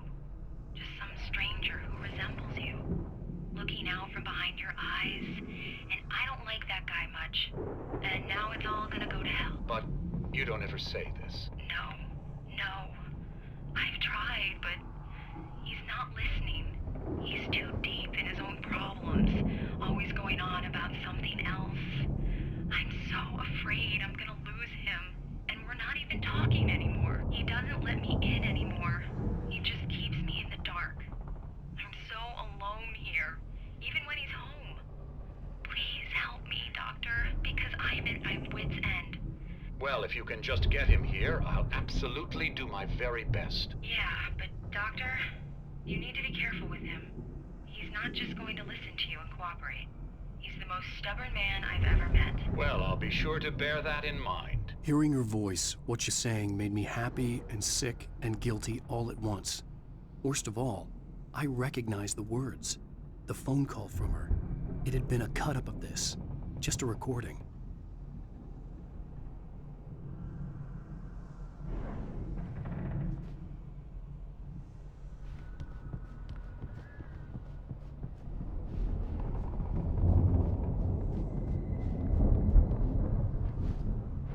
The photo on the wall caught my attention. In it, the clinic staff was standing outside the lodge. I knew the man next to Hartman. He was the kidnapper. Hartman had been playing me all along. I am famous. Barry? Ow! About time! Barry, man, am I glad to see you. We need to get to Hartman's office. It's right next door. You okay? Yeah. I mean, no! The cops found me at Rose's trailer, but they didn't hassle me too much. I'm obviously a victim in this, and I demanded to be treated as such. Or else I'd sue their asses.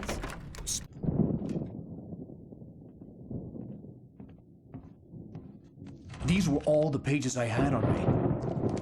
And more.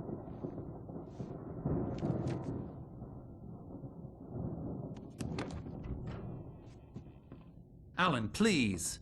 You're sliding back into the... Tell me one more lie and I'll shoot you in the face. Ah, well, it was worth a shot. Really, Wake, come on. Let's work together on this. You have no idea... Hartman, shut up! Barry, get out of here. I'll catch up with you. Get a car. Oh, Al, let's just... Go! Wake, listen to me. This is a mistake. Don't you see? Together we can create something absolutely wonderful. With your ability and mine.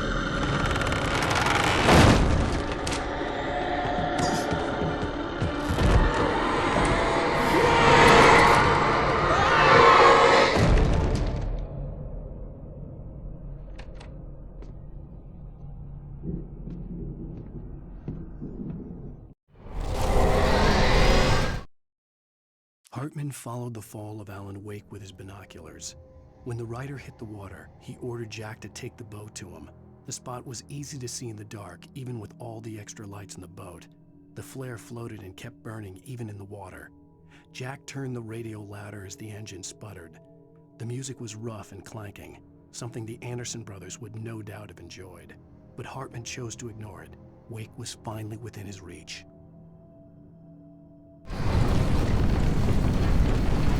The dark presence would be on me in a moment. I had to find a way out.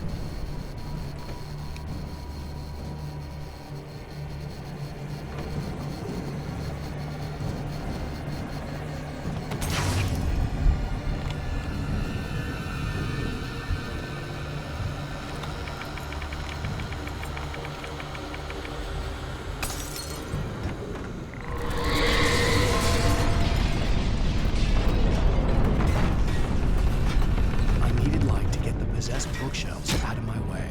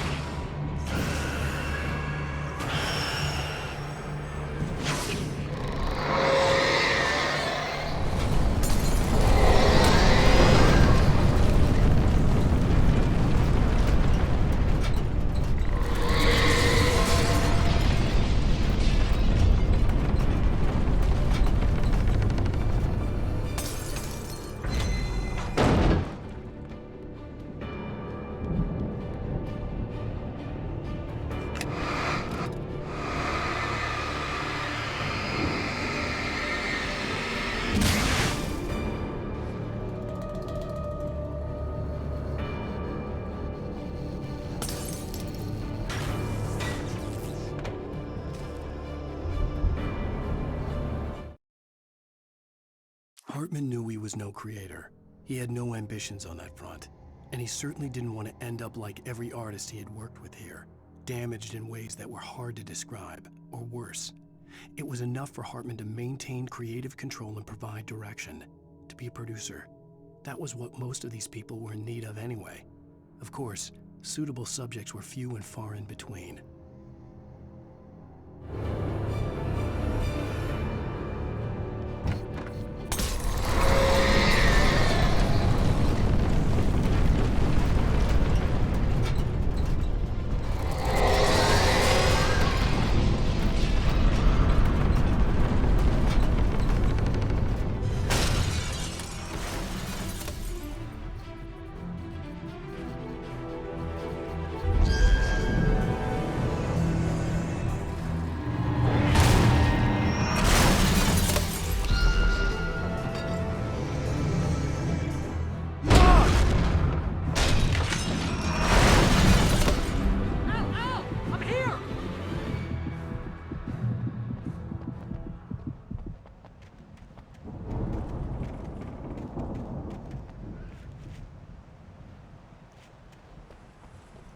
Hey, come on! We gotta get going!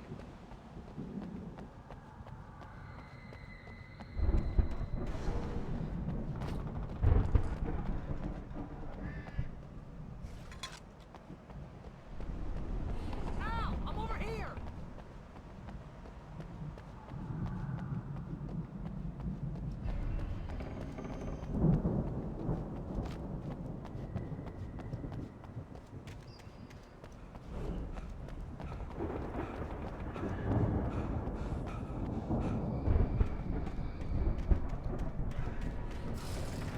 Found the car, but the gate's locked. You're gonna have to go through the hedge maze over there.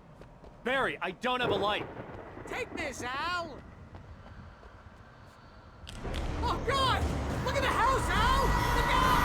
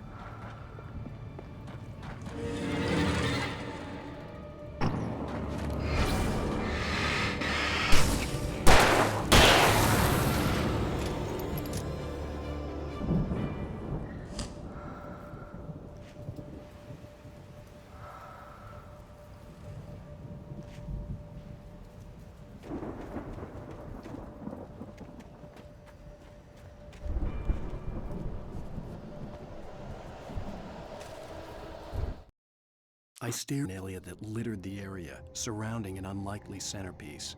A full-side stage complete with an impressive sound system with all the trimmings, including a dragon. It took a special kind of crazy to build something like this in a remote field. When the sky split open with a deafening boom and the music started blasting, it felt strangely appropriate.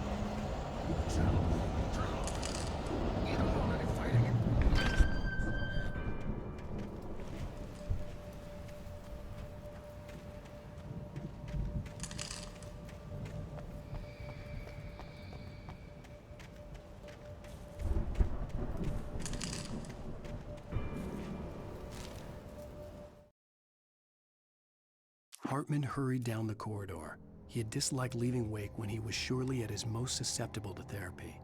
But this was not an ordinary storm. Wake had been writing, and he had woken something up in the depths of the lake. Now, it was coming for him. Hartman had naturally prepared for a situation like this. The idiot brothers would keep Wake distracted while Hartman double-checked everything, just to be sure.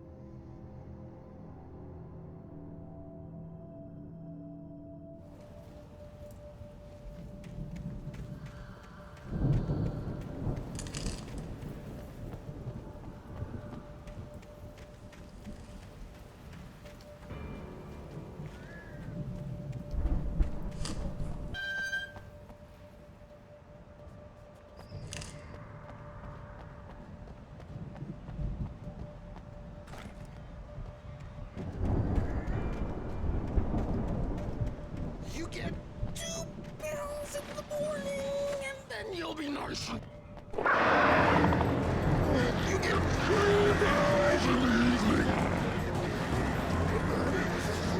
You'll sleep like a baby.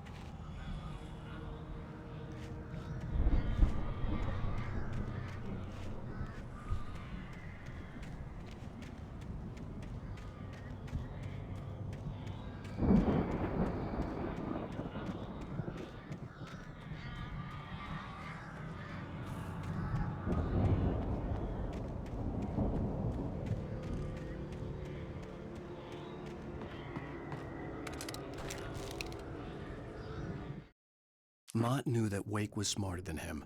Wake had more money, a beautiful wife, everything. And Hartman said Wake was important. That made him better than Mott. But Mott was calling the shots now. He'd expected Wake to whimper and grovel, but instead, he seemed willing to fight. Mott knew he'd gotten under Wake's skin. If only Mott actually had his wife. The thought made him shiver.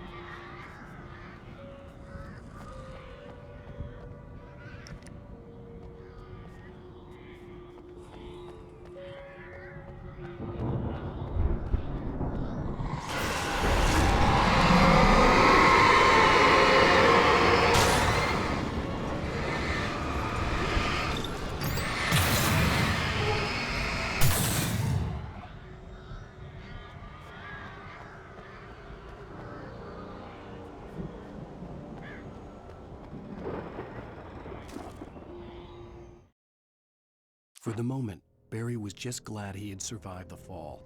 He had been separated from Al, and there was no easy way to climb back up. He told himself he'd be okay in the gloomy forest at night. He would just have to wait for a while for Al to find his way down. Barry turned when he heard the heavy footsteps and saw the movement. The man-shaped shadow lunged at him from the bushes, an axe held high. Barry screamed and threw up his hand. The world exploded.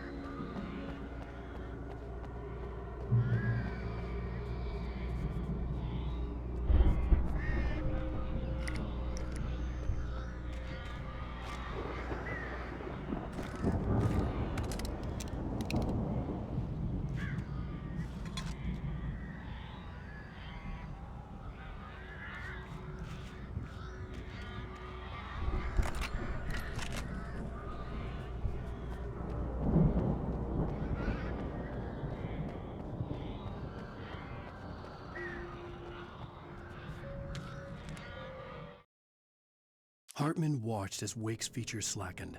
The man was bullheaded, no doubt. Even lying on the bed, he'd almost broken Hartman's nose the second time. But with a little time, he could break Wake down, give him proper direction. Wake was easily the most promising subject he had had. Well, since Tom, really.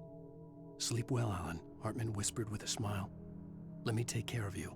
He sniffed hard to clear his throbbing nose. swallowed blood and barely tasted it.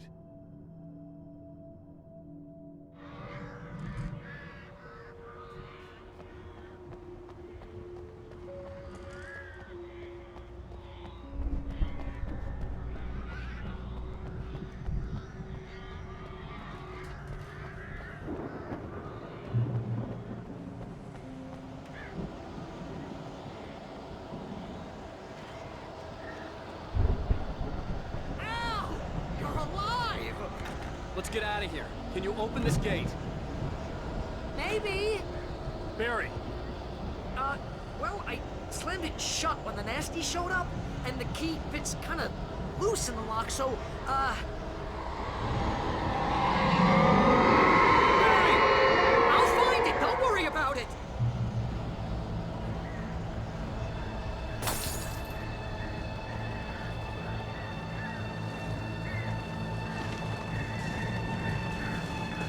Hurry up, Barry! I'm on it!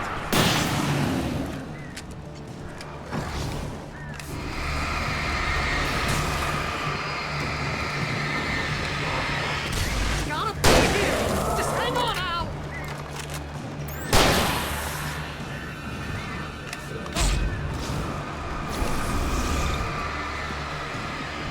Oh, hey, found a corner!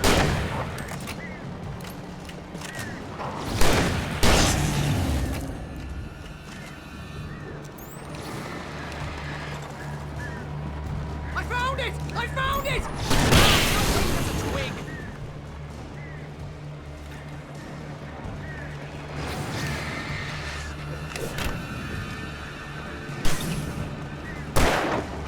Here it is! Al, I found the key!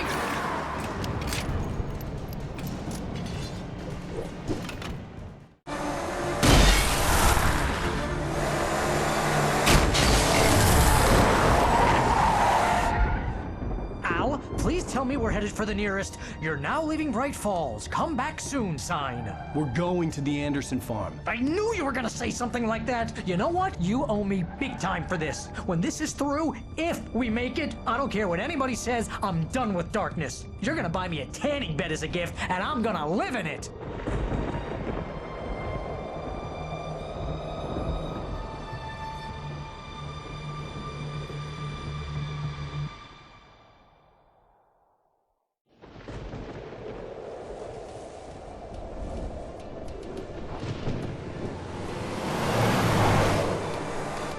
I'm crazy, but that's fine, Barry. Oh, you got that right, Al. You're barking mad. You are by far the But craziest. maybe that's inevitable when you deal with crazy stuff like this. It helps. This is happening, Barry. Alice, they never had Alice. She's trapped in the darkness at the bottom of the lake, but she's not dead. Al, how can you know that? I know, Barry. I can... Al, No, listen. I can bring her back. I can find her. There's something special about this place. The lake, it does something to the works of art created here. It makes them come true. But there's a catch. The dark presence, whatever that thing is, twists it to its own ends. That's why all of this is happening. It's using my manuscript to take over everything. Al, I believe you. It happened to Thomas Zane before, it happened to the Andersons. I believe you. Crazy or not, you're not delusional. Weird shit's going down. That's a fact. I'm on board, man. I'm with you. The Andersons knew about it, but they were too far gone to tell me with all the drugs they were on. But they wrote it down. There's a message somewhere at their farm, Barry. We just need to find it. Look out!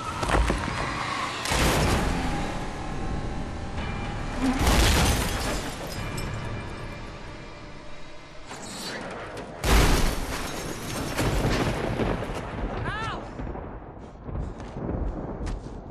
God damn it, Al! Talk to me!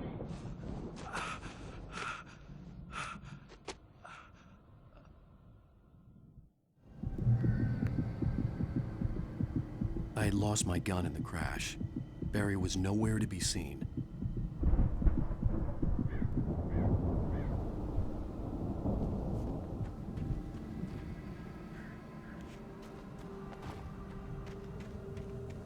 Barry!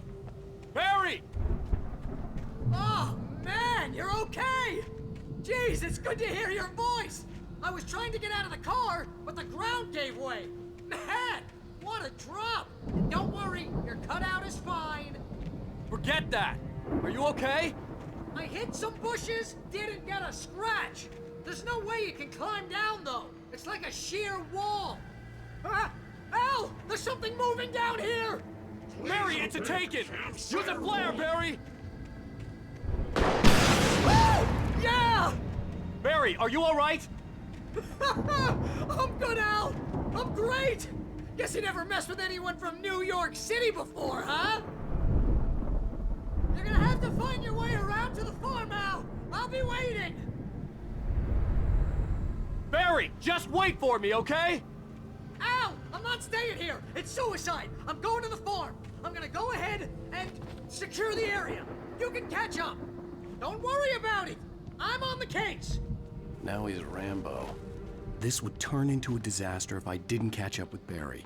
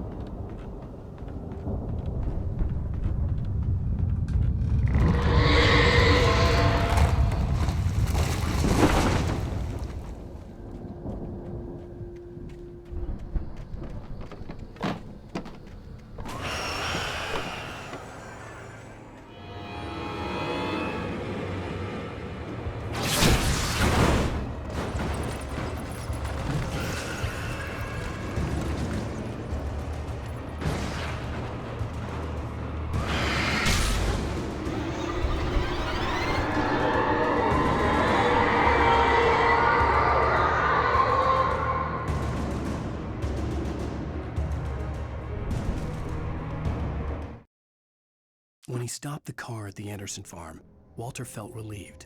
Oblivion was close at hand. The brothers wouldn't miss a jar of moonshine or two in the booby hatch. But then he saw the man on the porch, and he knew who it was. Driving for his life and knowing it was useless, he didn't realize he was crying until he couldn't see the road for the tears.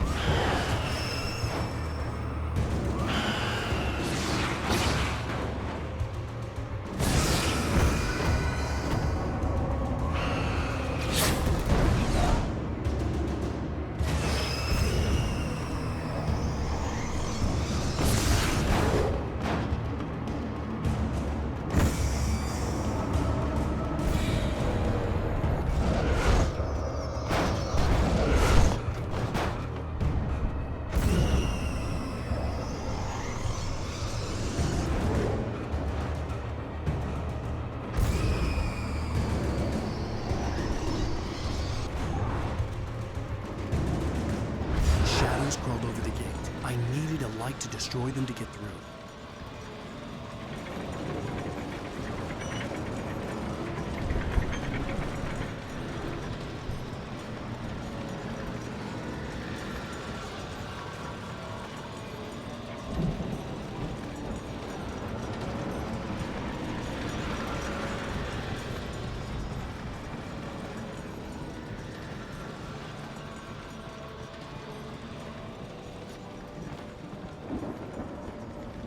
I hoped there'd still be...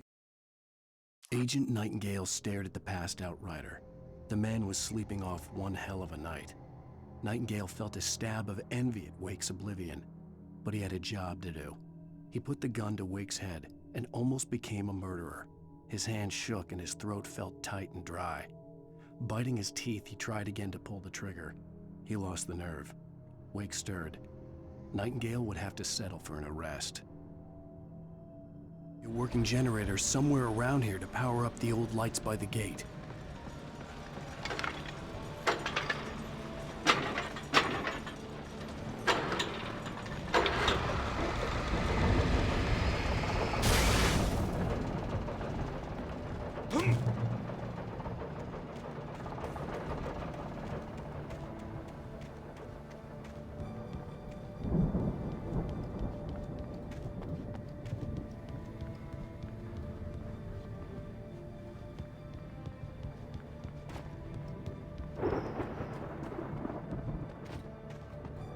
I could sense the movement in the woods ahead. Facing the enemy without a weapon was dangerous, but I had no choice.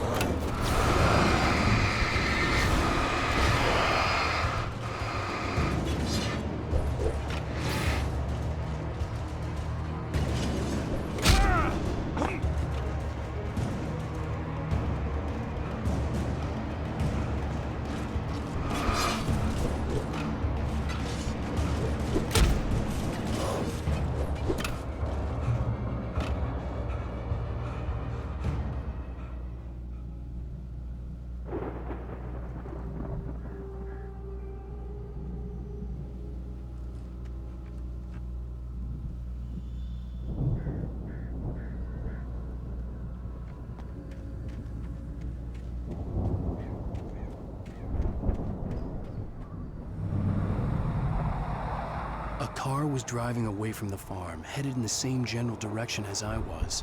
For all I knew, it was Barry, caught in the consequences of leaping before looking.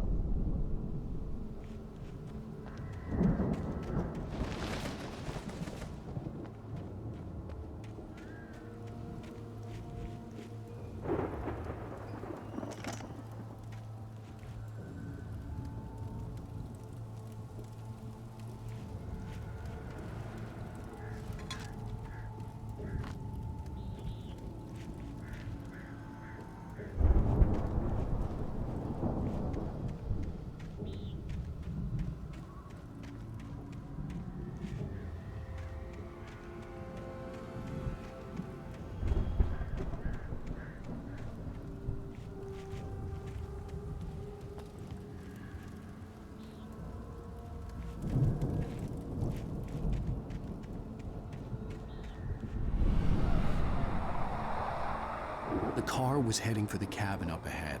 It wasn't far. If it was Barry, I would see the damage soon.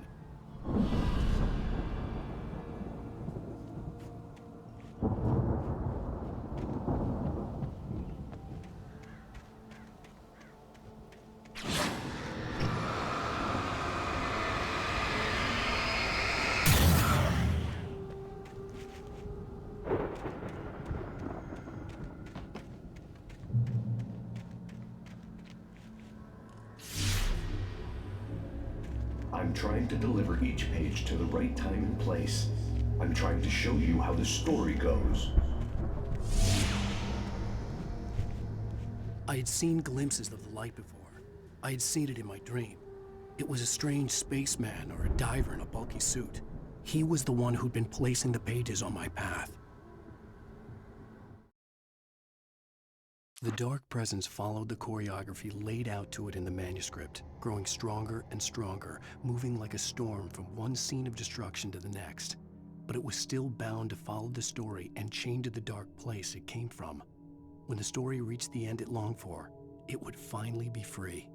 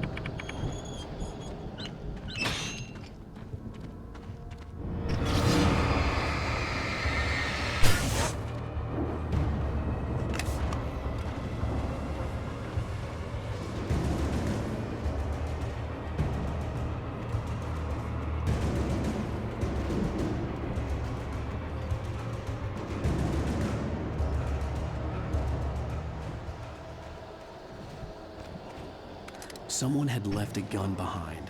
Now I had a fighting chance of reaching the farm.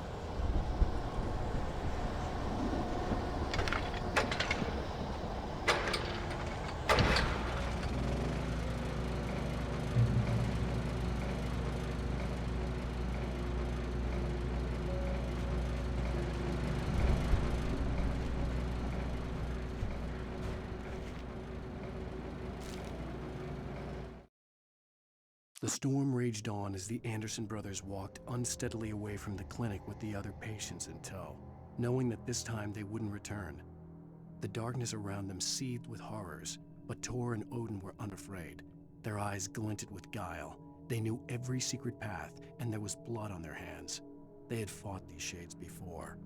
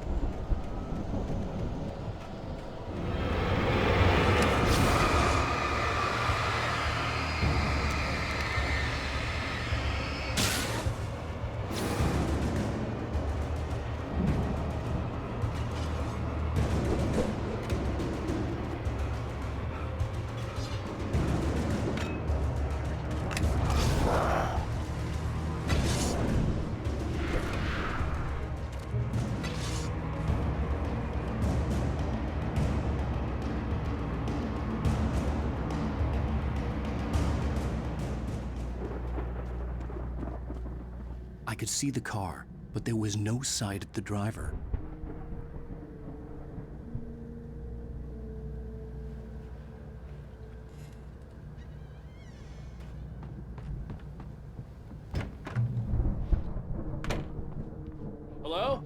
Anybody here?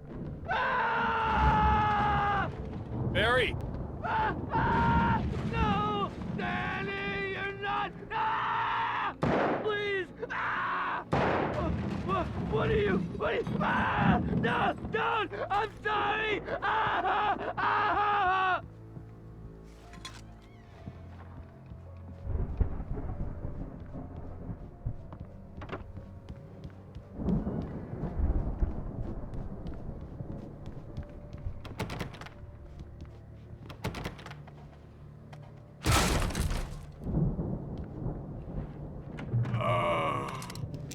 I know you.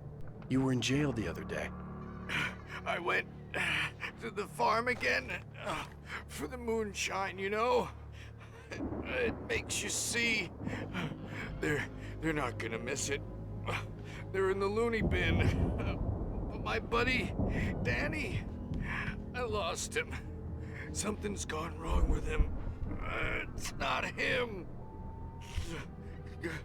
Like a real bad follow-up to a real good movie where the best friend's suddenly the bad guy who wrote this crap anyway.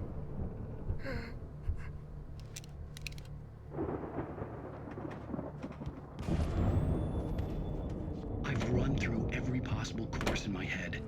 If I continue like the Dark Presence wants me to, the story I'm writing won't save Alice. It's a horror story, and it's going to kill her, and me, and everybody in this town. No one will survive. Darkness will consume everything. This is what it's wanted all along. It will be free, unstoppable. It used Alice to get to me, dangled her in front of me to keep me going. It was never going to release her. I'm going to change this. I'll escape. I've written myself into the story. I'm now the protagonist. This feels like a terrible risk, but it's the only way to save Alice. I'll be bound by the events of the story just as much as anyone else who's been woven into it. The story must stay true for this to work. There have to be victims along the way, near escapes, cliffhangers. In a horror story, it can't be certain that the hero will succeed or even survive. He almost has to die. I'll write my own escape into the story next. I need help. Zane's going to be the one who'll help me. I'll make it happen.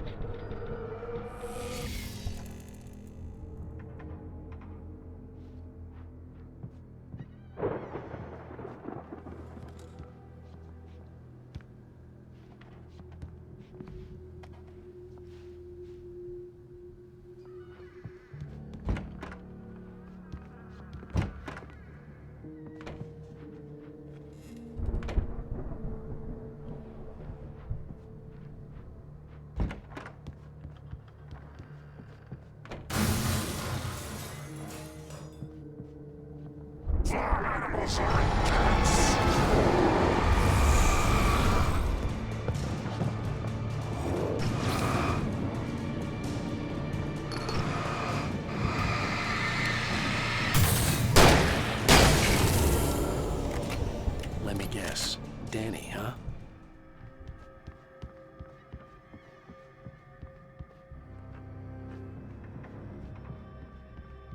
The front door was locked. The farm was still a good distance away. I'd need a car to get there fast.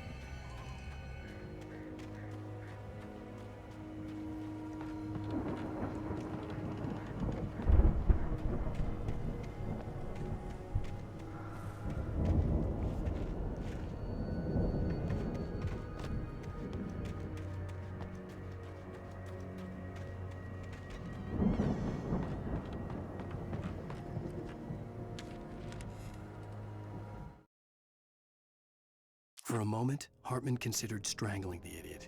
Mott was mean-spirited, but easily manipulated, an emotional infant who lived for his approval. Wake, by contrast, was a far more difficult subject. Mott had given him too much leash. In 2 days, who knew what could happen? Hartman would have to find a way to rein him in, and quickly.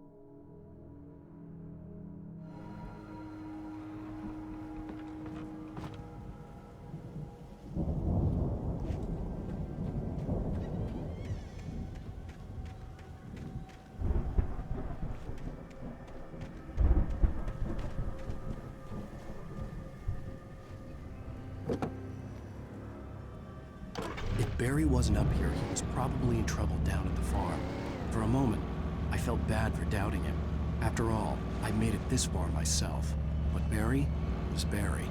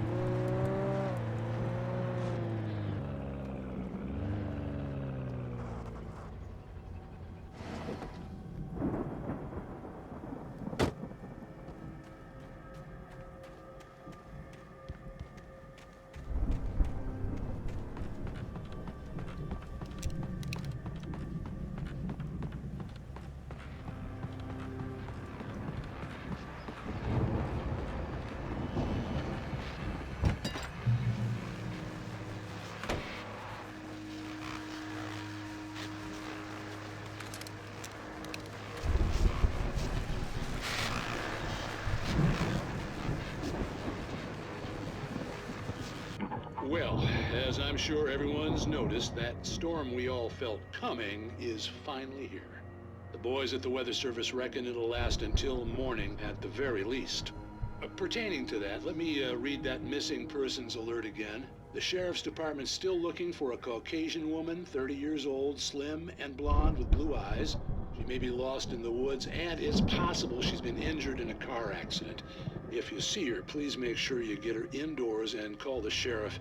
It's bad weather to be caught out in, so if you see someone in the area who maybe looks a little confused, give him a hand, all right? This is Pat Maine on KBF FM, hoping you're all safe and warm tonight.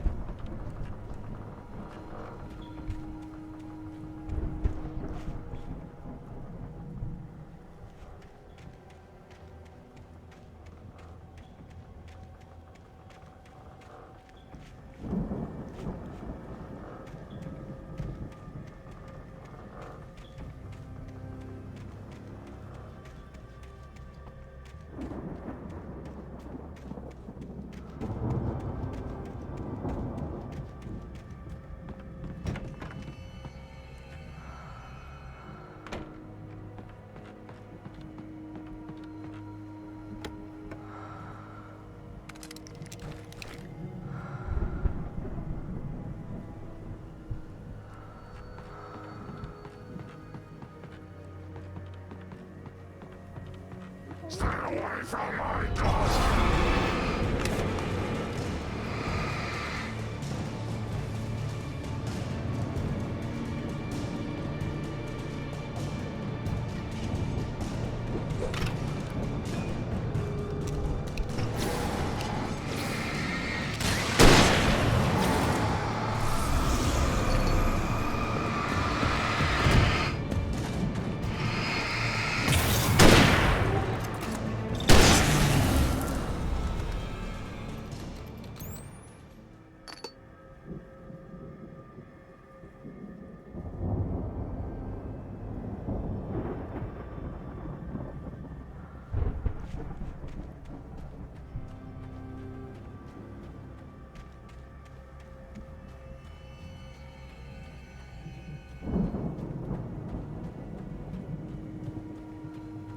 I'd known the brothers used to be some kind of rock stars, but it hadn't really sunk in until I saw the stage.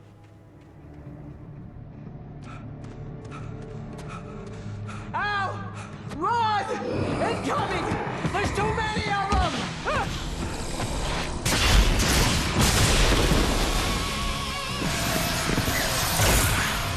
God damn!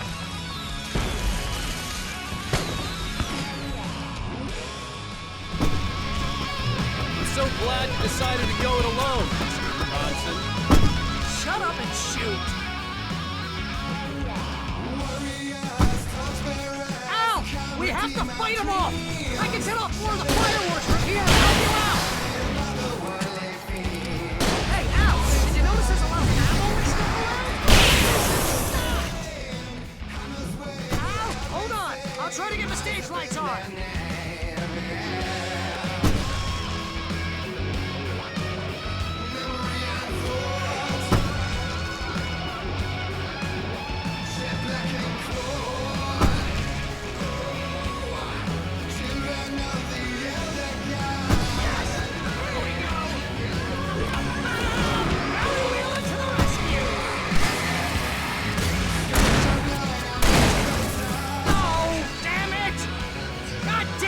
Century wiring! Hang on, Al! I'll get them working again, I promise!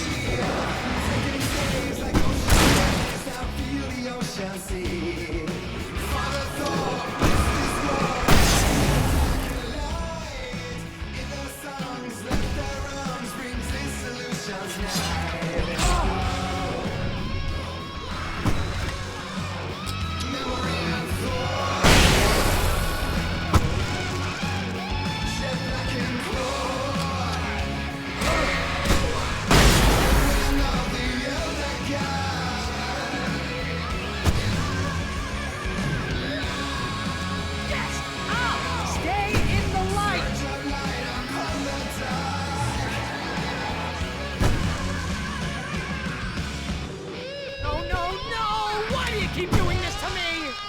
Do it for Barry, please, please, please!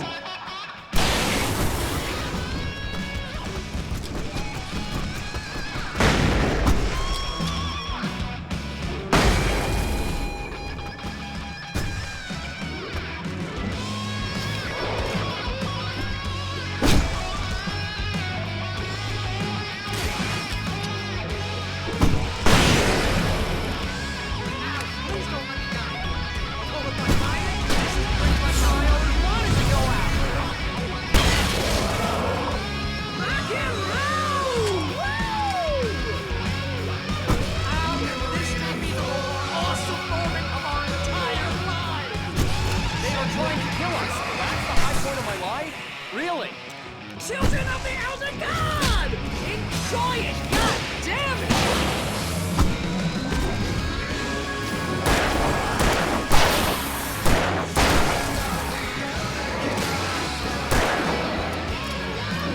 There!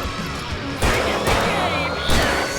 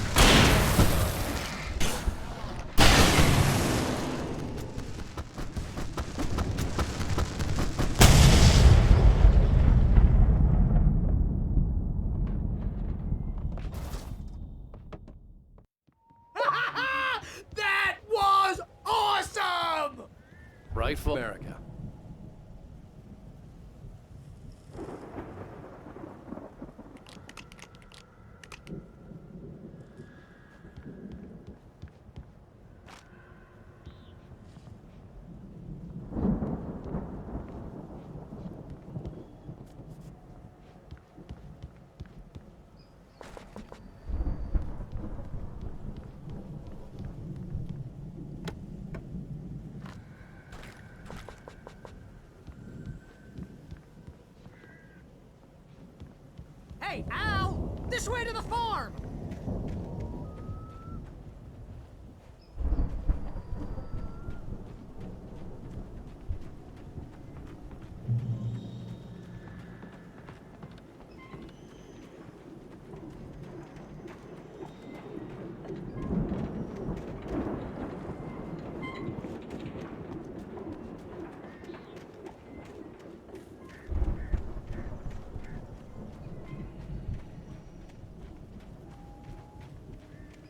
See, bestseller, no reason to worry. Your cutout's good as new, right where I left it. I'll come back for it once we have the place secured. Yeah, that's been my biggest worry all this time. We need to get this thing moved out of the way. This is as far as I got before they ambushed me.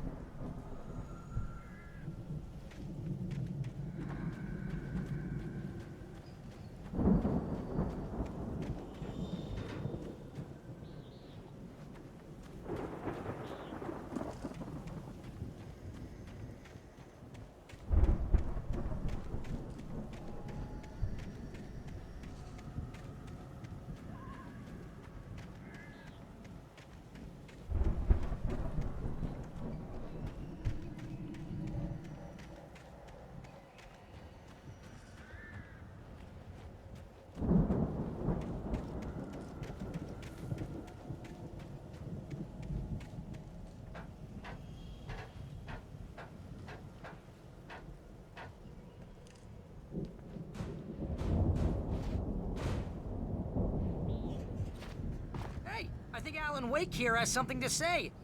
What's that, Al? Oh, I'm Alan Wake. I'm always right about everything. And if I don't get my way, I'll sulk all day long. I'm always intense and moody. It makes me very attractive and mysterious.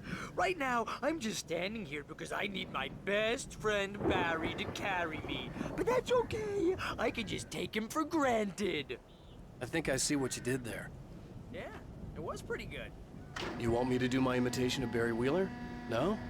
Thought so.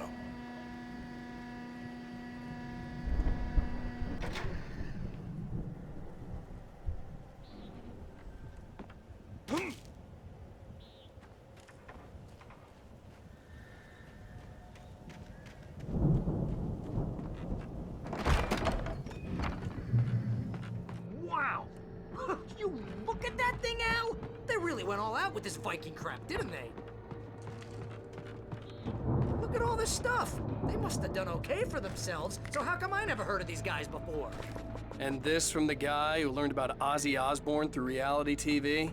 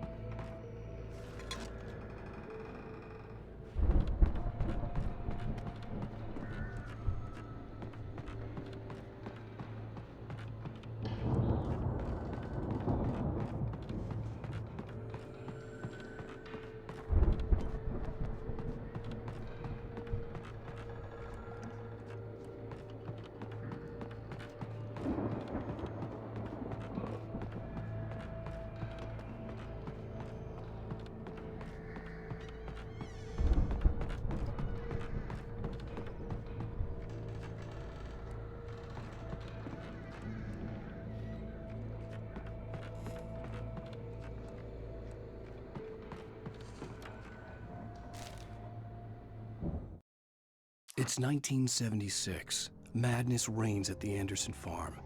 Contrary to all logic, the headiest ingredient of their moonshine is unfiltered water from Cauldron Lake. The Andersons feel like gods. Odin can't stop laughing. He contemplates cutting his eye out. Tor runs across the field, naked, shrieking, hammer in his hand, trying to catch lightning. Their songs have power. Something ancient is stirring in the depths, coming back.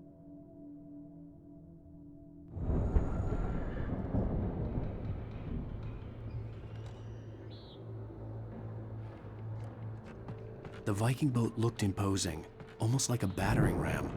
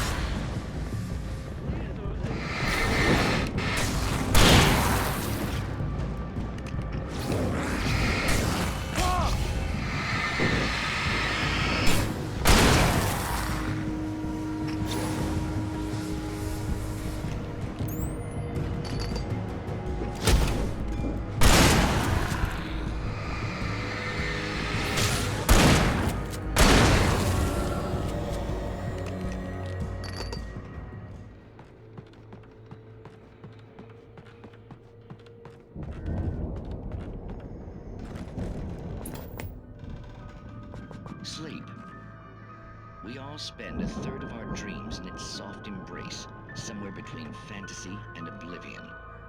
But dreams have a way of forcing themselves into waking life, or vice versa. In Night Springs. Tonight's episode, The Dream of Dreams.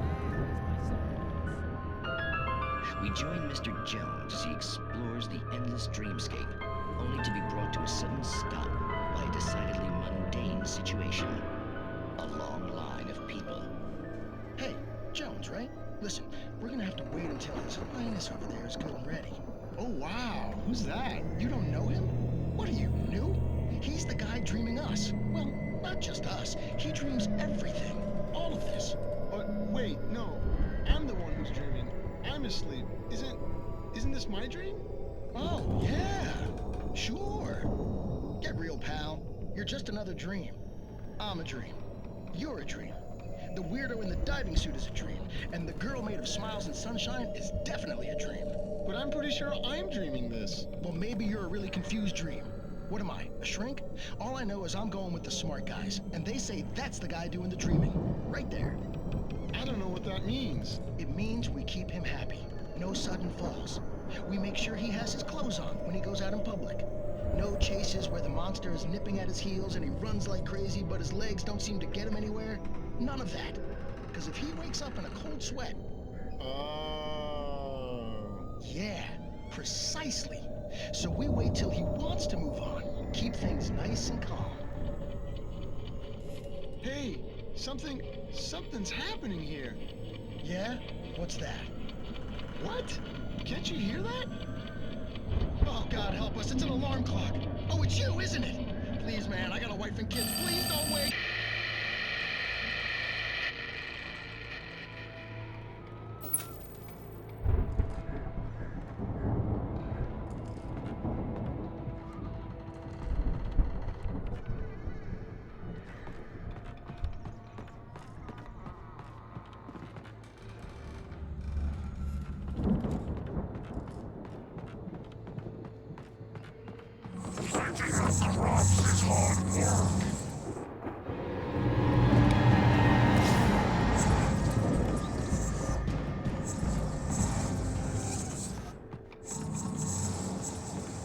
I think we can make it through here, Al!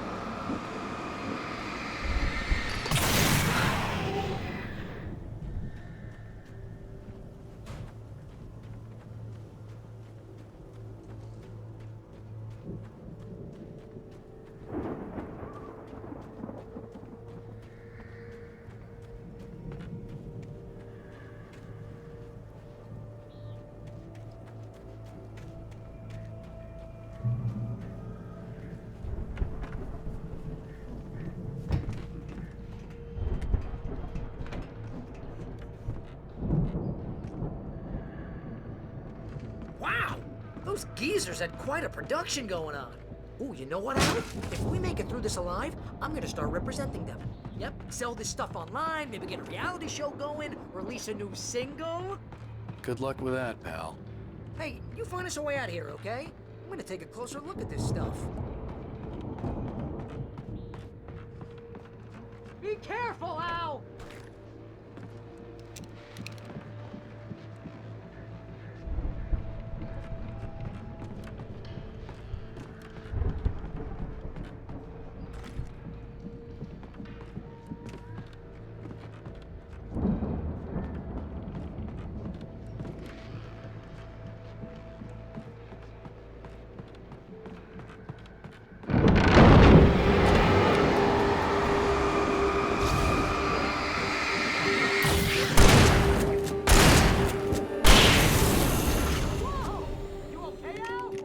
I'm good. Keep your eyes open, okay?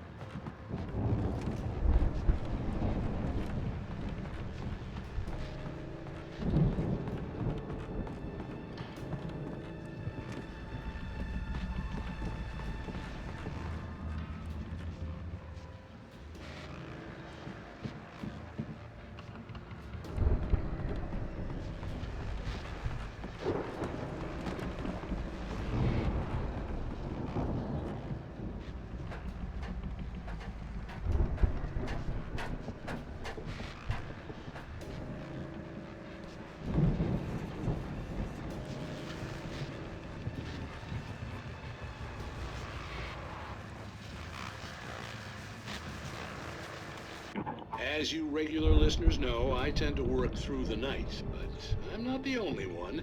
Deputies Mulligan and Thornton are taking a couple of moments off their busy schedule to join me here in the studio. Boys, how busy are you now? Deerfest is almost here, isn't it? I bet that keeps you in business. Pretty busy, yeah. Actually, Pat, we've been real busy with other stuff, which concerns an ongoing investigation. We can't talk about that, Thornton.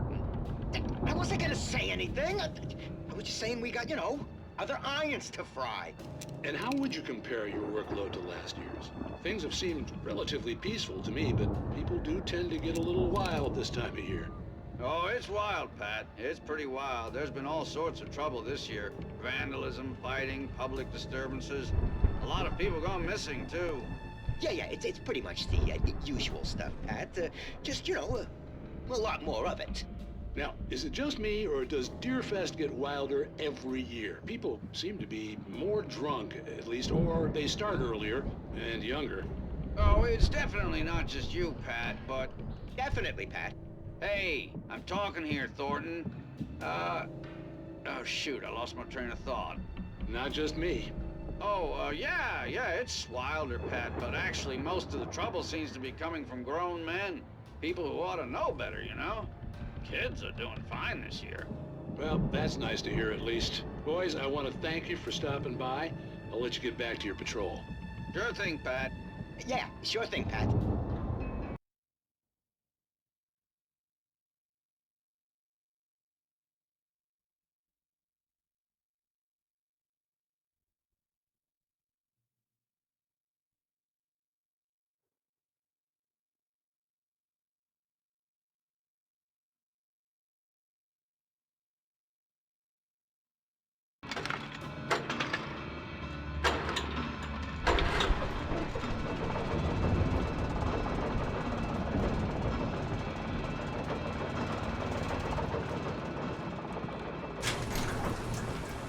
I could see the building that had to be the Andersons' home on the other side of the field. It wasn't far now. I wasn't worried about trusting the ramblings of two burned-out geriatric wrecks. They had the goods.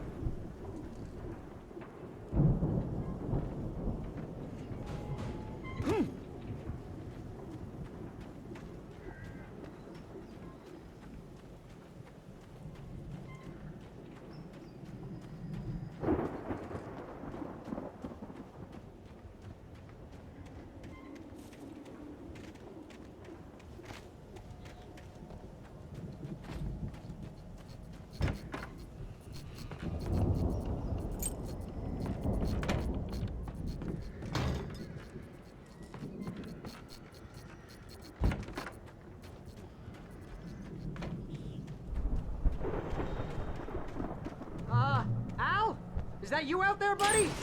Yeah, it's me. Hang on. Hey, let's go, man.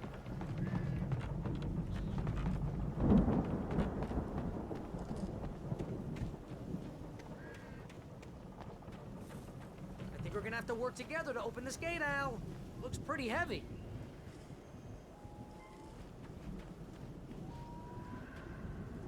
Ah! Hey, I think that's the farm on the other side of the field. We're almost there. This farm is a crazy place for crazy people. We should feel right at home then.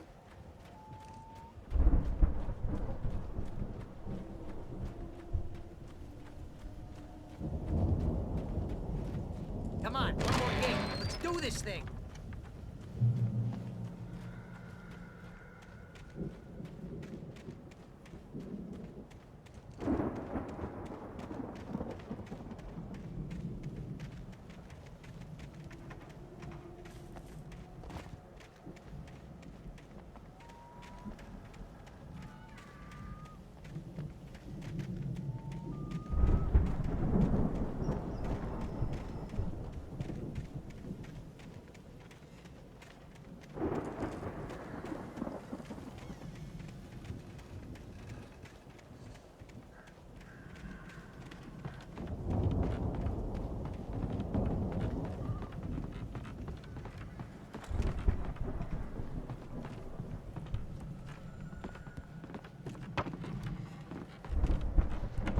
The lights are out. I guess we better check the fuse box.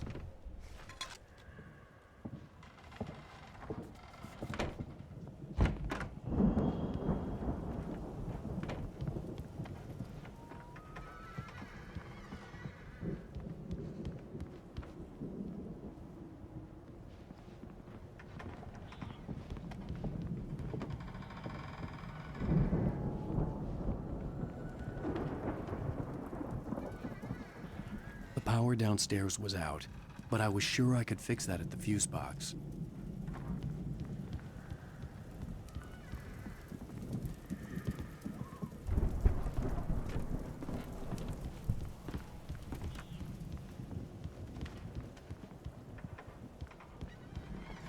You know, this place looks kind of lived in. I thought the Andersons were in the booby hatch.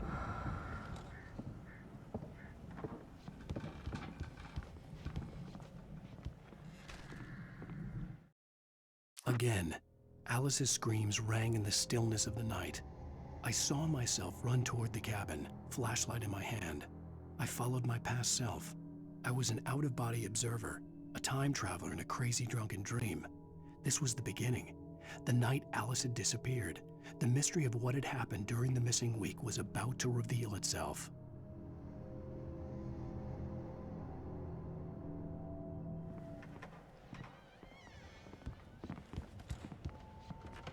Come on, Al, let's get the lights on, huh?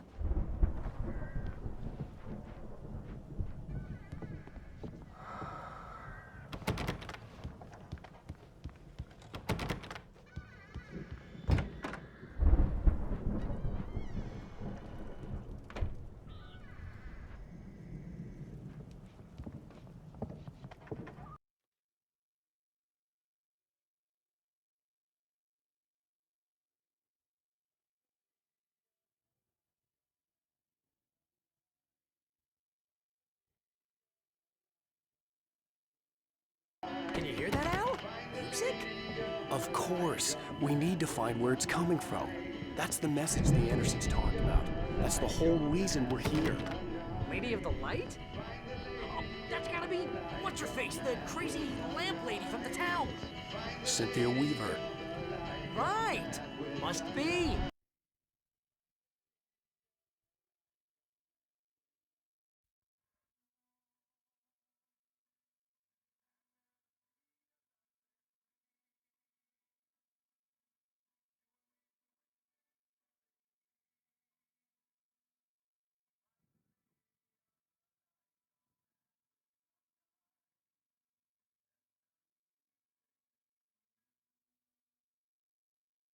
Okay. We need to find Cynthia Weaver. We'll stay here for the night and head back to town as soon as it gets light. Hey, Al. Lots of hours before dawn. Might as well get some rest. And by rest, I mean drunk. Come on, Barry, this is... Yeah, what the hell?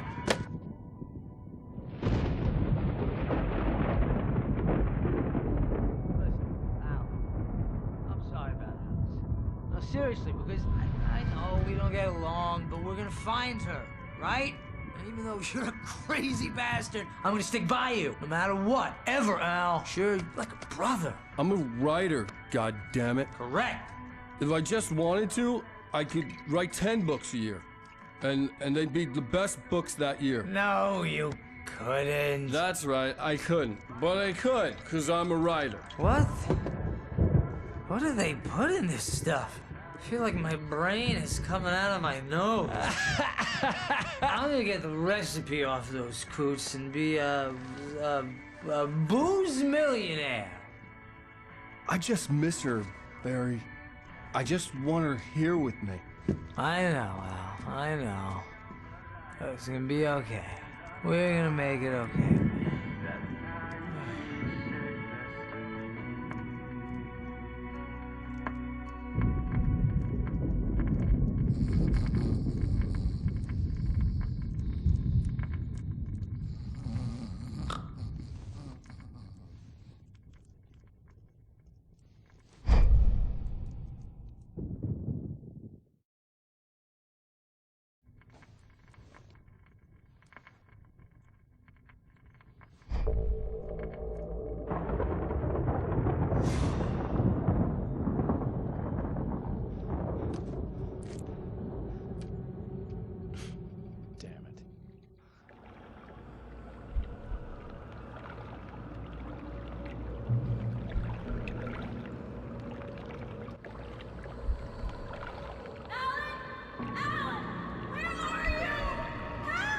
Alice, I'm coming. It's all right. I'm coming. It was a crazy, drunken dream. And yet, it was more than that. It was the truth. A suppressed memory unearthed by the Andersons' moonshine. I was there, an out-of-body observer. This was the night Alice and I had arrived at Bright Falls, the night Alice had disappeared. I had a chance to find out what had happened. I remembered being surprised to see the cabin dark. Alice would have never turned the lights off.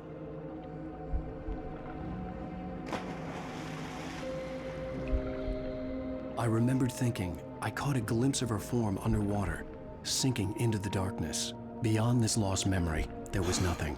I had to follow the footsteps of my past self to find out what had happened that night. Diving after her was the last vague memory I had of that night. After that, the next thing I could remember was waking up behind the wheel of the crashed car and finding the first pages of the manuscript.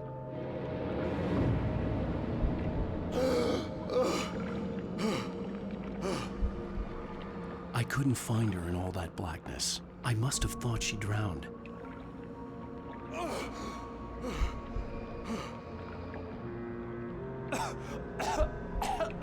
Alice! Jagger had Alice, and so she had me. Alice!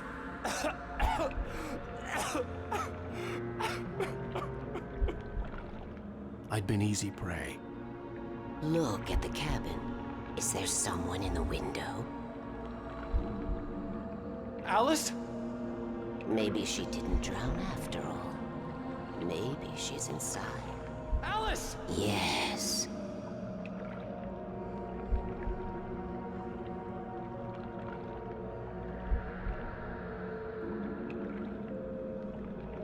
The dark presence had touched me. She had dug her nails into my brain and used me, made me her puppet.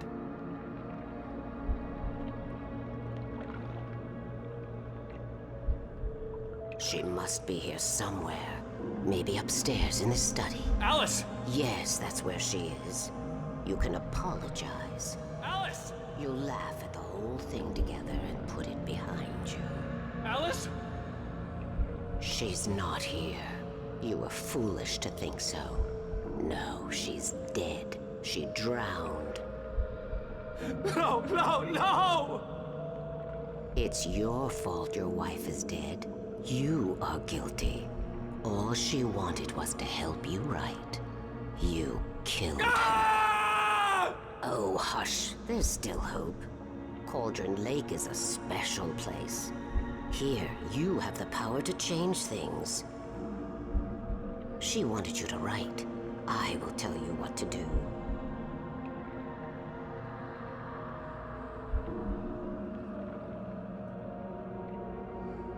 You can write her back. The story will come true, and all will be well again.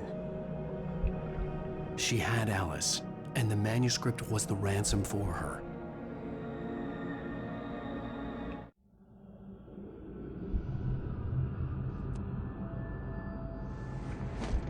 Yes. All right.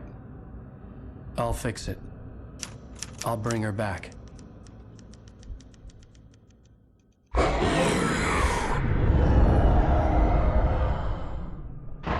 No. I wrote it. I remembered it all now. In the dark, I'd written for days, a week, almost a complete manuscript of a novel entitled Departure. Jagger had been my editor, whispering in my ear, making sure that the unfolding story would make her more and more powerful. I thought I was saving Alice. Even with the cobweb she put in my head, some part of me had been aware enough to write my escape into the story, to bring a light into the cabin to release me before I could finish, to interrupt the horror story before the ending, where darkness consumed everything and everyone. Zane was weak and far away, but I had written him into the story, and his light had been enough to set me free. It isn't here now. I'm here because it was written. I brought the light to set you free. You must hurry. It will know I'm here. It will be back soon. It stole the skin of my Barbara a long time ago. She looks so old.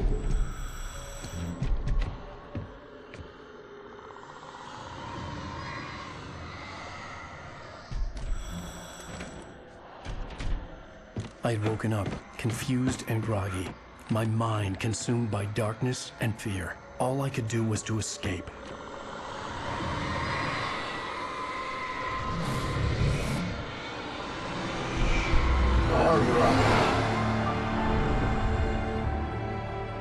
The week spent in the cabin had taken its toll.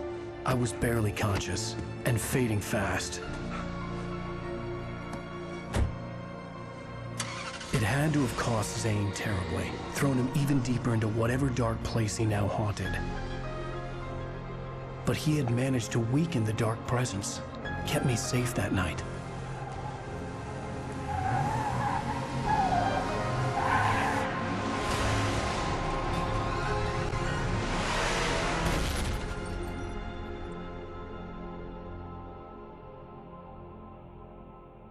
I wrote it. It's my fault. That's right, James Joyce. It's your fault, and you're gonna pay for it.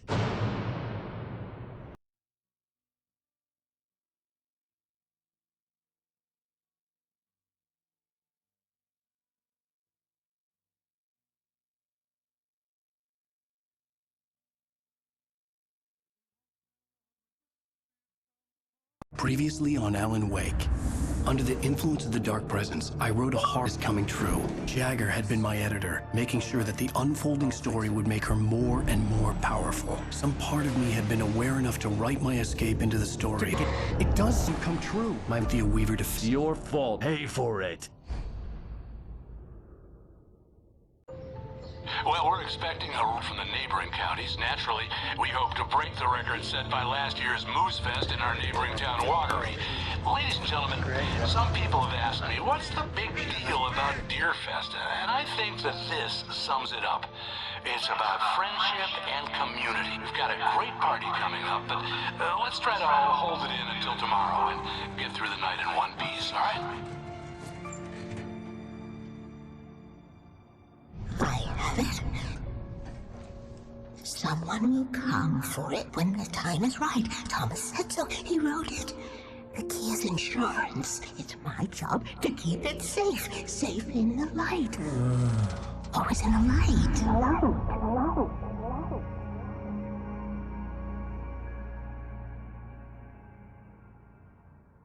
All the manuscript pages were gone. The FBI agent had taken them. I think I think my tongue just took a crap in my mouth. Ugh. Oh, wait, we're in jail now? Al. Al, this is not good. That about sums it up.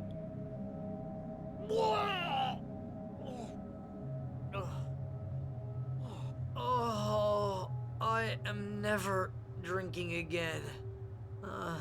I need to talk to Weaver. She's the one in the song. The Lady of the Light. What, the crazy lady? Ugh, whatever you say, Al, but we're stuck here. They're not You haven't gonna... even interviewed Wake. I had some reading to do first, Sheriff, and let me tell you, it was an interesting read. Well, I've got you now, Raymond Chandler. It's all here. All the evidence, including conspiracy to murder a federal agent. There's no way you're walking out of here. You hear me in there, Bret Easton Ellis? Huh? Agent Nightingale, I want to talk to your superior. Well, we all want things, Sheriff. I wanted my... Look, that's not possible right now. Agent Nightingale, I insist.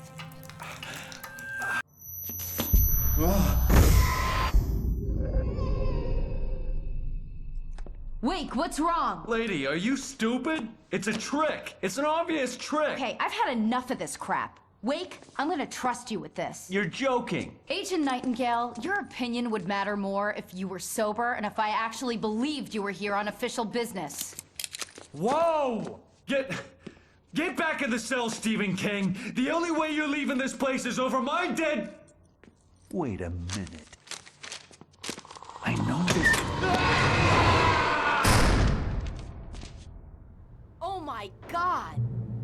Light. We need light. It's the only way to fight this thing. In my office. I've got your things there. Follow me. Oh man, we're sitting ducks with the lights out. Stay cool. I can get the emergency power on.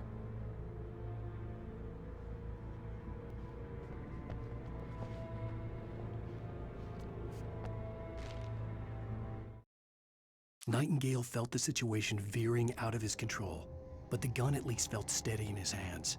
He was ready to fire, resolved that he would let this happen over his dead body. And yet he hesitated. He had seen this moment before, read it in the page.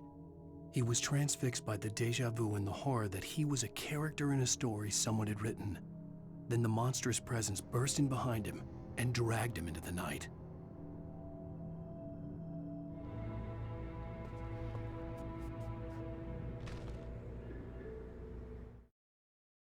Nightingale tried to make sense of the manuscript. It was disjointed and strange. He didn't understand half of it, but it all rang true. Impossibly true. He took out his hip flask when he reached the page that described how he reached the page that made him take out his hip flask. It wasn't the booze that made his mind reel.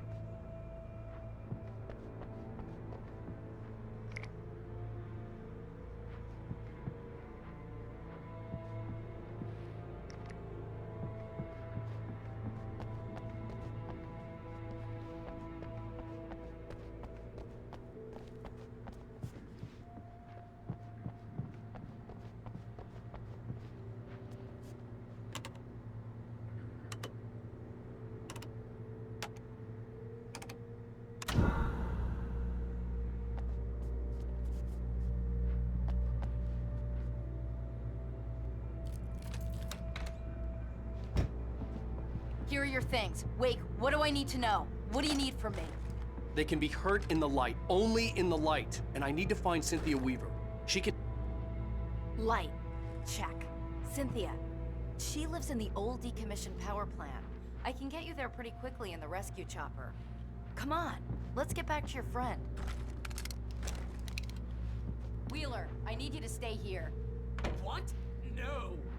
We're going to fetch our ride, but I have friends who need to be warned about this, and I can't be in 2 places at once. I need your help. Well, okay.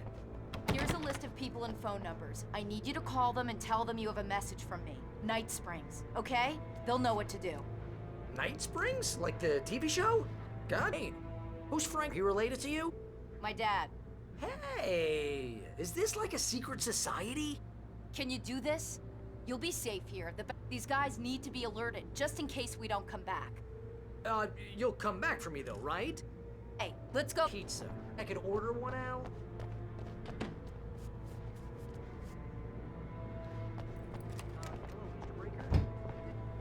Oh, whatever took Nightingale must have broken the gate controls. We can't reach the gate's control box from here. We need to get to the other side over the rooftop. I'll go. Once I'm across. You stay here in the light and cover me, Sheriff, okay? Are you sure? Okay then, but hurry.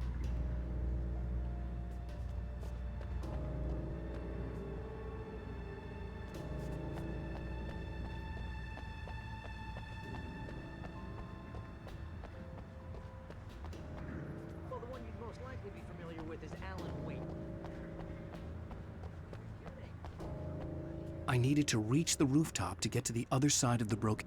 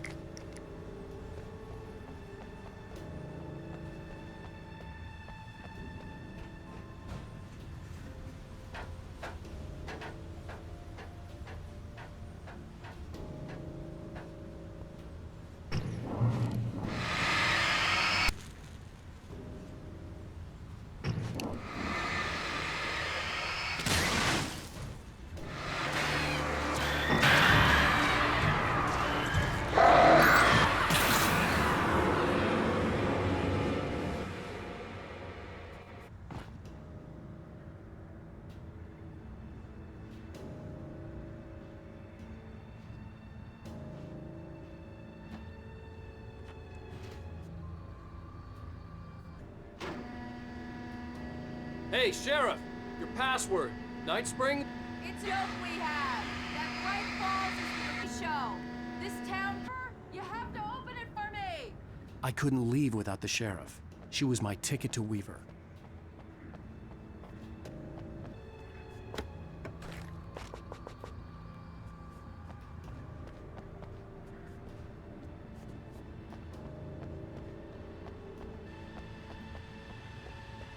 Hold on! Ow! Damn! That's smart. Good job, Wade. Okay, stick close. Our first stop is the town hall. The keys to the chopper are there.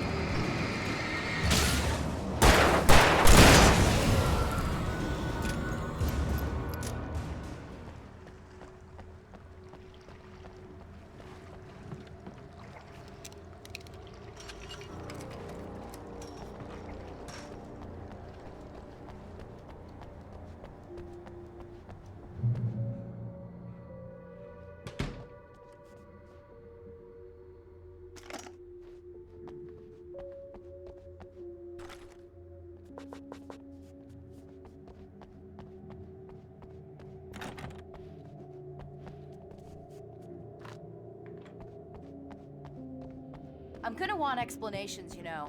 For example, what the hell happened to Rose? She's seriously messed up now. The same thing I think happened to me after I arrived.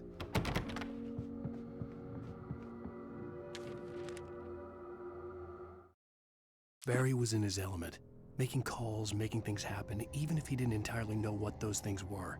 He wouldn't let the hot sheriff chick down. Even if every noise he heard from outside, and he heard plenty, made him jump. He had only paused to text Al a message, told him to hurry up. Suddenly, Barry froze in mid-dial. A window broke somewhere in the building, and then the lights went out.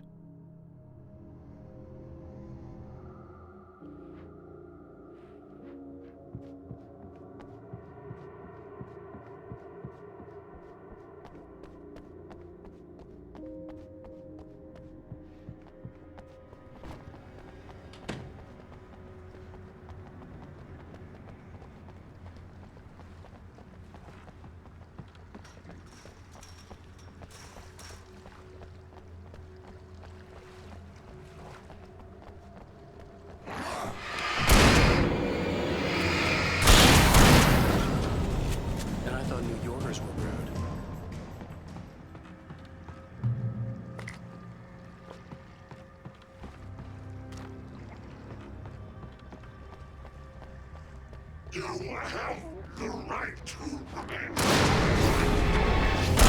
Stand these rights.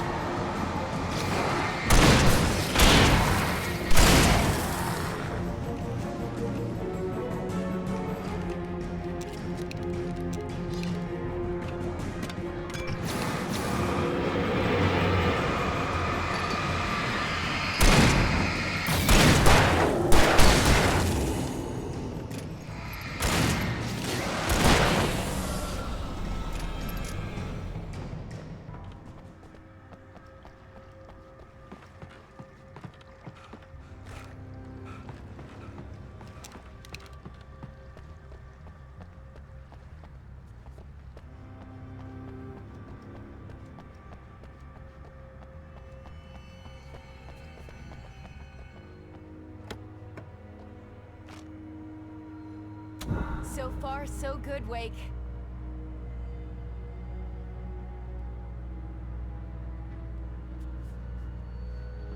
This could be another bad stretch.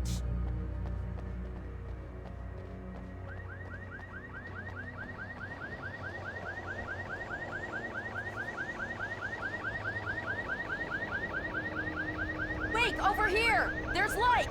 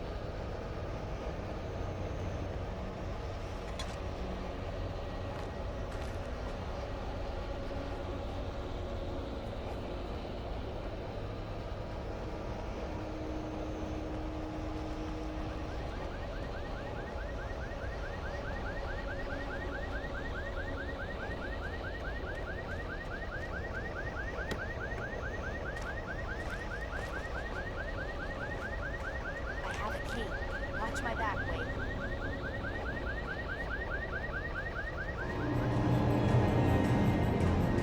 It's an ambush.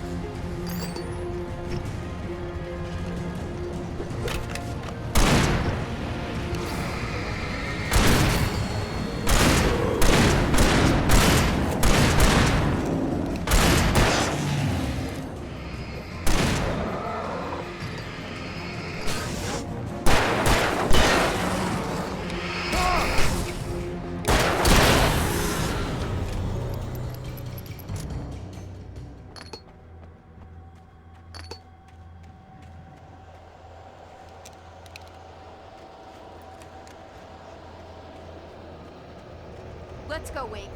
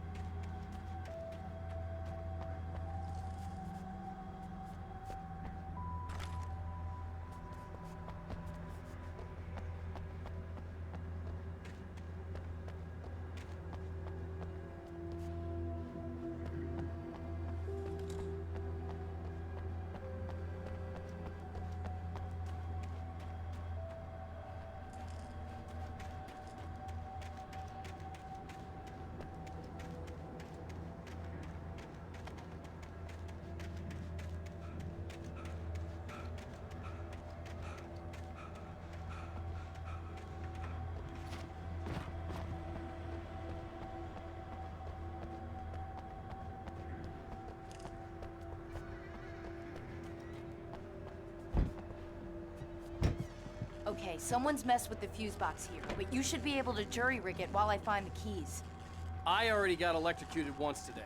How about I look for the keys and you get burned for a change? Fine. They should be in the clerk's office on the other side of the building, near the main entrance.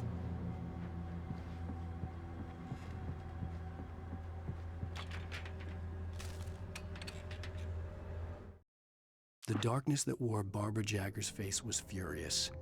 The story in the manuscript had been making it stronger all the time, but now the light had set the writer free and hurt it, weakened it. It was only a matter of days before the dark presence would be strong again, but meanwhile, it would be difficult to recapture the writer.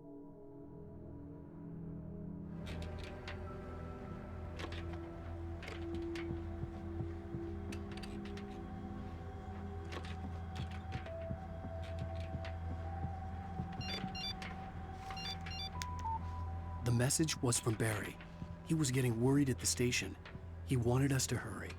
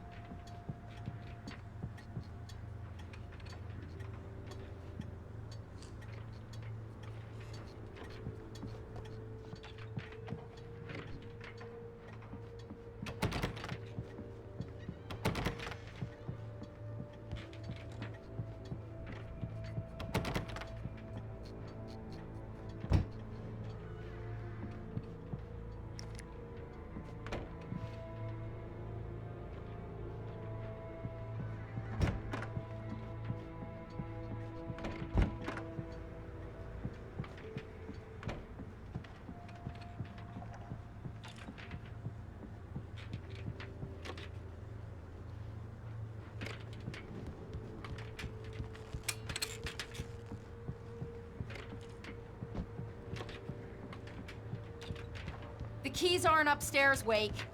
I'm just gonna take a quick look.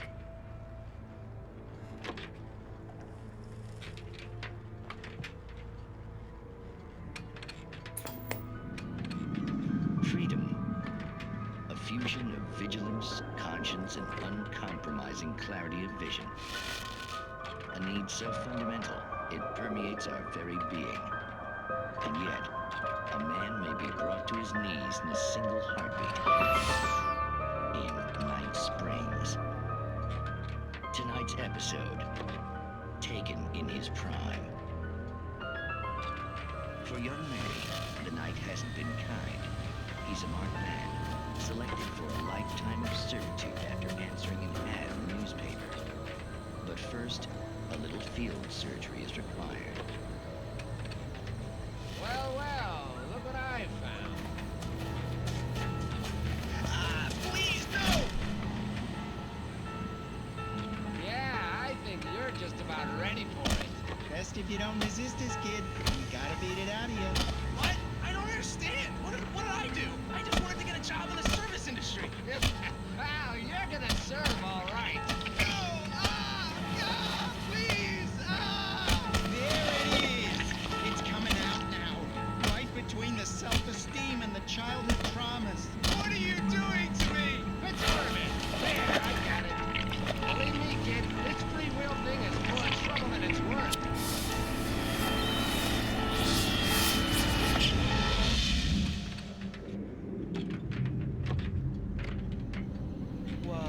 What was that? Oh, nothing for you to worry about, Manny. I don't know what I'm supposed to do. We'll tell you all about that. Don't you worry.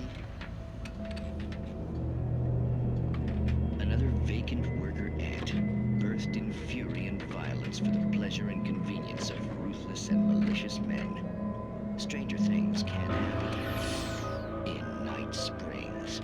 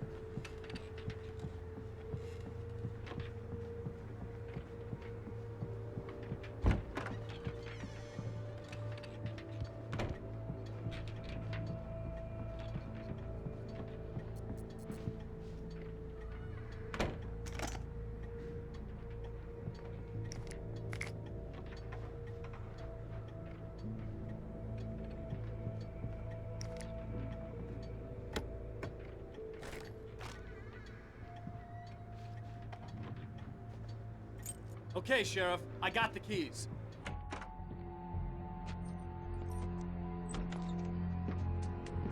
Barry? Why isn't he inside? Oh God! Oh God!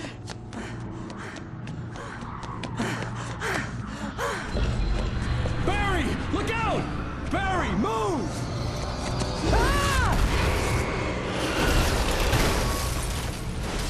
Barry! He made it inside, Wake. He's okay. The storefront's blocked. Come on, Wake. Let's go around. We can meet him in the back.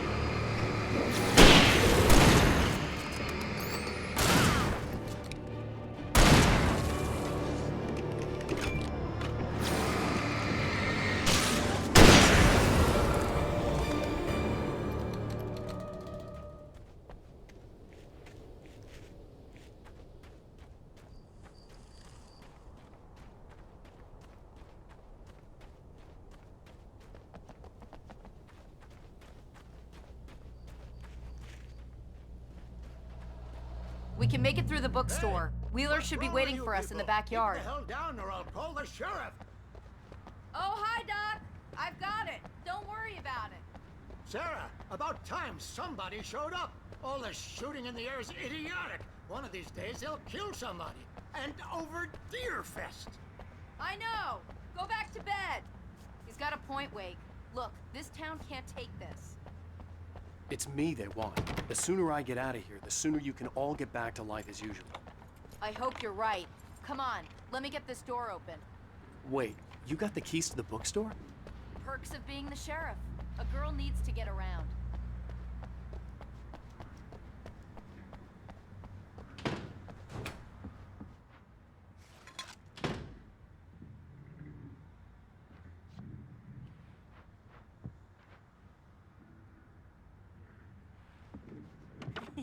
They're really taking advantage of your presence here, Wake. I heard they're selling a lot of your Alex Casey books. Right now, I'm not a big fan of my own writing.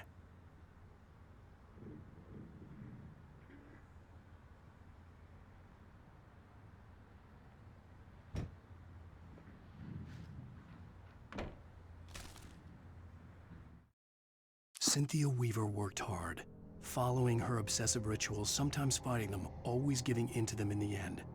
She haunted the halls of Bright Falls' abandoned power plant. She marked her caches with light-sensitive paint that could only be seen by eyes that had been touched by darkness and saved by light like she'd been. She was preparing defenses and supply lines for the war she knew would come. The war between the forces of light and darkness.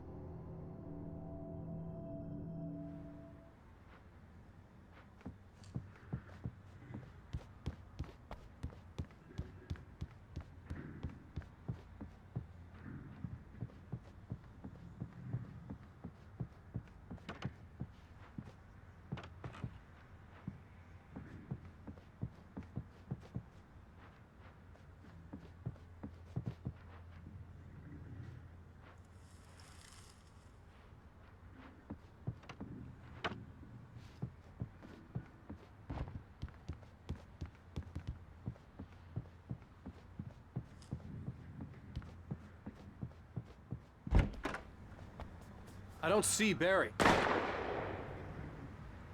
Look, Wake! Maybe that's him. That's the way to the chopper.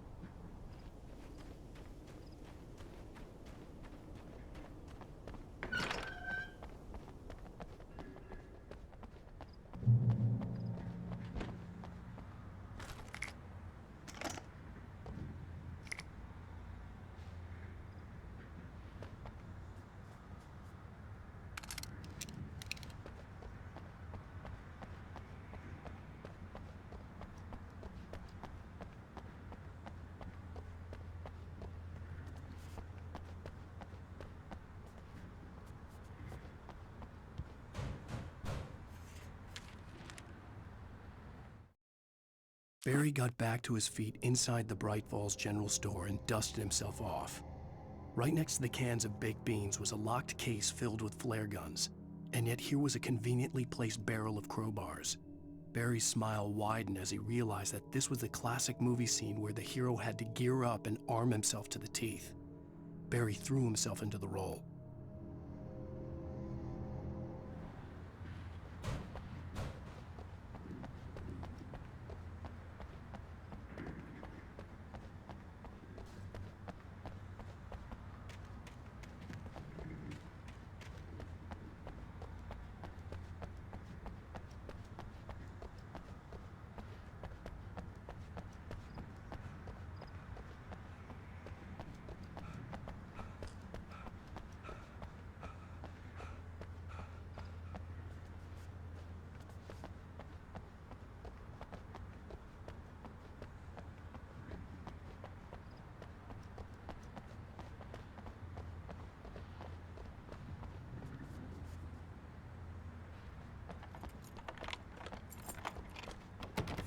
I'm gonna give Pastor Howard a piece of my mind about this lock. Told him to get it fixed. Here they come. Labor. Let's take a break.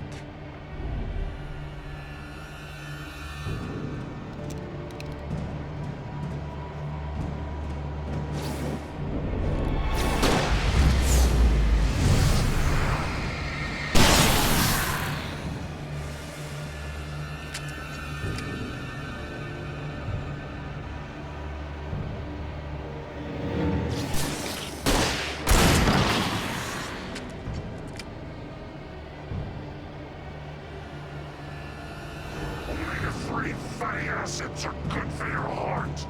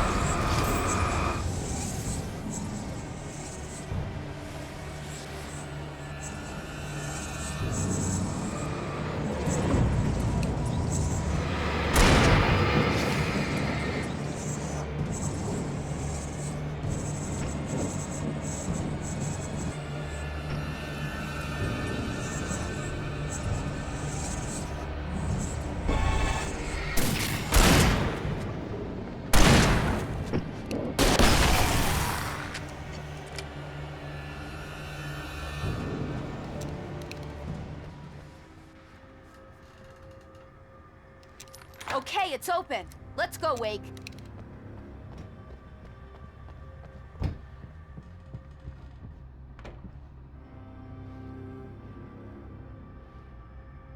Wow. We keep them lit all night long on the night before Nearfest. Why? Well, it's tradition.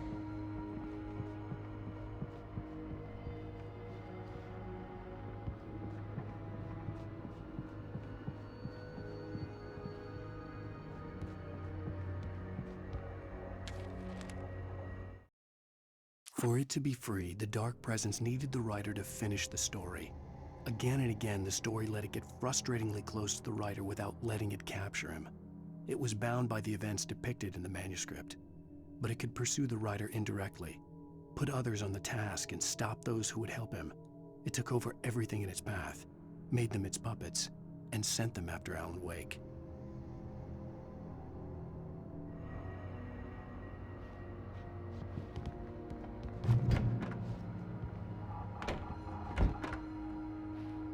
We're almost there. We'll have to go through the basement to get to the parking lot.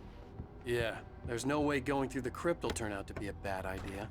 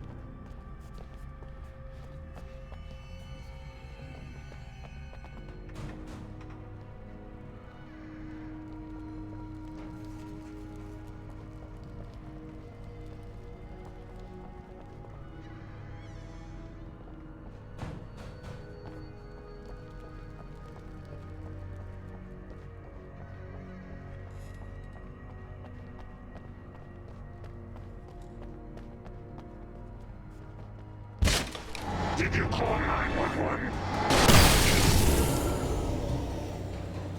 Guess that one saw the light, huh? You didn't like that one? A tough audience. Well, I got plenty more. What are the Christmas lights for? Protection, man! Like garlic against vampires? Vampires. The helicopter's just across the parking lot and up the hill. Come on!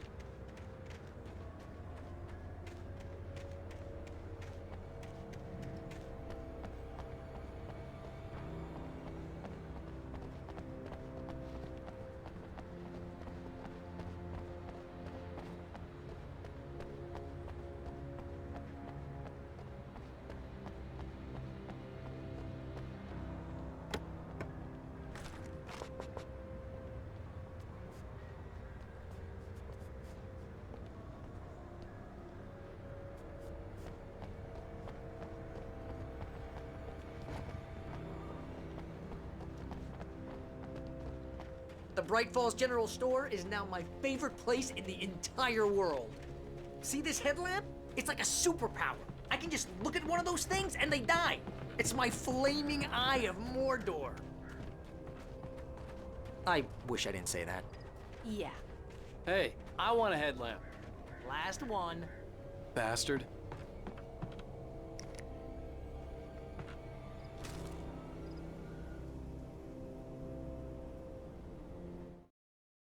Alice had screamed until she had no voice left to scream. Around her, the darkness was alive. It was cold and wet and malevolent and without end. She was a prisoner, trapped in the dark place. The terror would have burned her mind out, but one thing made her hang on. She could sense Alan in the dark. She could hear him. She could see the words he was writing as flickering shadows. He sensed her too. He was trying to work his way to her.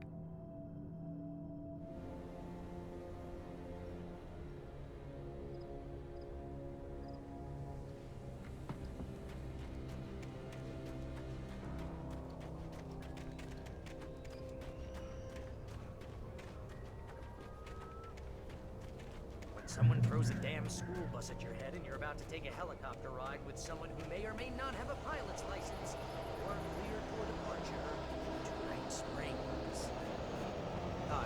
No offense, Sheriff.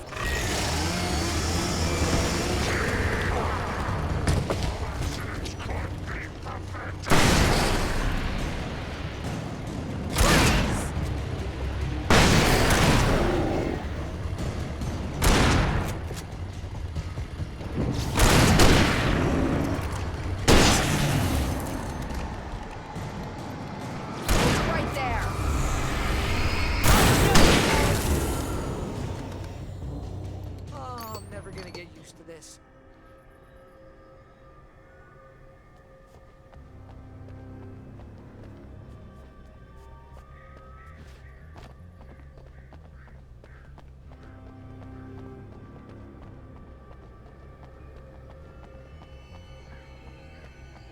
The helicopter's just up ahead. I'll need a while to prep for takeoff. Don't take too long. I want to get out of here.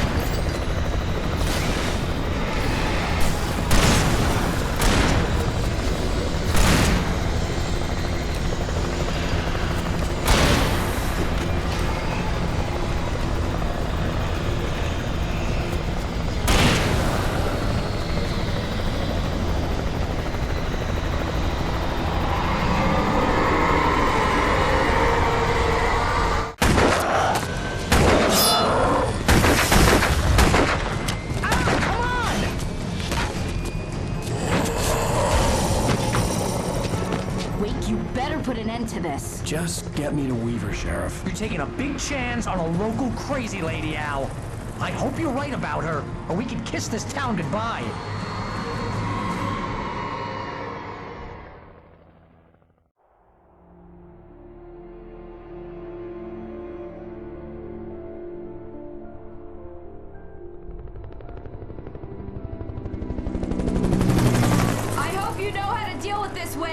I guess you New Yorkers are used to rough situations like this. Right. The city's a war zone. King Kong, mutant alligators, and Alex Casey shoots the place up every weekend. Look, I never even carried a gun until a couple of days ago. Well, my dad used to be a cop there. Tells some pretty wild stories. Stuff like this? No, just normal bad stuff. Kinda like your books, Wake. I used to tease Dad that he was just like Alex Casey. You've read me. Oh, sure. You're a pretty good writer. A little heavy on the metaphors, maybe. Nobody's ever said that before. We're coming up on the power plant. See the lit building over there? And that's the dam further up the river. I can't land here. I'll take her down the road across the river. Just get me there, Sheriff.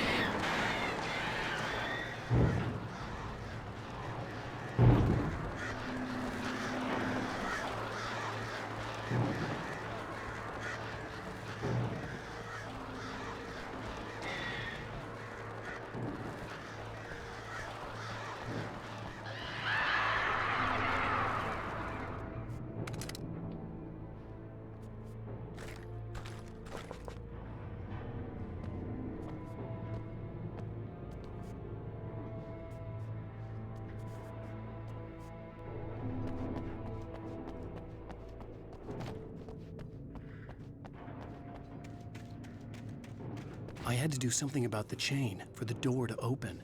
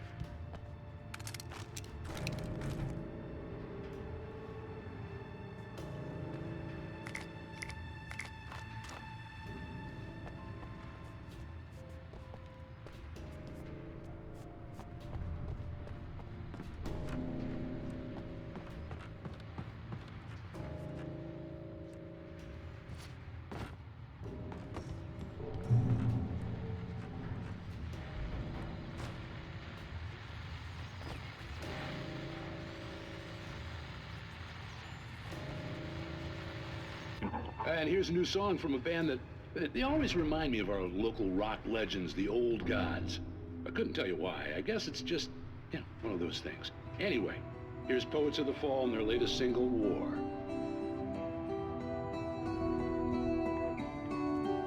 This is good work. I like this.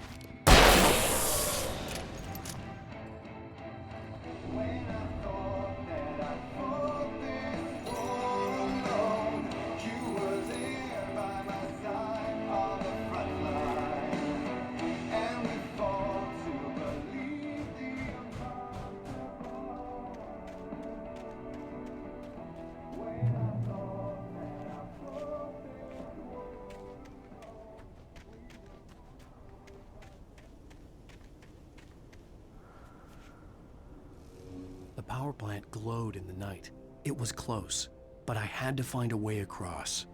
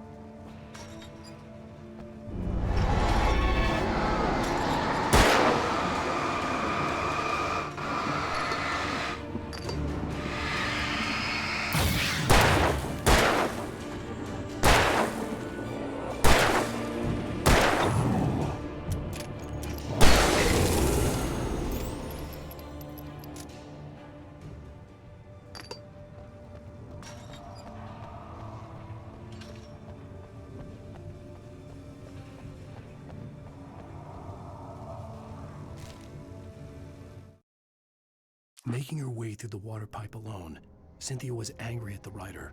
Foolish young man, taking unnecessary risks. And the way he broke the rules. Didn't he understand what was at stake? Since the terrible days in the 70s, she hadn't wavered once, as hard as it had been. She was tired of protecting the town all these long years, and now only wanted to rest.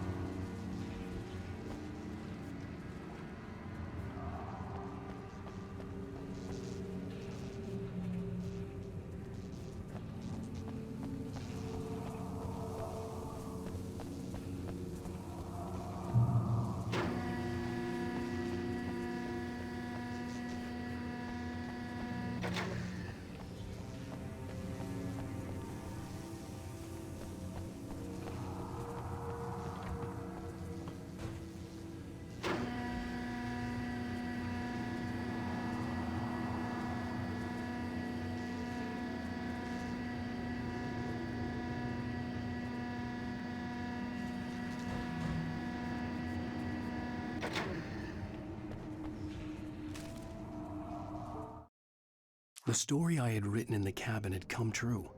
Touched by the dark presence, I had written a horror story, but the end was still missing. The story was incomplete, and the last unfinished page of the manuscript still sat in the typewriter in the cabin study. If I could get back there, if I could read the page, then I could write my own ending to this story and save Alice.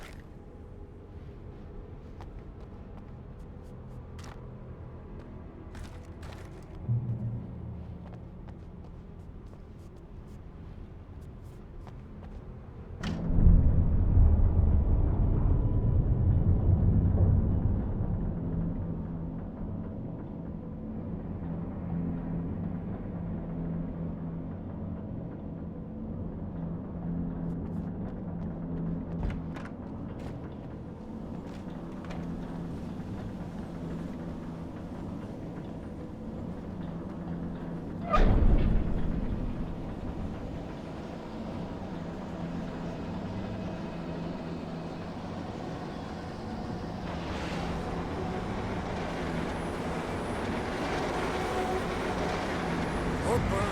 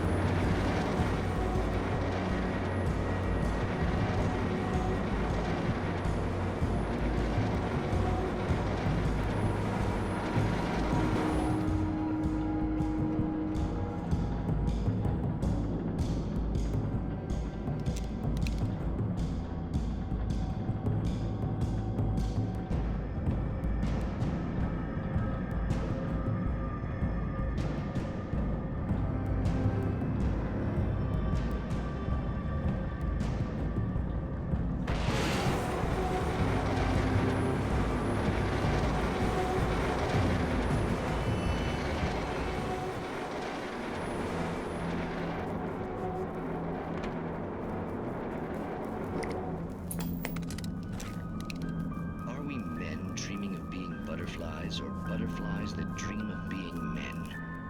Such philosophical concerns are by necessity abstract. And yet, some of us can find concrete proof of the nature of our existence in Night Springs. Tonight's episode, an absence of creativity.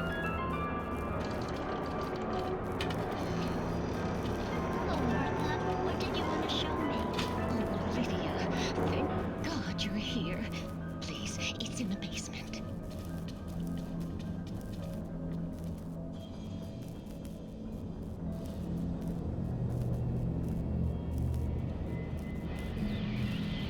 Oh, Martha.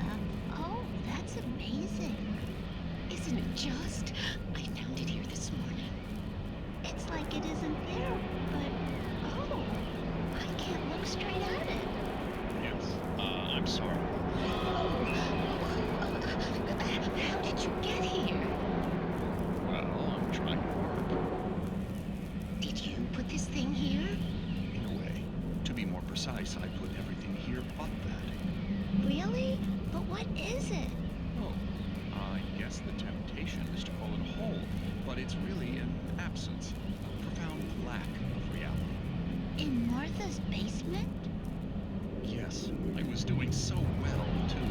I came up with 2 old ladies and put something really weird in the basement. It was a great start.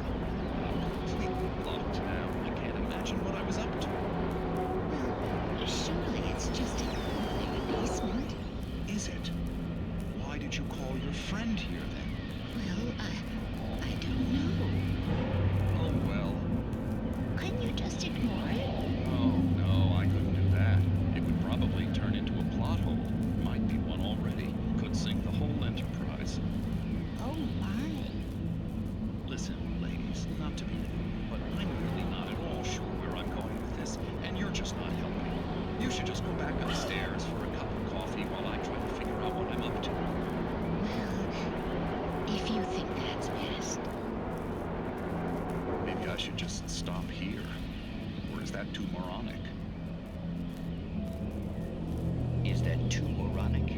Indeed. Who can tell? It's a fine line between the stupid and the sublime. Night Springs.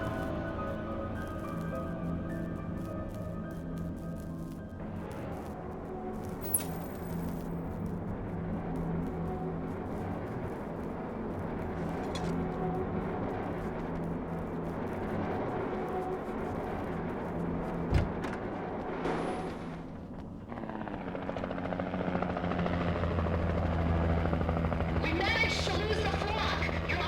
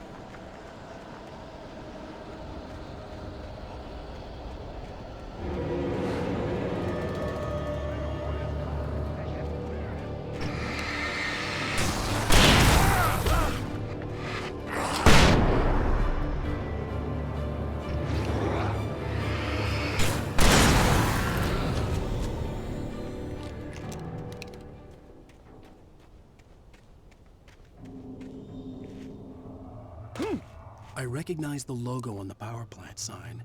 I'd seen a version of it painted all over the area, signifying hidden caches of supplies.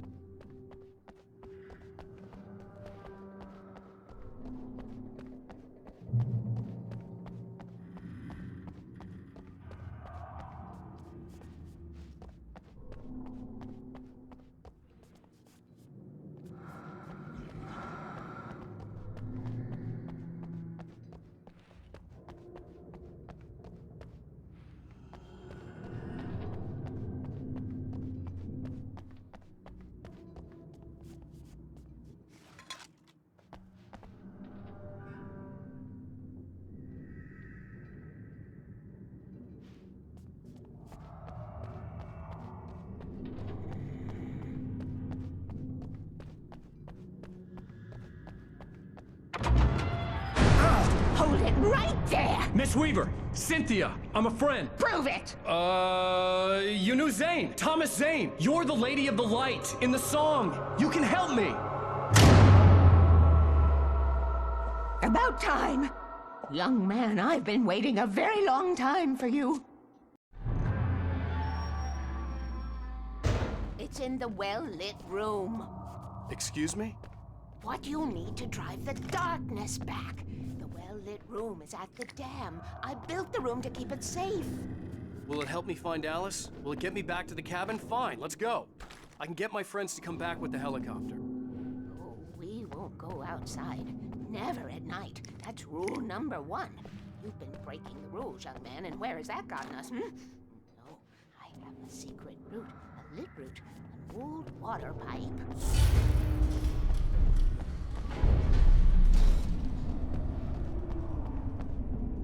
Something was damaged at the transformer yard.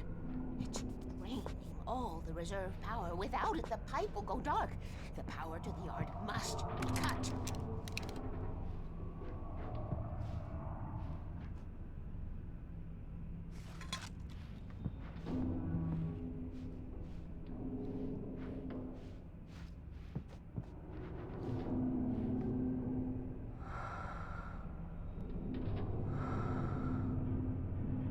Let me guess. You want me to do it? Young man, you're the one who likes to break the rules. I can't be outside in the dark. The kill switch is outside.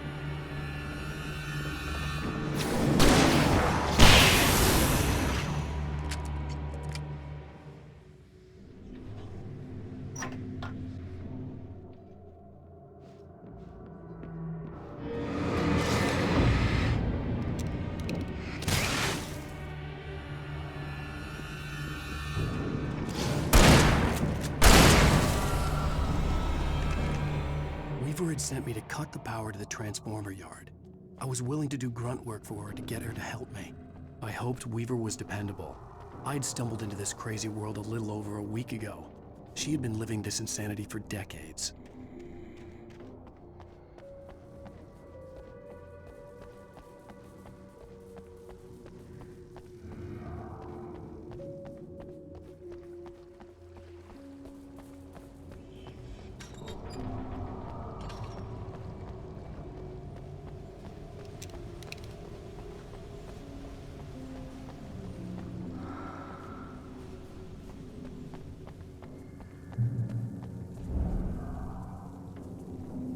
I could see the kill switch that would cut the power to the transformer yard.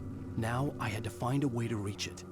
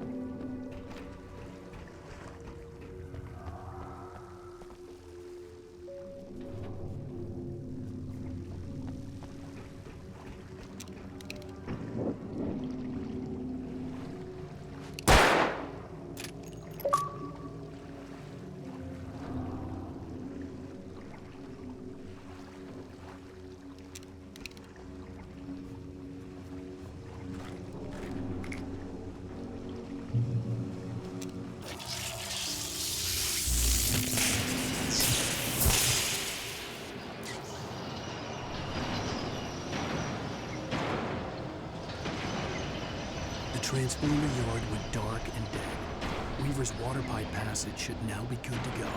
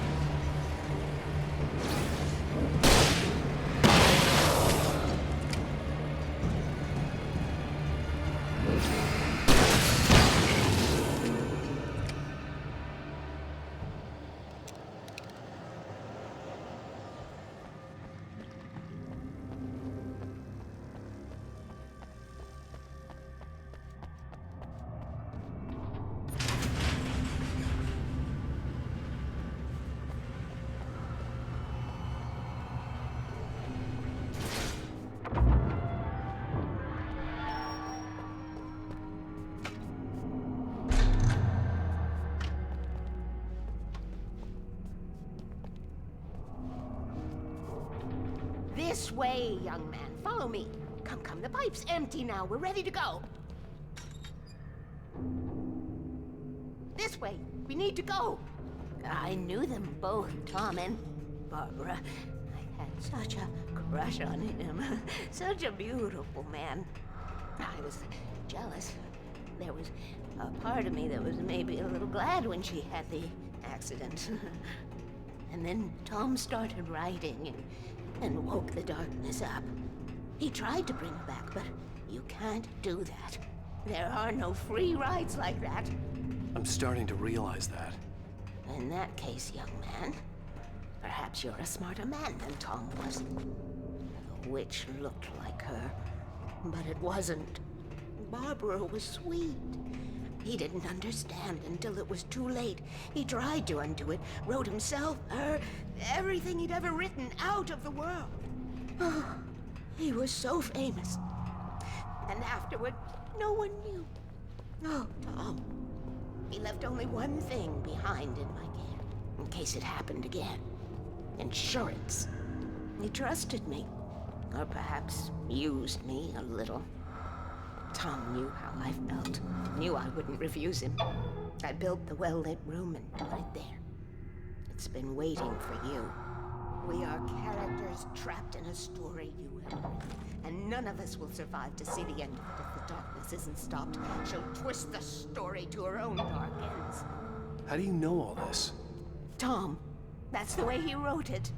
He still talks to me, in television, beyond, from below. We have both been touched by the darkness, young man. He saved us both with light, but the darkness stays with you. Leaves a stain.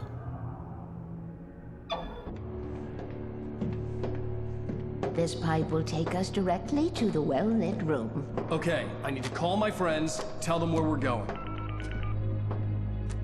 Hello? Al! Barry, we're headed to the dam in one of the pipes. Meet us there.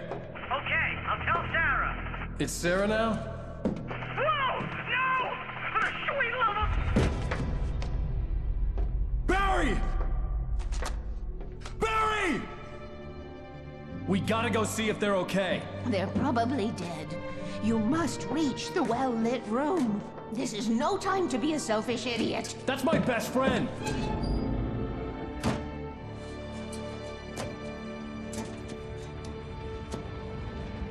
Well, be a fool. I'll use the pipe. I'll meet you at the dam if you make it.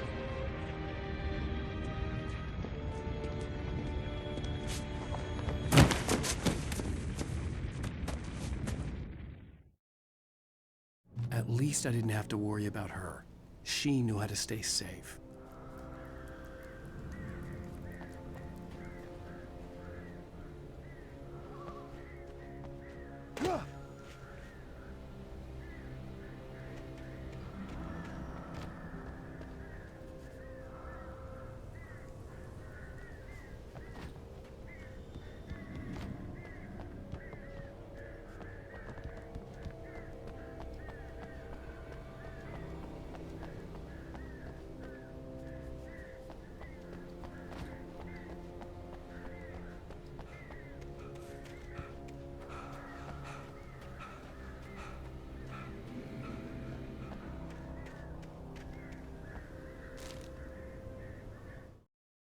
Sarah was almost starting to relax. Maybe they could turn this into a win yet. Suddenly, there was a piercing sound, like a table saw gone wild, as 100 birds made out of shadows swarmed into the rotor. The chopper bucked wildly and the board lit up, telling her what she already knew. They were going down. Barry Wheeler screamed next to her.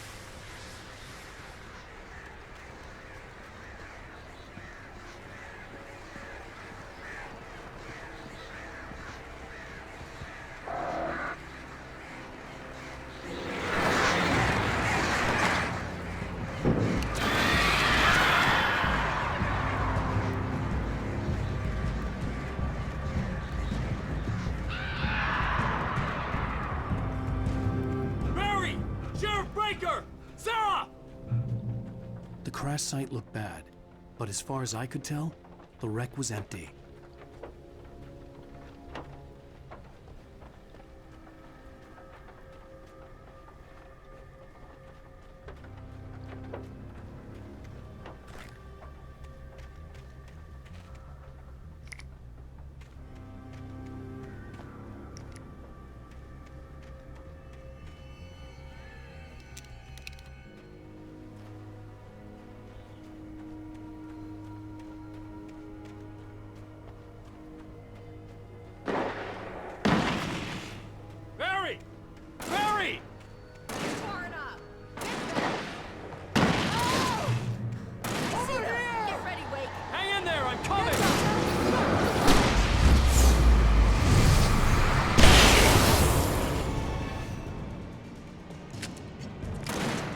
He was just here! They're Where'd he moving! go? Here they come! To make an entrance wake. We were ready to make like Butch Cassidy and the Sundance Kid. I have a different ending in mind. Yeah, I'm fine. Thanks for asking. I knew you'd be all right. How's that? The flaming eye of Mordor? Ah, laugh it up, funny man. Didn't we have somewhere to go? Weaver will meet us at the dam.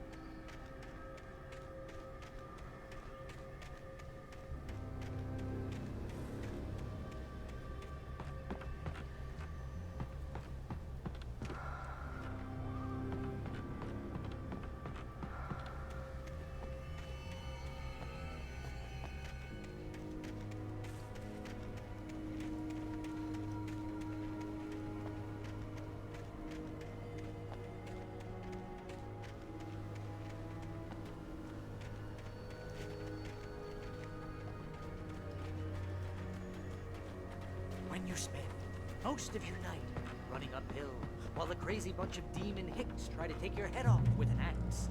You know your helicopter crash landed in Night Springs.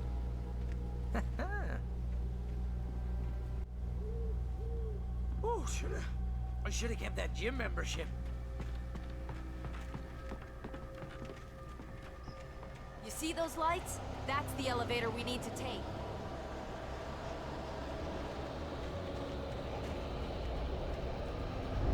You can't evade her murder mind. What the hell is that thing? It's everywhere! Oh crap, there's more than one of them! Nothing moves like that. It's impossible. Ah! Al! Do something! He's too fast. I can't get a shot. There! No, there! Al, they're all over the place! How many of them are there? Where'd that one go? Ah, this can't be happening! Say that! Bad! This is really bad!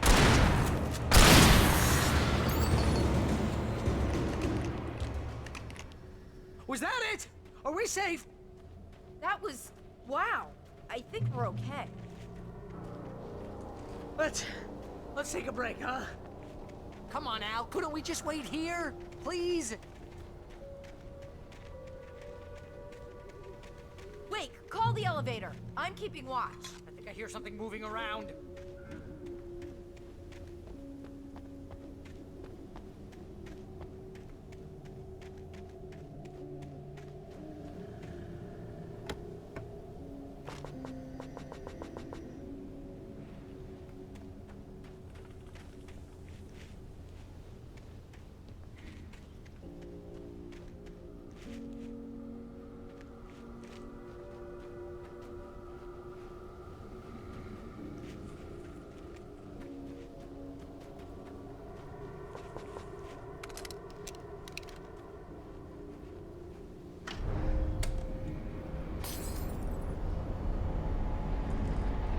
Heads up! Here they come! Oh no! Oh no!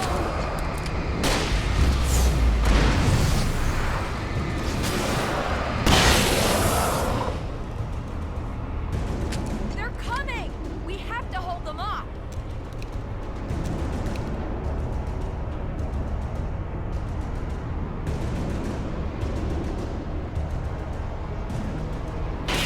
Oh no! Oh no!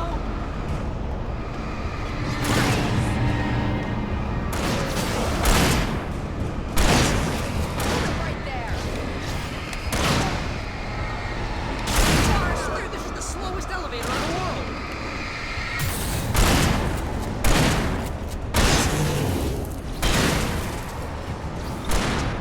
Oh, no you don't!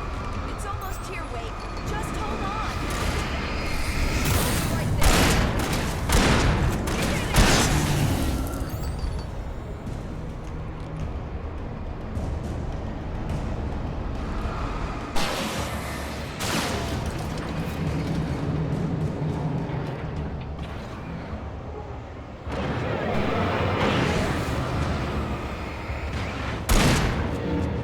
Al,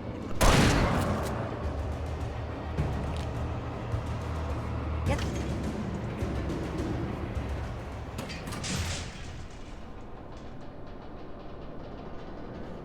We're almost there. There's an entrance into the dam at the top. What's the plan, Wake? Well, Weaver's crazy, but she's got something Zane left behind.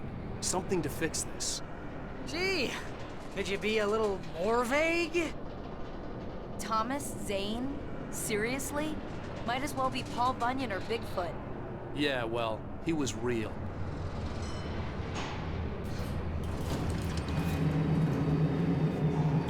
Let's be careful, okay? Oh, jeez, I hate this.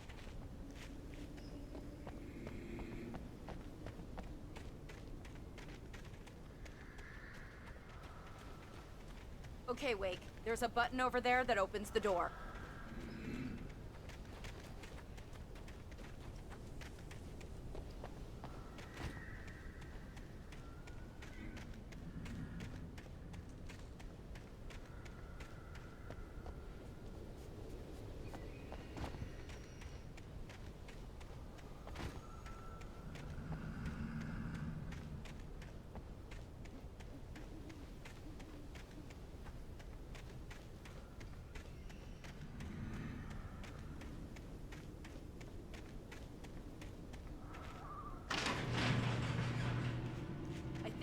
broken. Hold the button down so we can get in.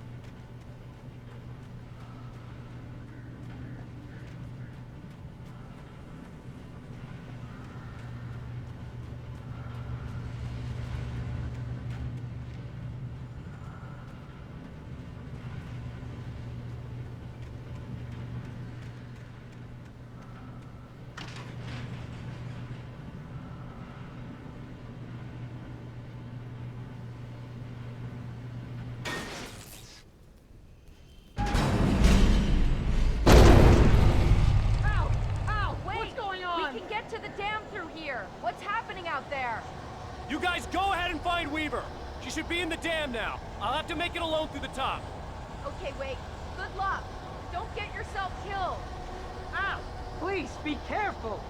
I'll take good care of Barry, Wake. You just look after yourself.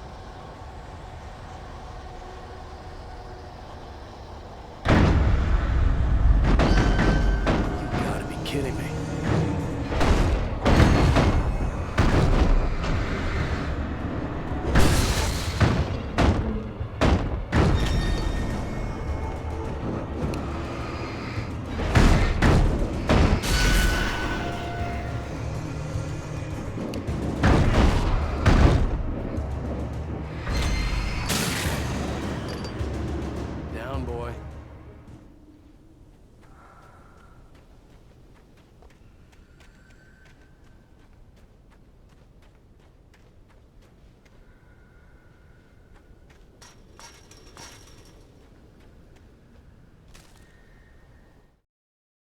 Thomas Zane knew he had to remove all that had made this horror possible, including himself.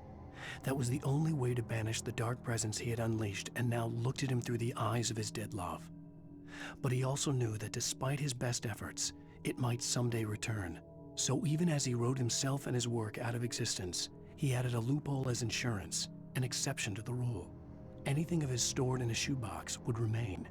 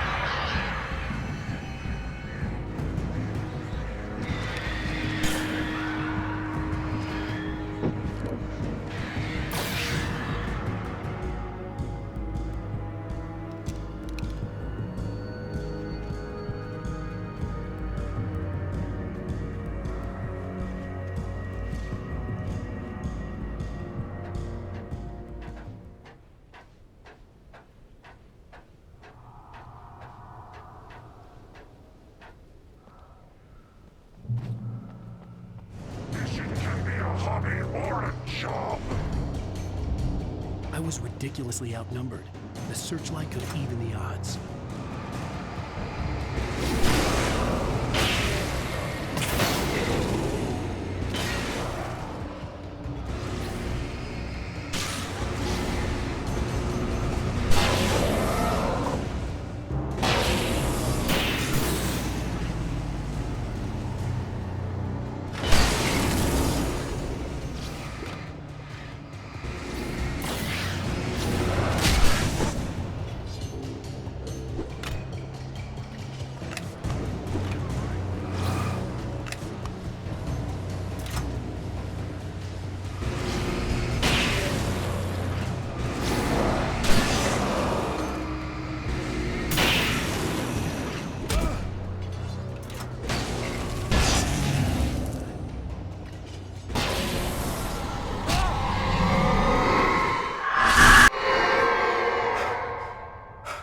Enough.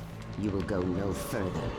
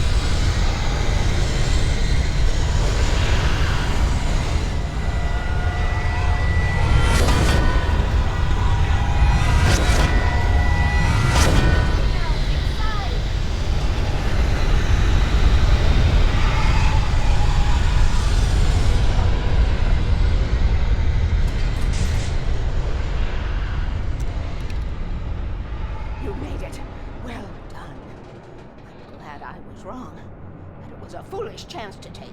Don't worry about the noise. We're safe here. I have looked after the well-lit room for many, many years now. There is no shadow in the well-lit room.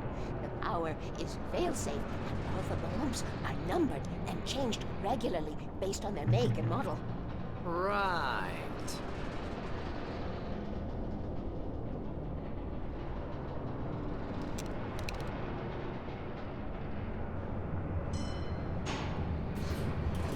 There's an old army base at Raincoat Point, north of here. It was active during the Second World War. They operated here back then.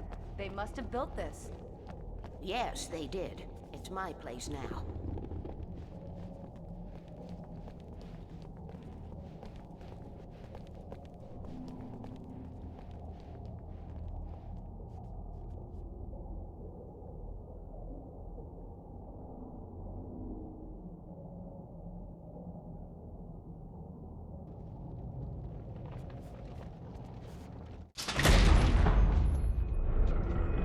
Take it, and I won't need to worry about the room anymore, because 6 and 33 and 118 need changing soon, and I don't want to climb up the ladder to change them because it's very late, and I'm tired.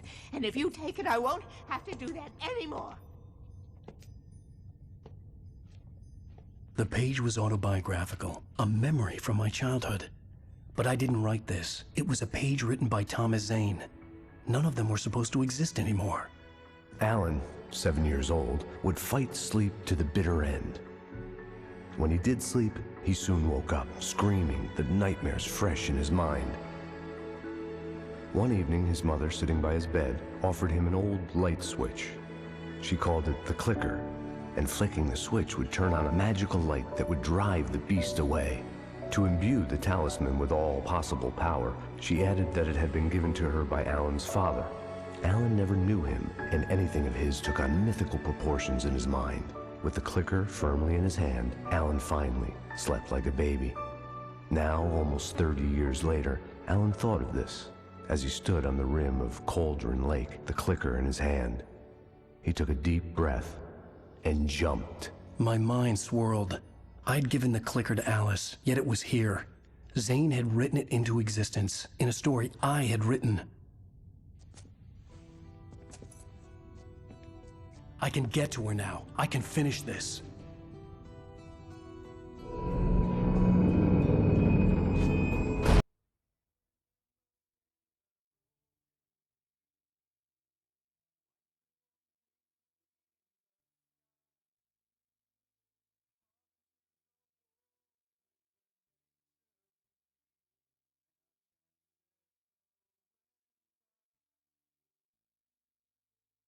Previously on Alan Wake, I wrote a horror story that has come true. Thomas Zane did the same in the 70s. You will go no further. If I continue like the Dark Press wants me to, the story I'm writing won't save Alice.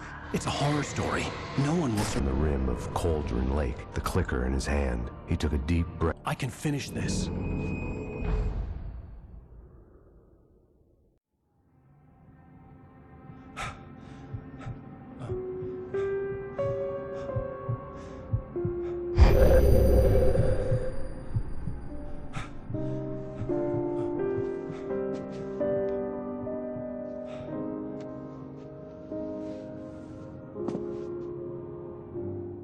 I had a hangover.